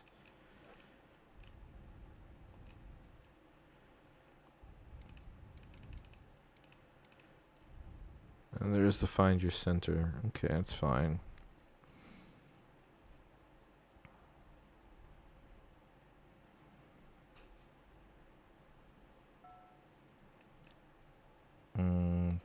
So we draw for Draven. There's a falling star. That's nice. Actually, I think I kind of screwed up here because he can double conquer these battlefields really easily. It puts me at a disadvantage too. I don't think I should have gone for both. Well, no, he can't empower the Nasus here. Oh, no, now he can because of the Find Your Center. So that was a little bit...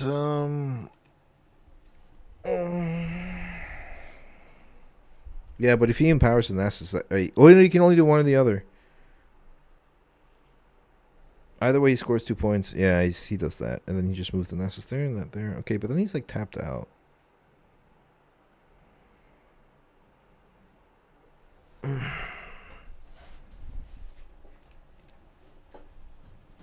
I completely forgot about his rune count. Okay, so that's fine. He goes to 6. Oh, this is not good, guys. This is not good. Although, arguably, I could get over the Steel Paws. He can't move back here. So, and I would just... Okay, that's fine. Like, I have ways to do this, right?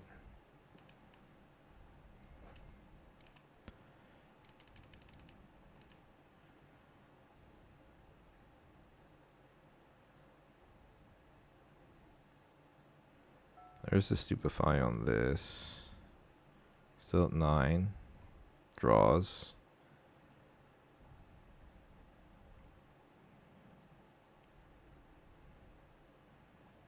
If he passes, then I'm gonna try and Blood Rush. Ooh. Okay. That's interesting. That's fine. You can Blood Rush. Or, sorry, Bell's Breath. Targets. Because I can give +4, and then he can't even... I need to keep the Vex alive to stop accelerating. So, but I don't think I can. If he double... No, he's... Okay, he has a Watcher in hand. He's trying to figure out the rune. So 4, 5, 6, 7. He can't target the Vex here. 4, 5, 6, 7, 8. Not repeated. Okay.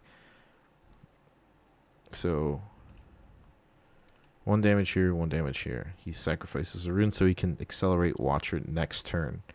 But the issue is I have a Blood Rush here, which gives plus... Oh, no. Only gives +4.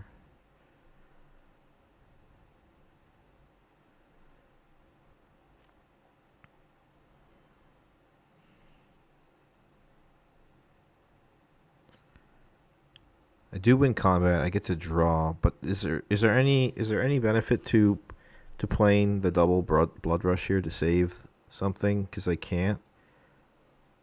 So 4, 5, 6, 7, 8. Because the 1 mark damage will kill the Vex anyway. I think I really have to rely on the draw here. Right? And I do get to ready 2 runes at the end of the turn. He's gonna choose the Vex anyway, so there's no point in double tapping the Blood Rush. Okay, that's fine. Yeah, right. Because like this gives 4, 5, 6, 7, 8. If I give it Assault, 4. Um, and then the 7 damage with the 1 Mac damage. Okay, yeah, that's fine. What does he want dead? The Vex. What? Wait, did I do math wrong? 4, 5, 6, 7. Oh. Never mind. Hold on. That's right. He's okay. So now I have to. But which one do I want to save? I think I can do the. Okay, so it justifies it anyway. Okay, that's fine. That's fine. Um. Yeah. Okay. So that's bad. All right. So if he has the Watcher, he has the Watcher. There's nothing I can do from this point, right? Do I have anything to play? No. I think I just lose here to the Watcher. 3, 6. Oh, he can't. Mm-hmm. Mm-hmm. What does this do? When you play me, if you control 7 or more runes, choose an enemy gear if it's empowered. Disempowered. Okay, that's really weird. Can we do anything here, guys?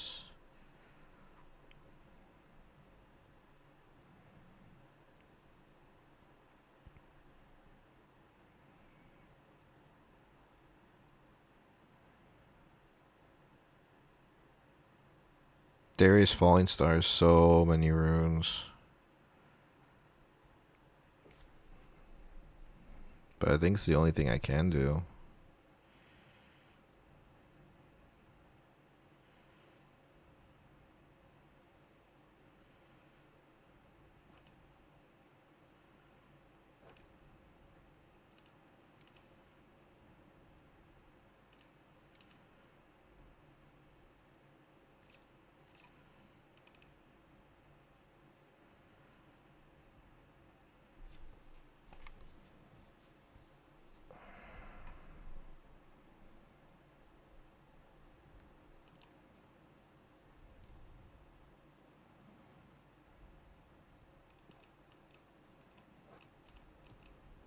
It's the only thing I could do.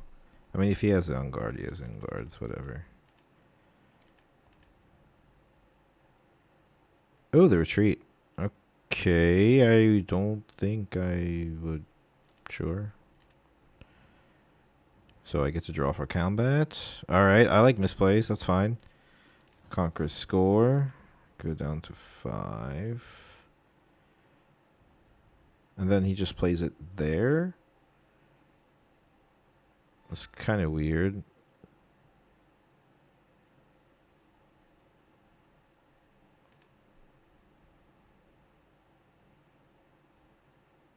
Please don't be a watcher. Please don't be a watcher. Or Tasty Fey Folk. Please, for the love of God, just let me win this game.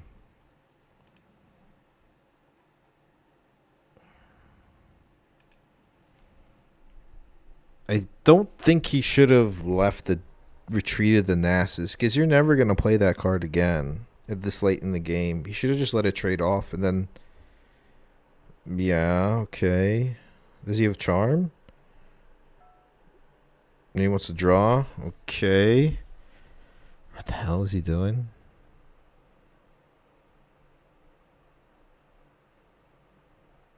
Game 3, maybe? Charm's the only thing? Oh, thank God, dude. That was a misplay on his end. I should have lost that game by all rights. Didn't see any Zonias, but I feel like I'm gonna see this game. He should have let the Darius die, honestly, instead of retreating the Nasus that late in the game. That doesn't really help him. And then just tried to held. You know?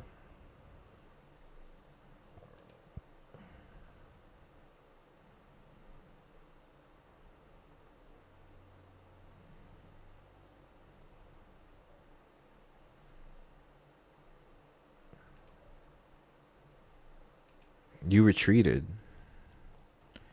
You retreated. Yeah, you should have traded there.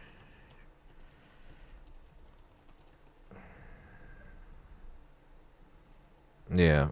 Yeah, you should have traded there.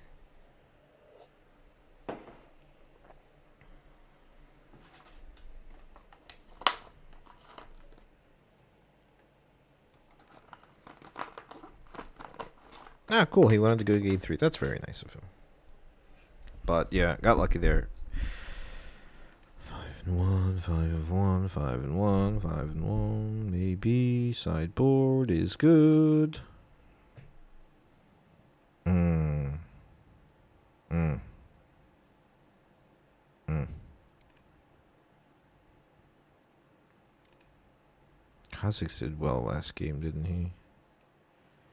But that awkward 7 might. So we're looking for. Oh, God, this is really bad. We're looking for the 2 drops. We need 2 drops. I've like plenty. Okay, that's fine. What is this? When you conquer here, if you control 4 or fewer runes, you may pay 1 to draw 1. That's kind of awkward. Okay, no tentacles, but it's okay.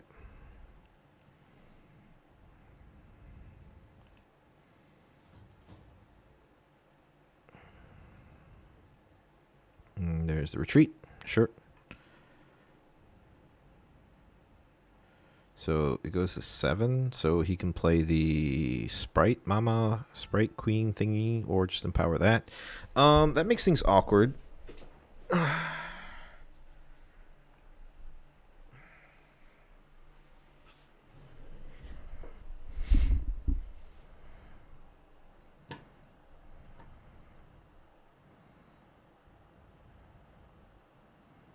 Where's that Kha'Zix when I need it now? 6, 7, 8. He would have to fully empower it, but then I gain tempo.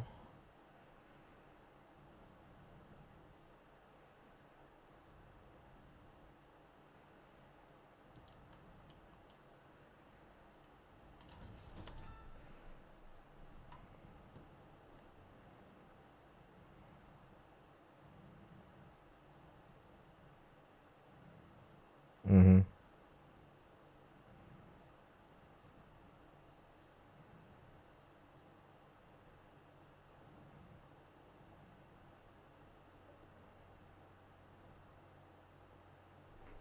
Yep. I got nothing for it. Yep.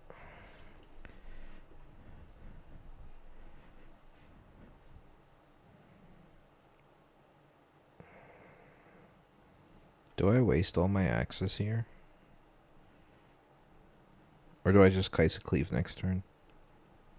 And that turn I should... God, I didn't develop any units, man. That's such stupid... Oh...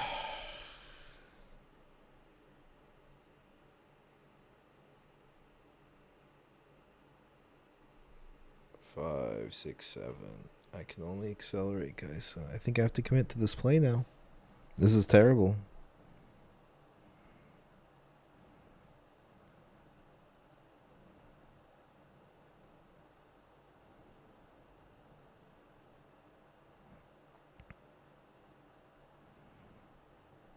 I forget he readies 2 runes. That was a big.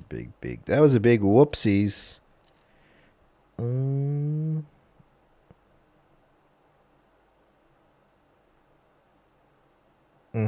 Yeah, just try and Blaze No Conquer. Yeah, I know.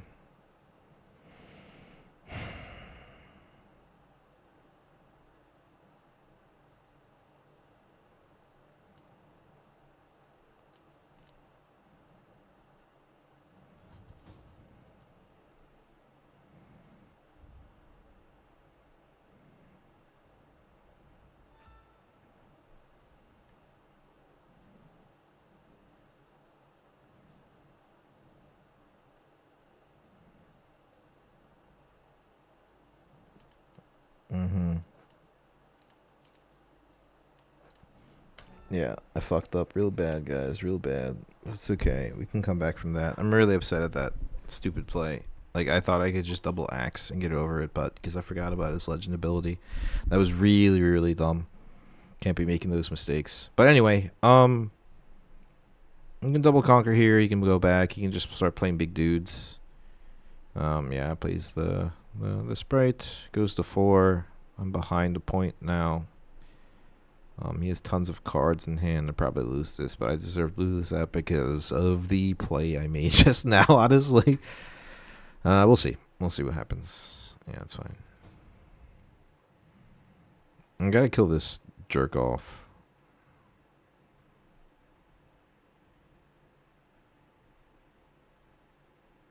But I'd rather kill it with the Noxus Hopeful rather than the Vex, because the Vex stops this from being accelerated. I do have 2 axes, so I'm sitting pretty kind of comfortable. Sort of kind of comfortable, you know.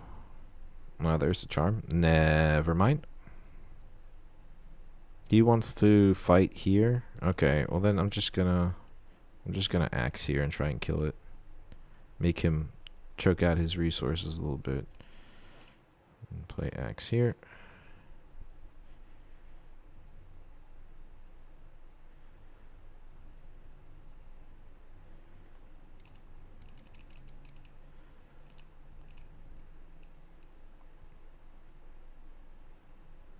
Oh, nice, cool.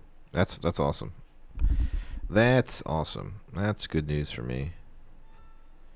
Cool, Blood Rush, nice. I think I can just move here, right?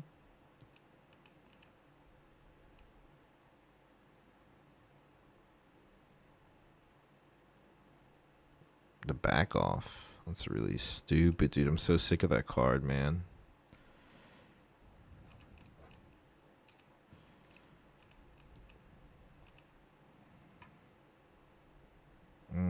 Draven draw. Kaisa draw. Conquer score. Discard. I like Axis better because of Defies or a thing. Discard draw. Tentacles, nice. I think I keep it open for... I think this is good. This is fine. Keep 2 for open for Axe.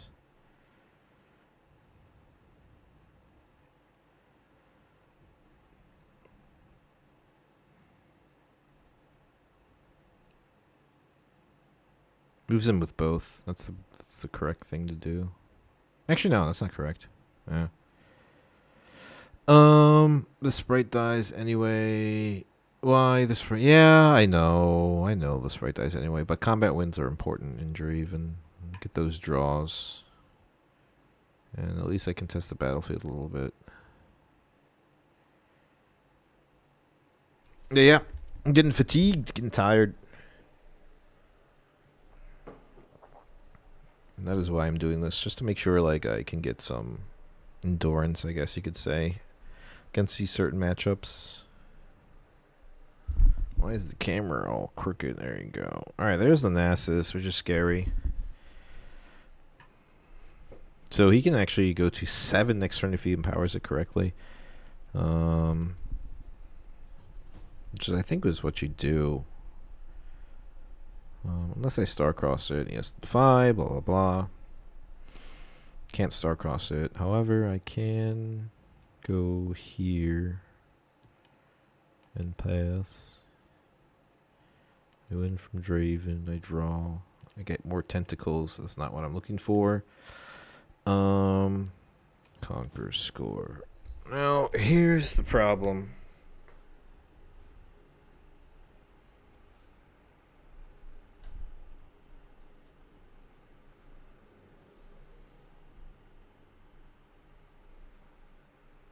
What in the hell do I do in this situation?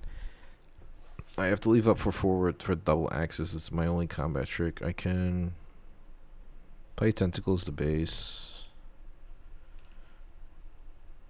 Not even. I think I put 1 with him, right? Trades with the Nasus. That's fine. Then I could play even this here. No, this here.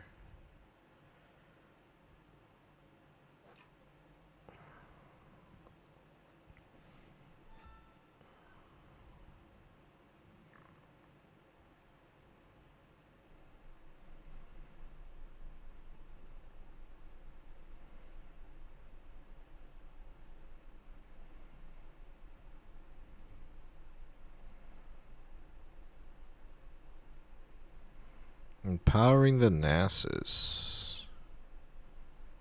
Okay. That's scary.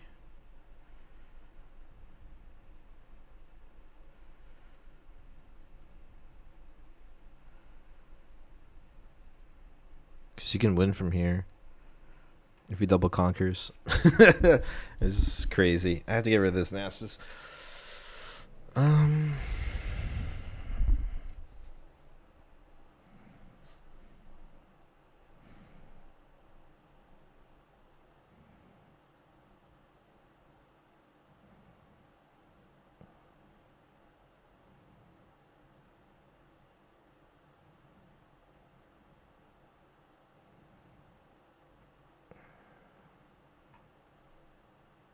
Use one short in like playing the axe, which would have like the sig spell.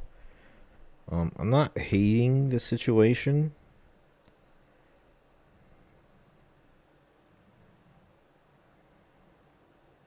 Depends what he plays though, honestly. Like he has to commit the Sprite Mother, which is or Sprite Sprite Queen, right? Sprite Queen, yeah. He has to commit the Sprite Queen. Oh, okay, he's fishing for stuff. Damn, son. The issue is like now I have to just stay here. Which was really smart of him. Now he has a Watcher, right, in hand, and then he just kind of wins from here. Because if he moves in with the NASAs, he scores 2, and then just goes for the other one. So if he Watchers, everything becomes 1. My spinning axe doesn't do crap. But the cool thing is, I have my chosen champion, Draven. Puts a little bit of thick bodies on here.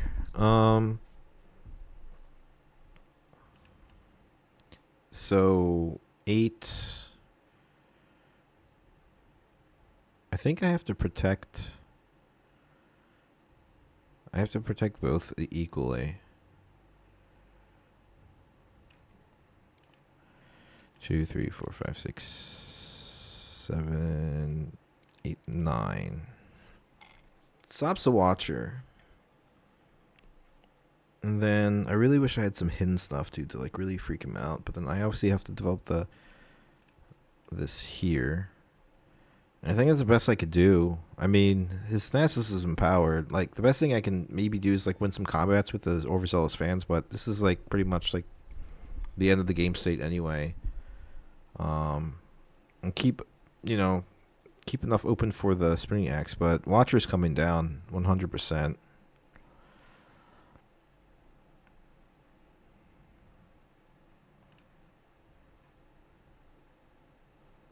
Just left? No.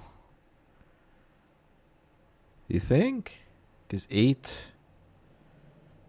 No, I like to balance the might out a little bit. Goo. Do I ever throw spinning axe on the overzealous fan in this situation? To save it from combato? Let me think. Wait, repeat.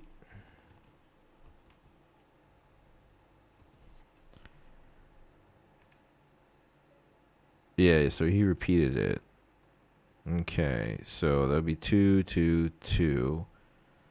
I don't think I save it with the spinning axe here in this situation. If he really wants to take this battlefield with them, because he just moved 6, 7. It's 5.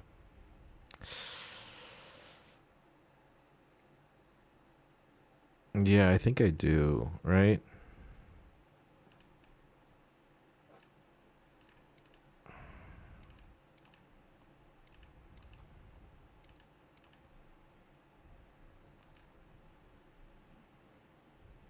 Because it seems like the overzealous fan is the problem for him right now.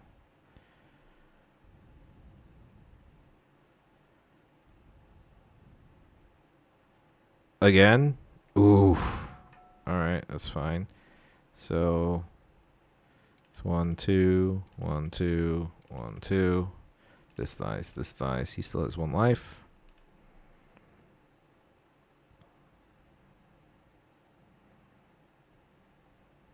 3, 6, 7. So he can just play Watcher.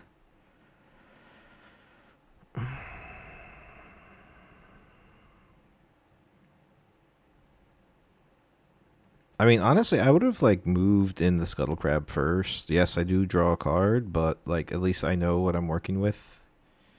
So he moves in that. No, he doesn't want to. He moves in the Nasus. That's good for me. That's fine. I'll let that go. Right?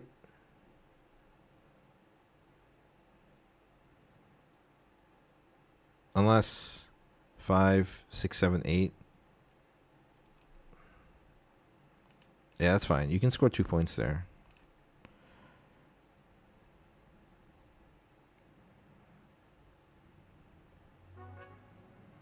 Mm-hmm.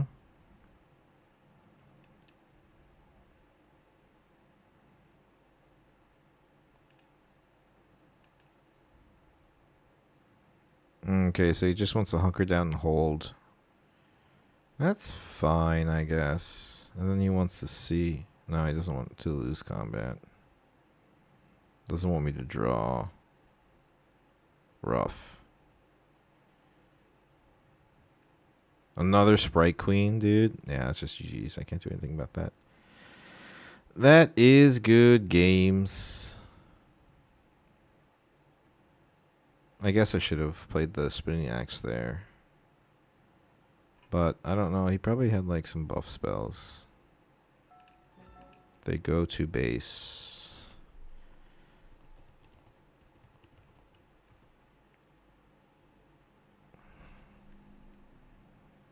Like if you want to play that there.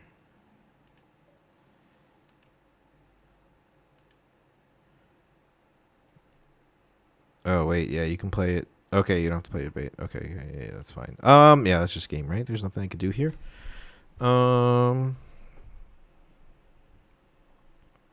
I have no way to bounce anything. I have no way to flow anything. I got a Falling Star to take care of 6 might. I have a Gust Monk here. That doesn't do anything.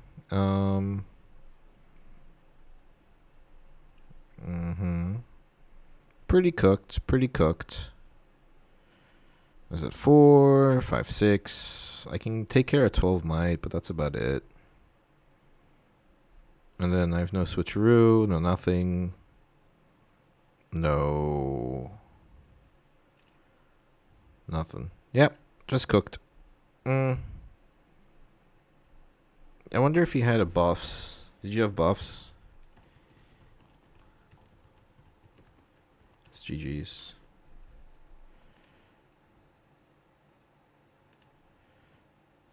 Oh man, dude, he had no buffs in hand. I could have traded with the fucking Nasus, man. Alright. Alright, fair enough. Fair enough. So that is 5 and 2. Wait, so we lost to Diana. We won against Kaisa, against Ornn. We won the mirror match against We won against Kaisa. We won against Ornn. We won against the Draven Mirror. We won against the last Diana. So, and then what else did we play? We lost to Nasus just now, so it's 4 and 2.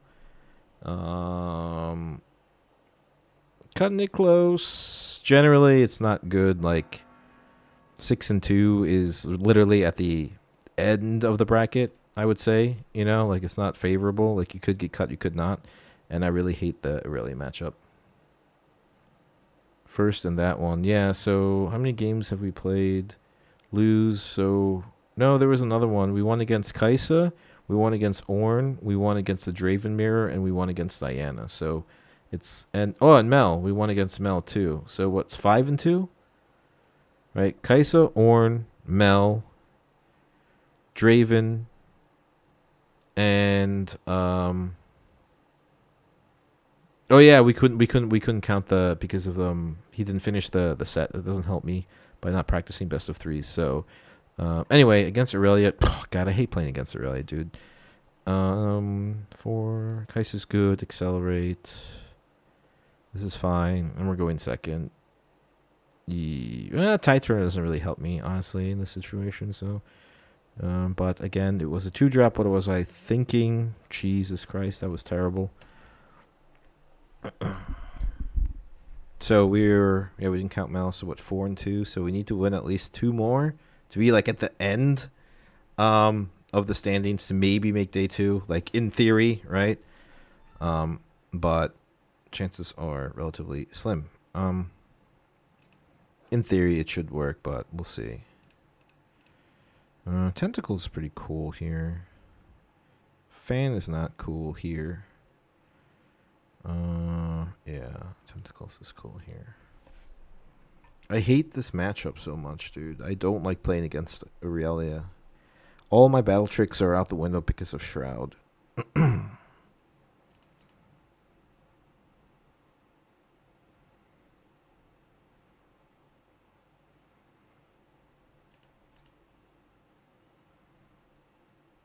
Like, if I hide the switcheroo, I just lose to Shroud. Right? With Defiant Dance on there. So, I think it's just...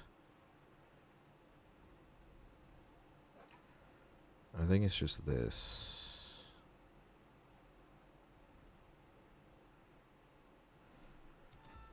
Mm-hmm.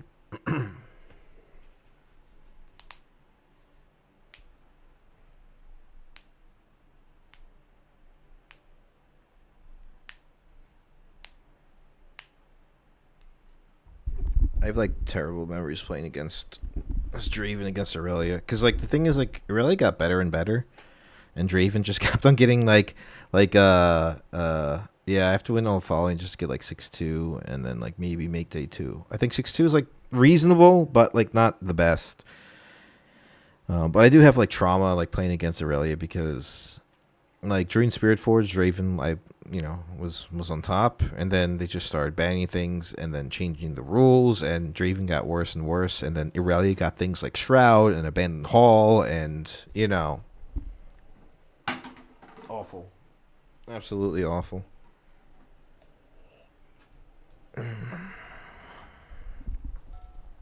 Yeah, that's fine.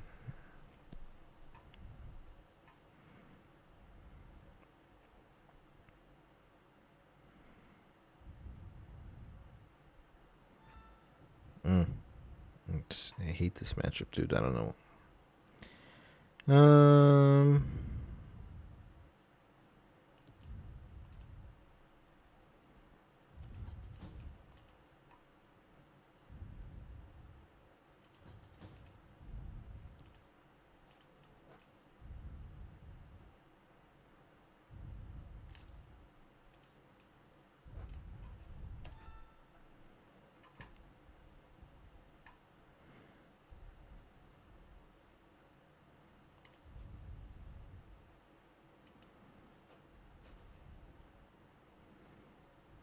Okay, so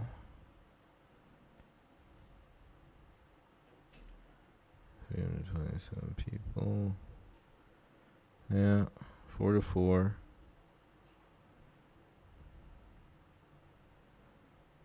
Yeah, I wouldn't do that. I just go for the trade. That's fine. It goes to 7. That's switcheroo.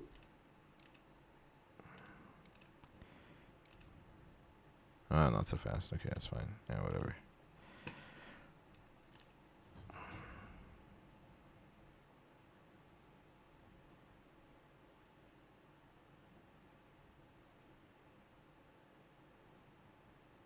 This is the matchup I need to practice the most, honestly, because I'm really bad playing against Aurelia.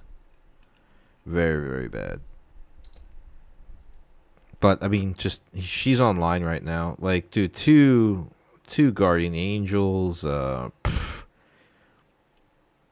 Not even played the Chosen Champion. I mean, it's like really hard for me to come back from here, honestly, because it's just drawing, but like showdown tricks, battle tricks. Like after battle trick, after Defiant Dance, after Defiant Dance, after Tide Turner, after On Guard, after Discipline, and then this bullshit happens here, and then he's gonna ask defend trigger, and I'm gonna be like no, and then I get my 2 mechs, but then he's gonna Defiant Dance something, because I don't want him to draw any more cards. So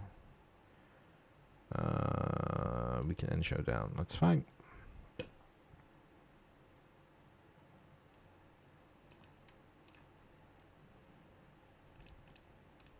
Yep. And then he charms something, and then Tai Turner gets +1, then takes care of one of the mechs, and all this nonsense, and then... Yep. Where's my Brittle Steels? I can't wait for game 2 to sideboard those in. I can't give up. There's the charm, right? Nope. Never mind. Okay, there's the axe. That's pretty cool, I guess. But the axe just loses the Defiant Dance, right? 6, 4, 5, 6, genau, right? 4, no, actually it doesn't.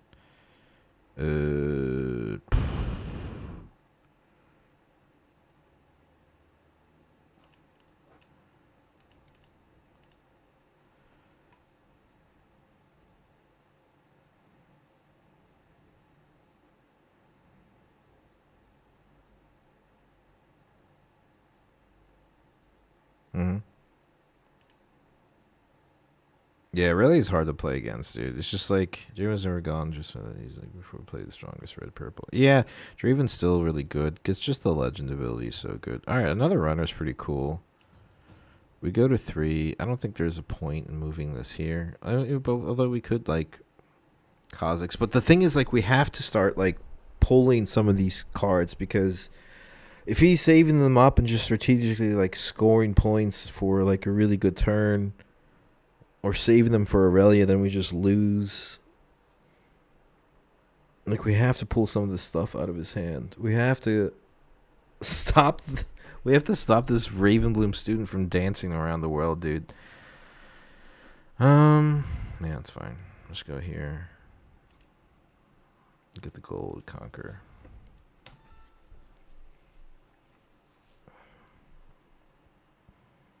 Mm-hmm. Yep. Goes up to 3. Gets +3. Goes to 7 to my 6. I'm okay with playing Kazakhs here. Defiant Dance. I'd rather choke out the Defiant Dances now. Like, I know I'm gonna lose this combat, but I have to kill this GA. I have to choke out all the battle tricks. Like, you know. Yep, there's the 1 Defiant Dance. It's fine. It's -2. She goes up to 10. Get another one, please. Another on guard, please. Or something, whatever. Discipline, maybe. Yep, there you go. Mm-hmm.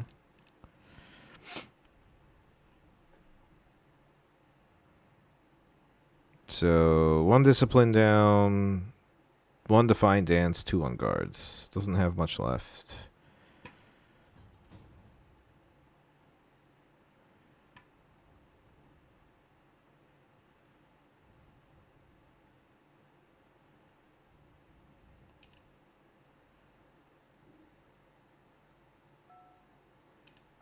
Charms, yeah, of course. Yeah, cool. This is a lot of fun. Down to 3 runes is pretty tasty, I'm not gonna lie. Let me see what I can get from Stack Deck real quick. Cleave is good. Rebuke may win me the game, honestly.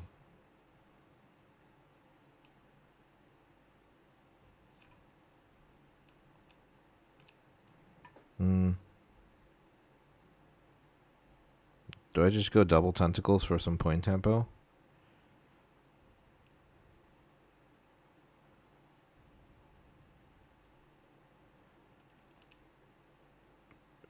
Because Starcross is a thing. So... Or is it just tentacles and Kaisa? No, it's just tentacles. Sorry. Play that. and then play from trash.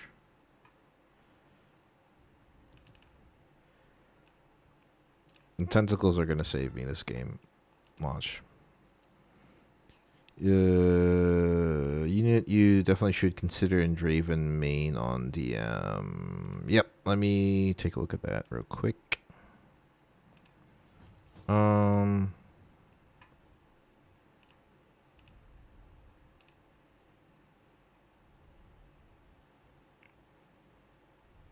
Yeah, it's not bad. There's the stupid boots. Goes to 6, and then I have to double conquer. Taps 1. Oh, okay.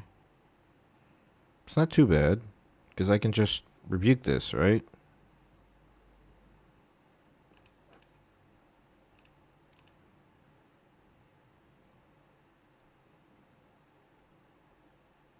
I think he got greedy. I think he got really greedy.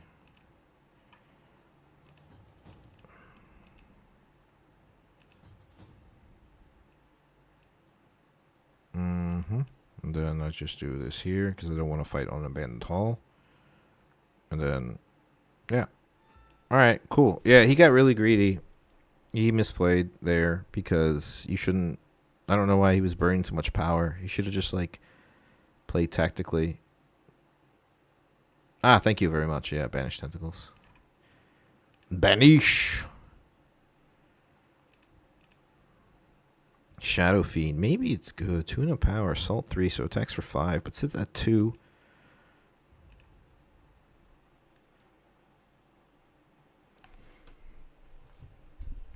Yeah, now he's like cooked.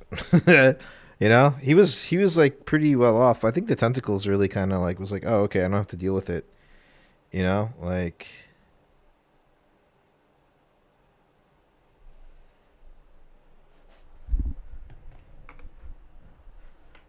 Yeah. Tentacles. Tentacles. Easy Cleave 12. I played Draven 2. I think this deck is awesome. Yeah, I love Draven, man. Thank you for being a Draven supporter, dude. Draven is just... Yeah, you're playing Riftbound, right? If like I feel like if you're playing any type of like good control, what's this what's this Tide Turner trying to do now? Trying to fight. I'm sure it wants to ride the wind.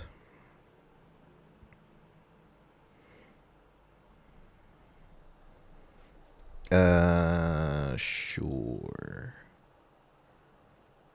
No, he could still win though. He has to -2. No, that's not how. Yeah, it does. It does resolve like that. I guess it's kind of just like play this, right?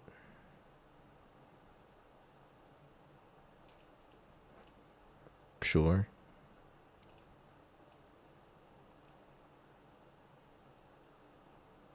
Defiant Dance. Oh, maybe I should have just played on the thing. Yeah, it was a mistake. That's okay. Because then he just goes to 8. Ah, fuck, man. I should have waited.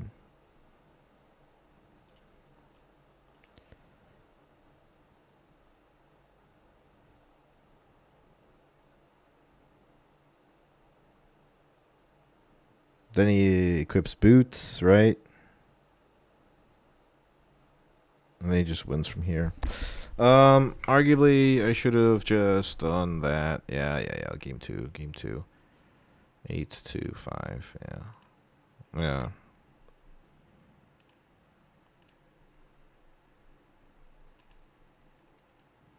So bad, man. I'm so bad sometimes.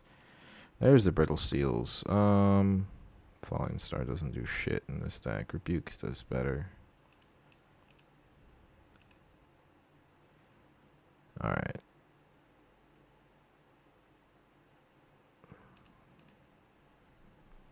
But yeah, Draven's fun to play. Draven's fun to play. Yeah. The ultimate blunder. I threw the axe on the wrong thing. Because it would have been 7, 8. It would have been a trade. Well, no, actually, he would have still won because he could have also equipped the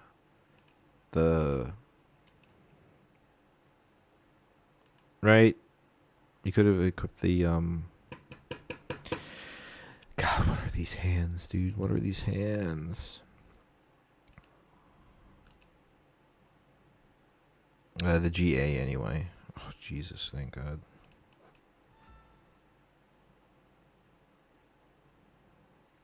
Play nothing. Ah, boots. Okay, yeah, sure. And then really next turn, right? And then you win the game.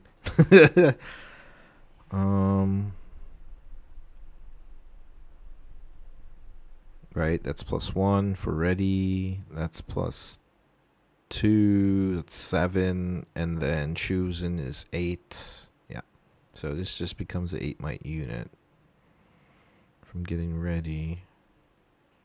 Can we beat that 7, 8, 9 with the thing? But I can't. Yeah, I can do this. That's fine.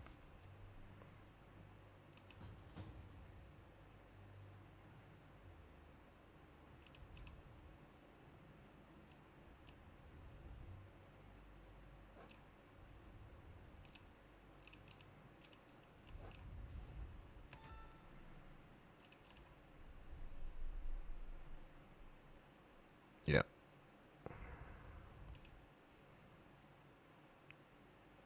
Titan and Noxus and yeah. Yeah. It's the best thing to do.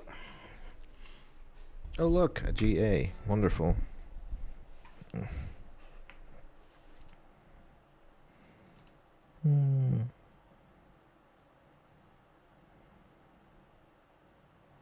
Case is good here. In the back.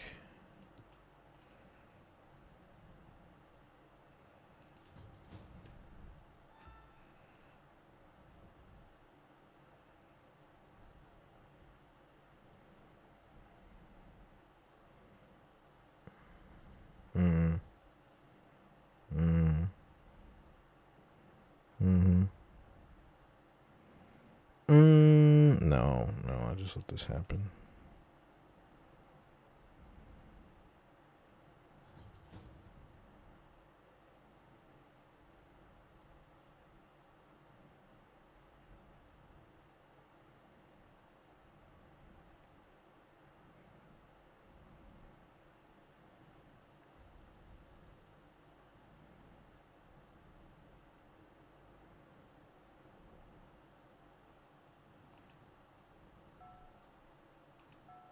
Wants to charm me in there. I guess I can choke out his Defiant Dance, right?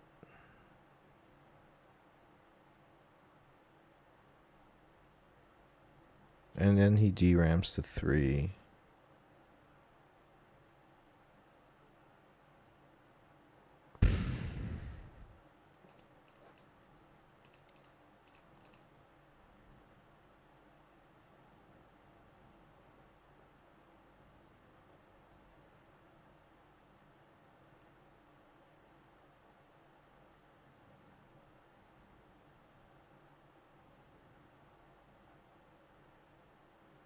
Wow, dude, I can't believe I won that. That's so crazy. Then I go to 6, I pull everything back, and I just chill, right?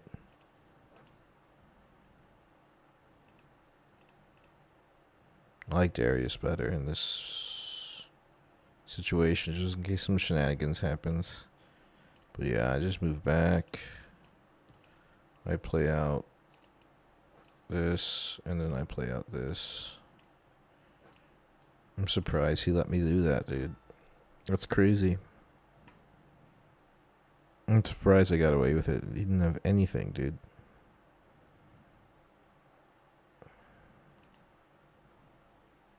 Yeah, he threw there, didn't he, right? It's crazy.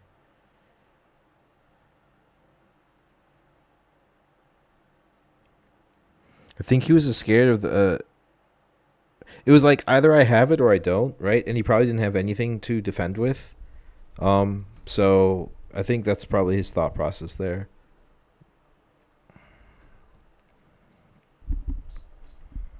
Yeah. Now he has to hold like onto the one battlefield the whole entire game with one rune. It's just not gonna work.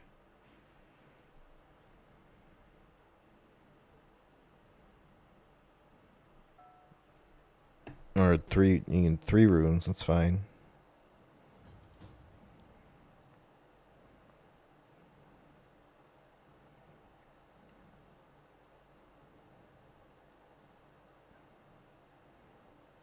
This is gonna feel so good throwing everything there.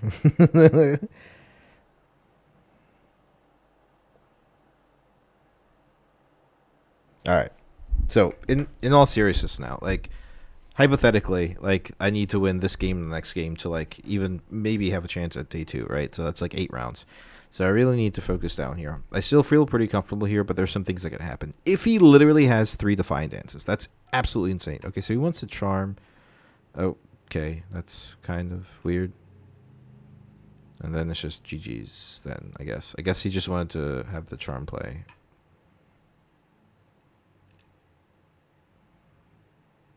Does he hide something there? Does he hide Tide Turner or something or whatever? Like switcheroo or something? That's just kind of.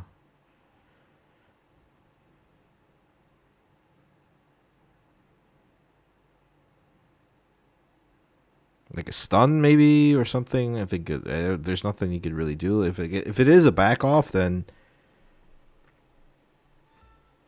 yeah. I mean, he readies 2 runes too. It's actually kind of scary. I'm not gonna lie. I don't like this, but I think I go in here. It's a pike. Okay. 2 defined dances and blah blah blah. What was it 6, 7, 8, 9? It's just. It's only a 4. But I have 10. Yeah, it's just enough.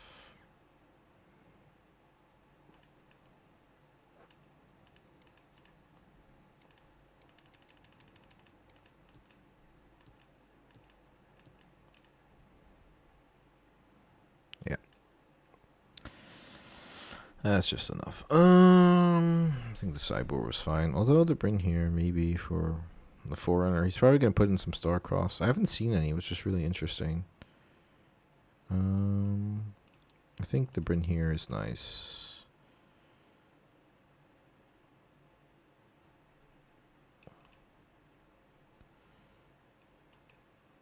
Oops.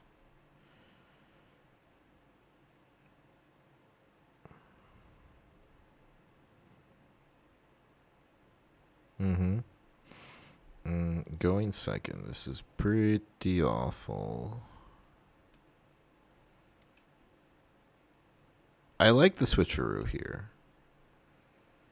It's his Targon's game too. So he's going to be playing. Honestly, I think I have to pull the trigger on the switcheroo just for its full cost, though. I like the Blood Rush. It gets us over things, so maybe just the switcheroo goes away. But the Defy is the thing. I'm gonna regret this. Alright, we got the Bryn here. We got the sideboard card, which is nice. And we got the perfect start with this, so I'm happy about that. We grabbed the Brittle Steel easily. We recycle all, and then we develop this. Alright, we're cooking, guys. We're cooking. We're cooking. We got this.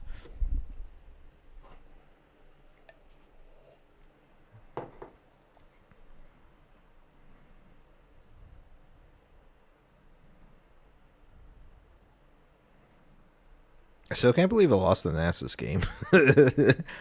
that Nasus wasn't playing any buffs for some reason, and I was playing around buffs the whole entire game. I mean, he had some, but like he didn't have any in hand. But he had like so many cards in hand.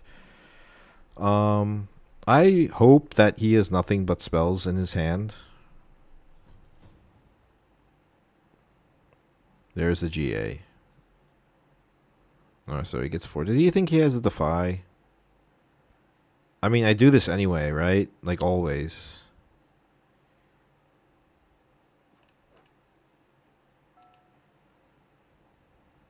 Yeah. See ya. What, Define Dance, Discipline, all that nonsense. That's okay.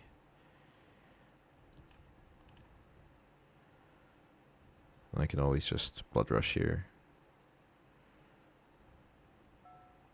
Wind and Ghosts. Okay, interesting. There's nothing I can do about that, but at least we get to play Nox Hopeful again.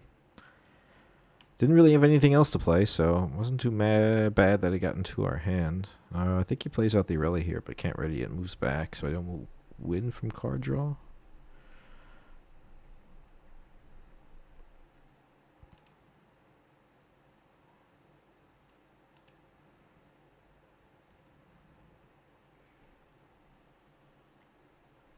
And it has Flow.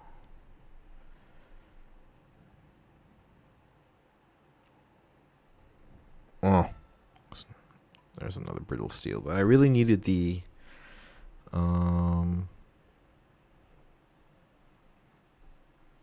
thing is, I don't. This isn't a good battlefield to conquer for me right now, honestly. I have nothing to play on the.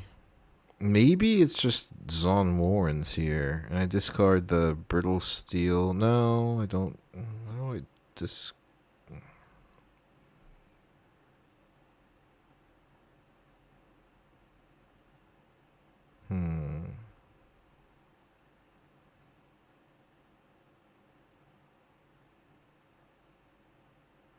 I don't think he has much of anything, to be honest. But I think it's literally just conquers on Warrens and then go play a Vex there, so he can't really accelerate stuff. Maybe he puts on boots, maybe he does things, but he still has to get over 8 might. And then I still have the Accelerate Kaisa turn. But I think... God, but I... Yeah, that's fine. I think I just discard the Brittle Steel here. This doesn't help me. I have nothing to do in response. Like, I have no gear or anything. I think we save the stack deck. And we just play it here. And we leave 2 open for... Like, to threaten a Spinning Axe. But going to the Targon's Peak doesn't do anything. I mean, I didn't know I was going to discard draw a stack deck, but still, like... I think I wanted to filter that point because my hands was starting to get like a little clunky. Mm-hmm.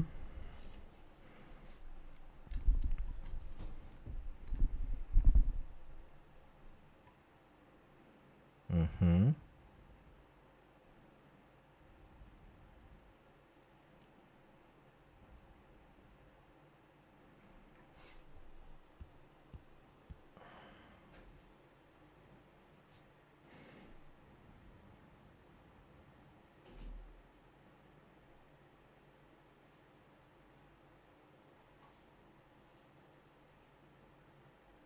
I think I'm okay here. It seems like he's taking his time trying to figure things out, but... Oh, there's the GA, but I can just play this from Flow. I think he wants to keep one open for the Defy, maybe. So... There's a power to equip. Goes to 4, goes to 6 with the Defiant Dance. And then would trade, but then gets the thing back.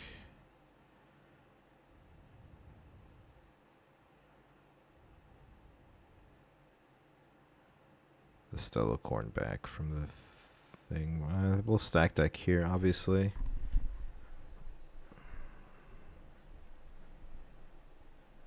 And there's the On Guard.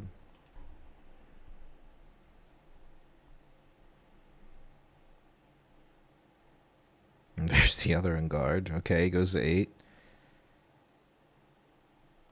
Does he have a Defiant Dance? Does he really want to waste all that for just like a trade? That's pretty crazy. Well, he doesn't get traded, but he gets 2, 3. I need an axe because I can accelerate Kaisa.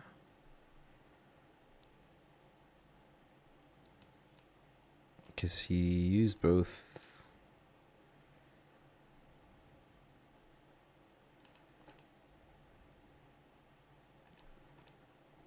Okay. And then wants to move that in. That's bonkers. That's really crazy. That's insane, dude. What is he doing? I really need to get a falling star here.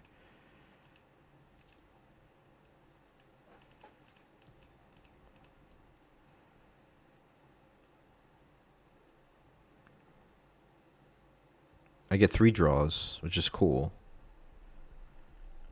Ugh.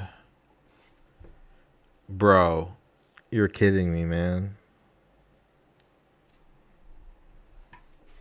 You're joking, right?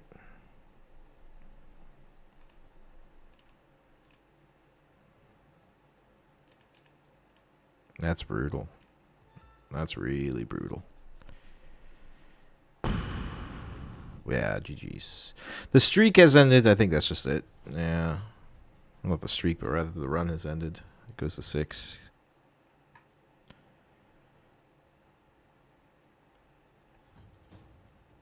Okay. There's a world where we play Bryn here, then. Oh, there's the Vex to stop the accelerated nonsense.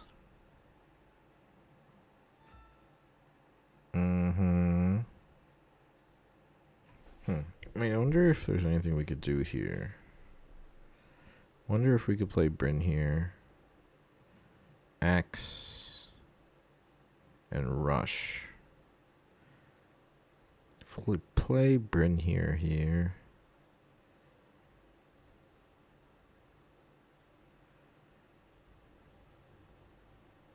Then he can't play anything.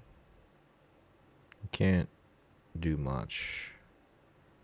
And then if I Axe and Blood Rush, it's 5, 6, 7. That clears the battlefield, at least. But he can respond. Can't do the Kaisa. There's a world where it's 2, 4, 6, 7, 8, 9.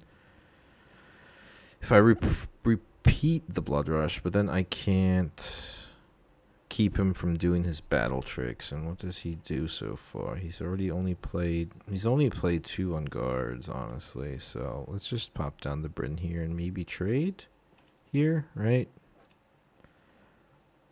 Clear out this battlefield a little bit.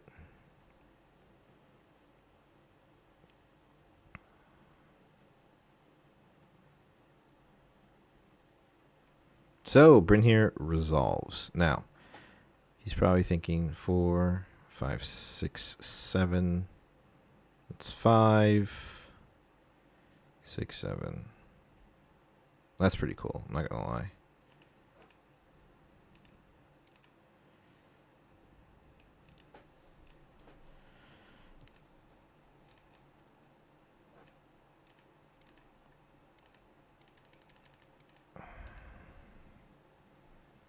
And then I can re-equip to thing. But if he has like anything like a Ride the Wind or anything, like it's just kind of like game over from here. Or any type of Tide Turner action, then yeah. But yeah, GG's. So that's it. We went 5 and 3. Ugh. I could have played that Nasus game better, but yeah, I could have won that Nasus game because if I threw the axe onto the overzealous fan, that would have been fine.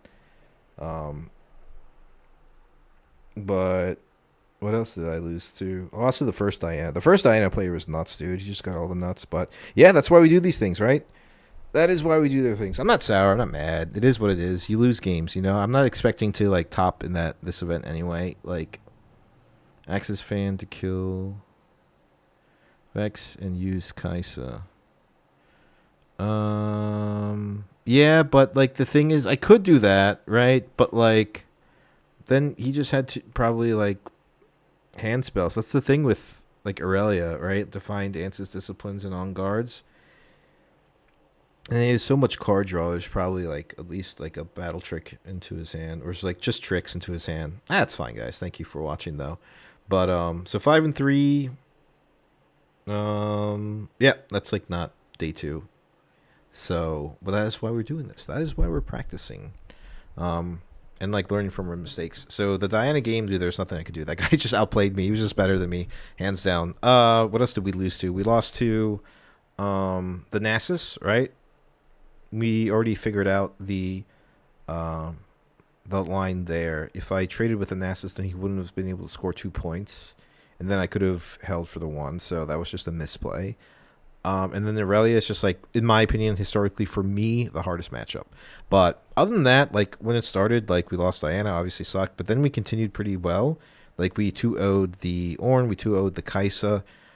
We went into Mel didn't finish, right? But we beat Mel the 1 and then it left. And then after that, it was the Draven mirror, and it went to game 3, I believe. No, or did we 2-0 the Draven? Yeah, I think we 2-0 the Draven, right?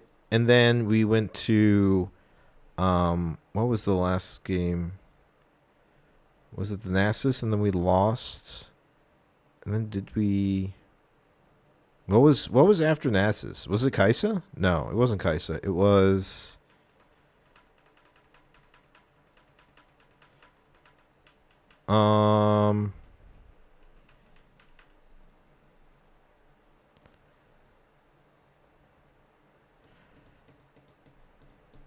Yeah, but the thing is with like Aurelia that I'm always scared of, like the boots, like they can just like come back to base easily by just like moving around the world, you know, Oni. That's the thing, like you need to keep that's why I think tentacles are good in Draven. Like very, very good in Draven. Because if they want to like it's a shame I didn't see it, you know? Because if they really want to do that and always come back at base safe, after Nasus was Aurelia. Okay, so then we lost to Nasus and Aurelia. So we lost the first game, lost the last 2. Yeah, yeah. And in between we had 5 after we actually had 6 games in between Nasus and Diana, but Mel left during the middle of the game. But all around, like pretty happy with like what happened. So basically, it was just one misplay in the Nasus that cost me. And then this Aurelia matchup was just like rough. The second game was really good in our favor, just didn't draw anything. But like the fact that I didn't get any falling stars to take care of the Stellar Corn like really hurt. Maybe that's like something I need to sideboard for Aurelia, or like get. Yeah, I think I'm just too. I mean, I sideboarded correctly. He just didn't play any gears anymore and just played more spells. So I think he just played better, but need to practice that matchup for sure. Yep. Absolutely. But after all, that is 5 hours and 19 minutes and 28 seconds playing a test run of 8 rounds of a Showdown series. So tomorrow we have to restart because we didn't make it to day 2. I will be up early in the morning, as in the evening I have something to do. However, we will be doing another run tomorrow, probably around 10 or 11 or so. So if you guys are interested in seeing how it works out and see how this run is developing, these practice runs, by all means, join the chat, hang out, talk some things.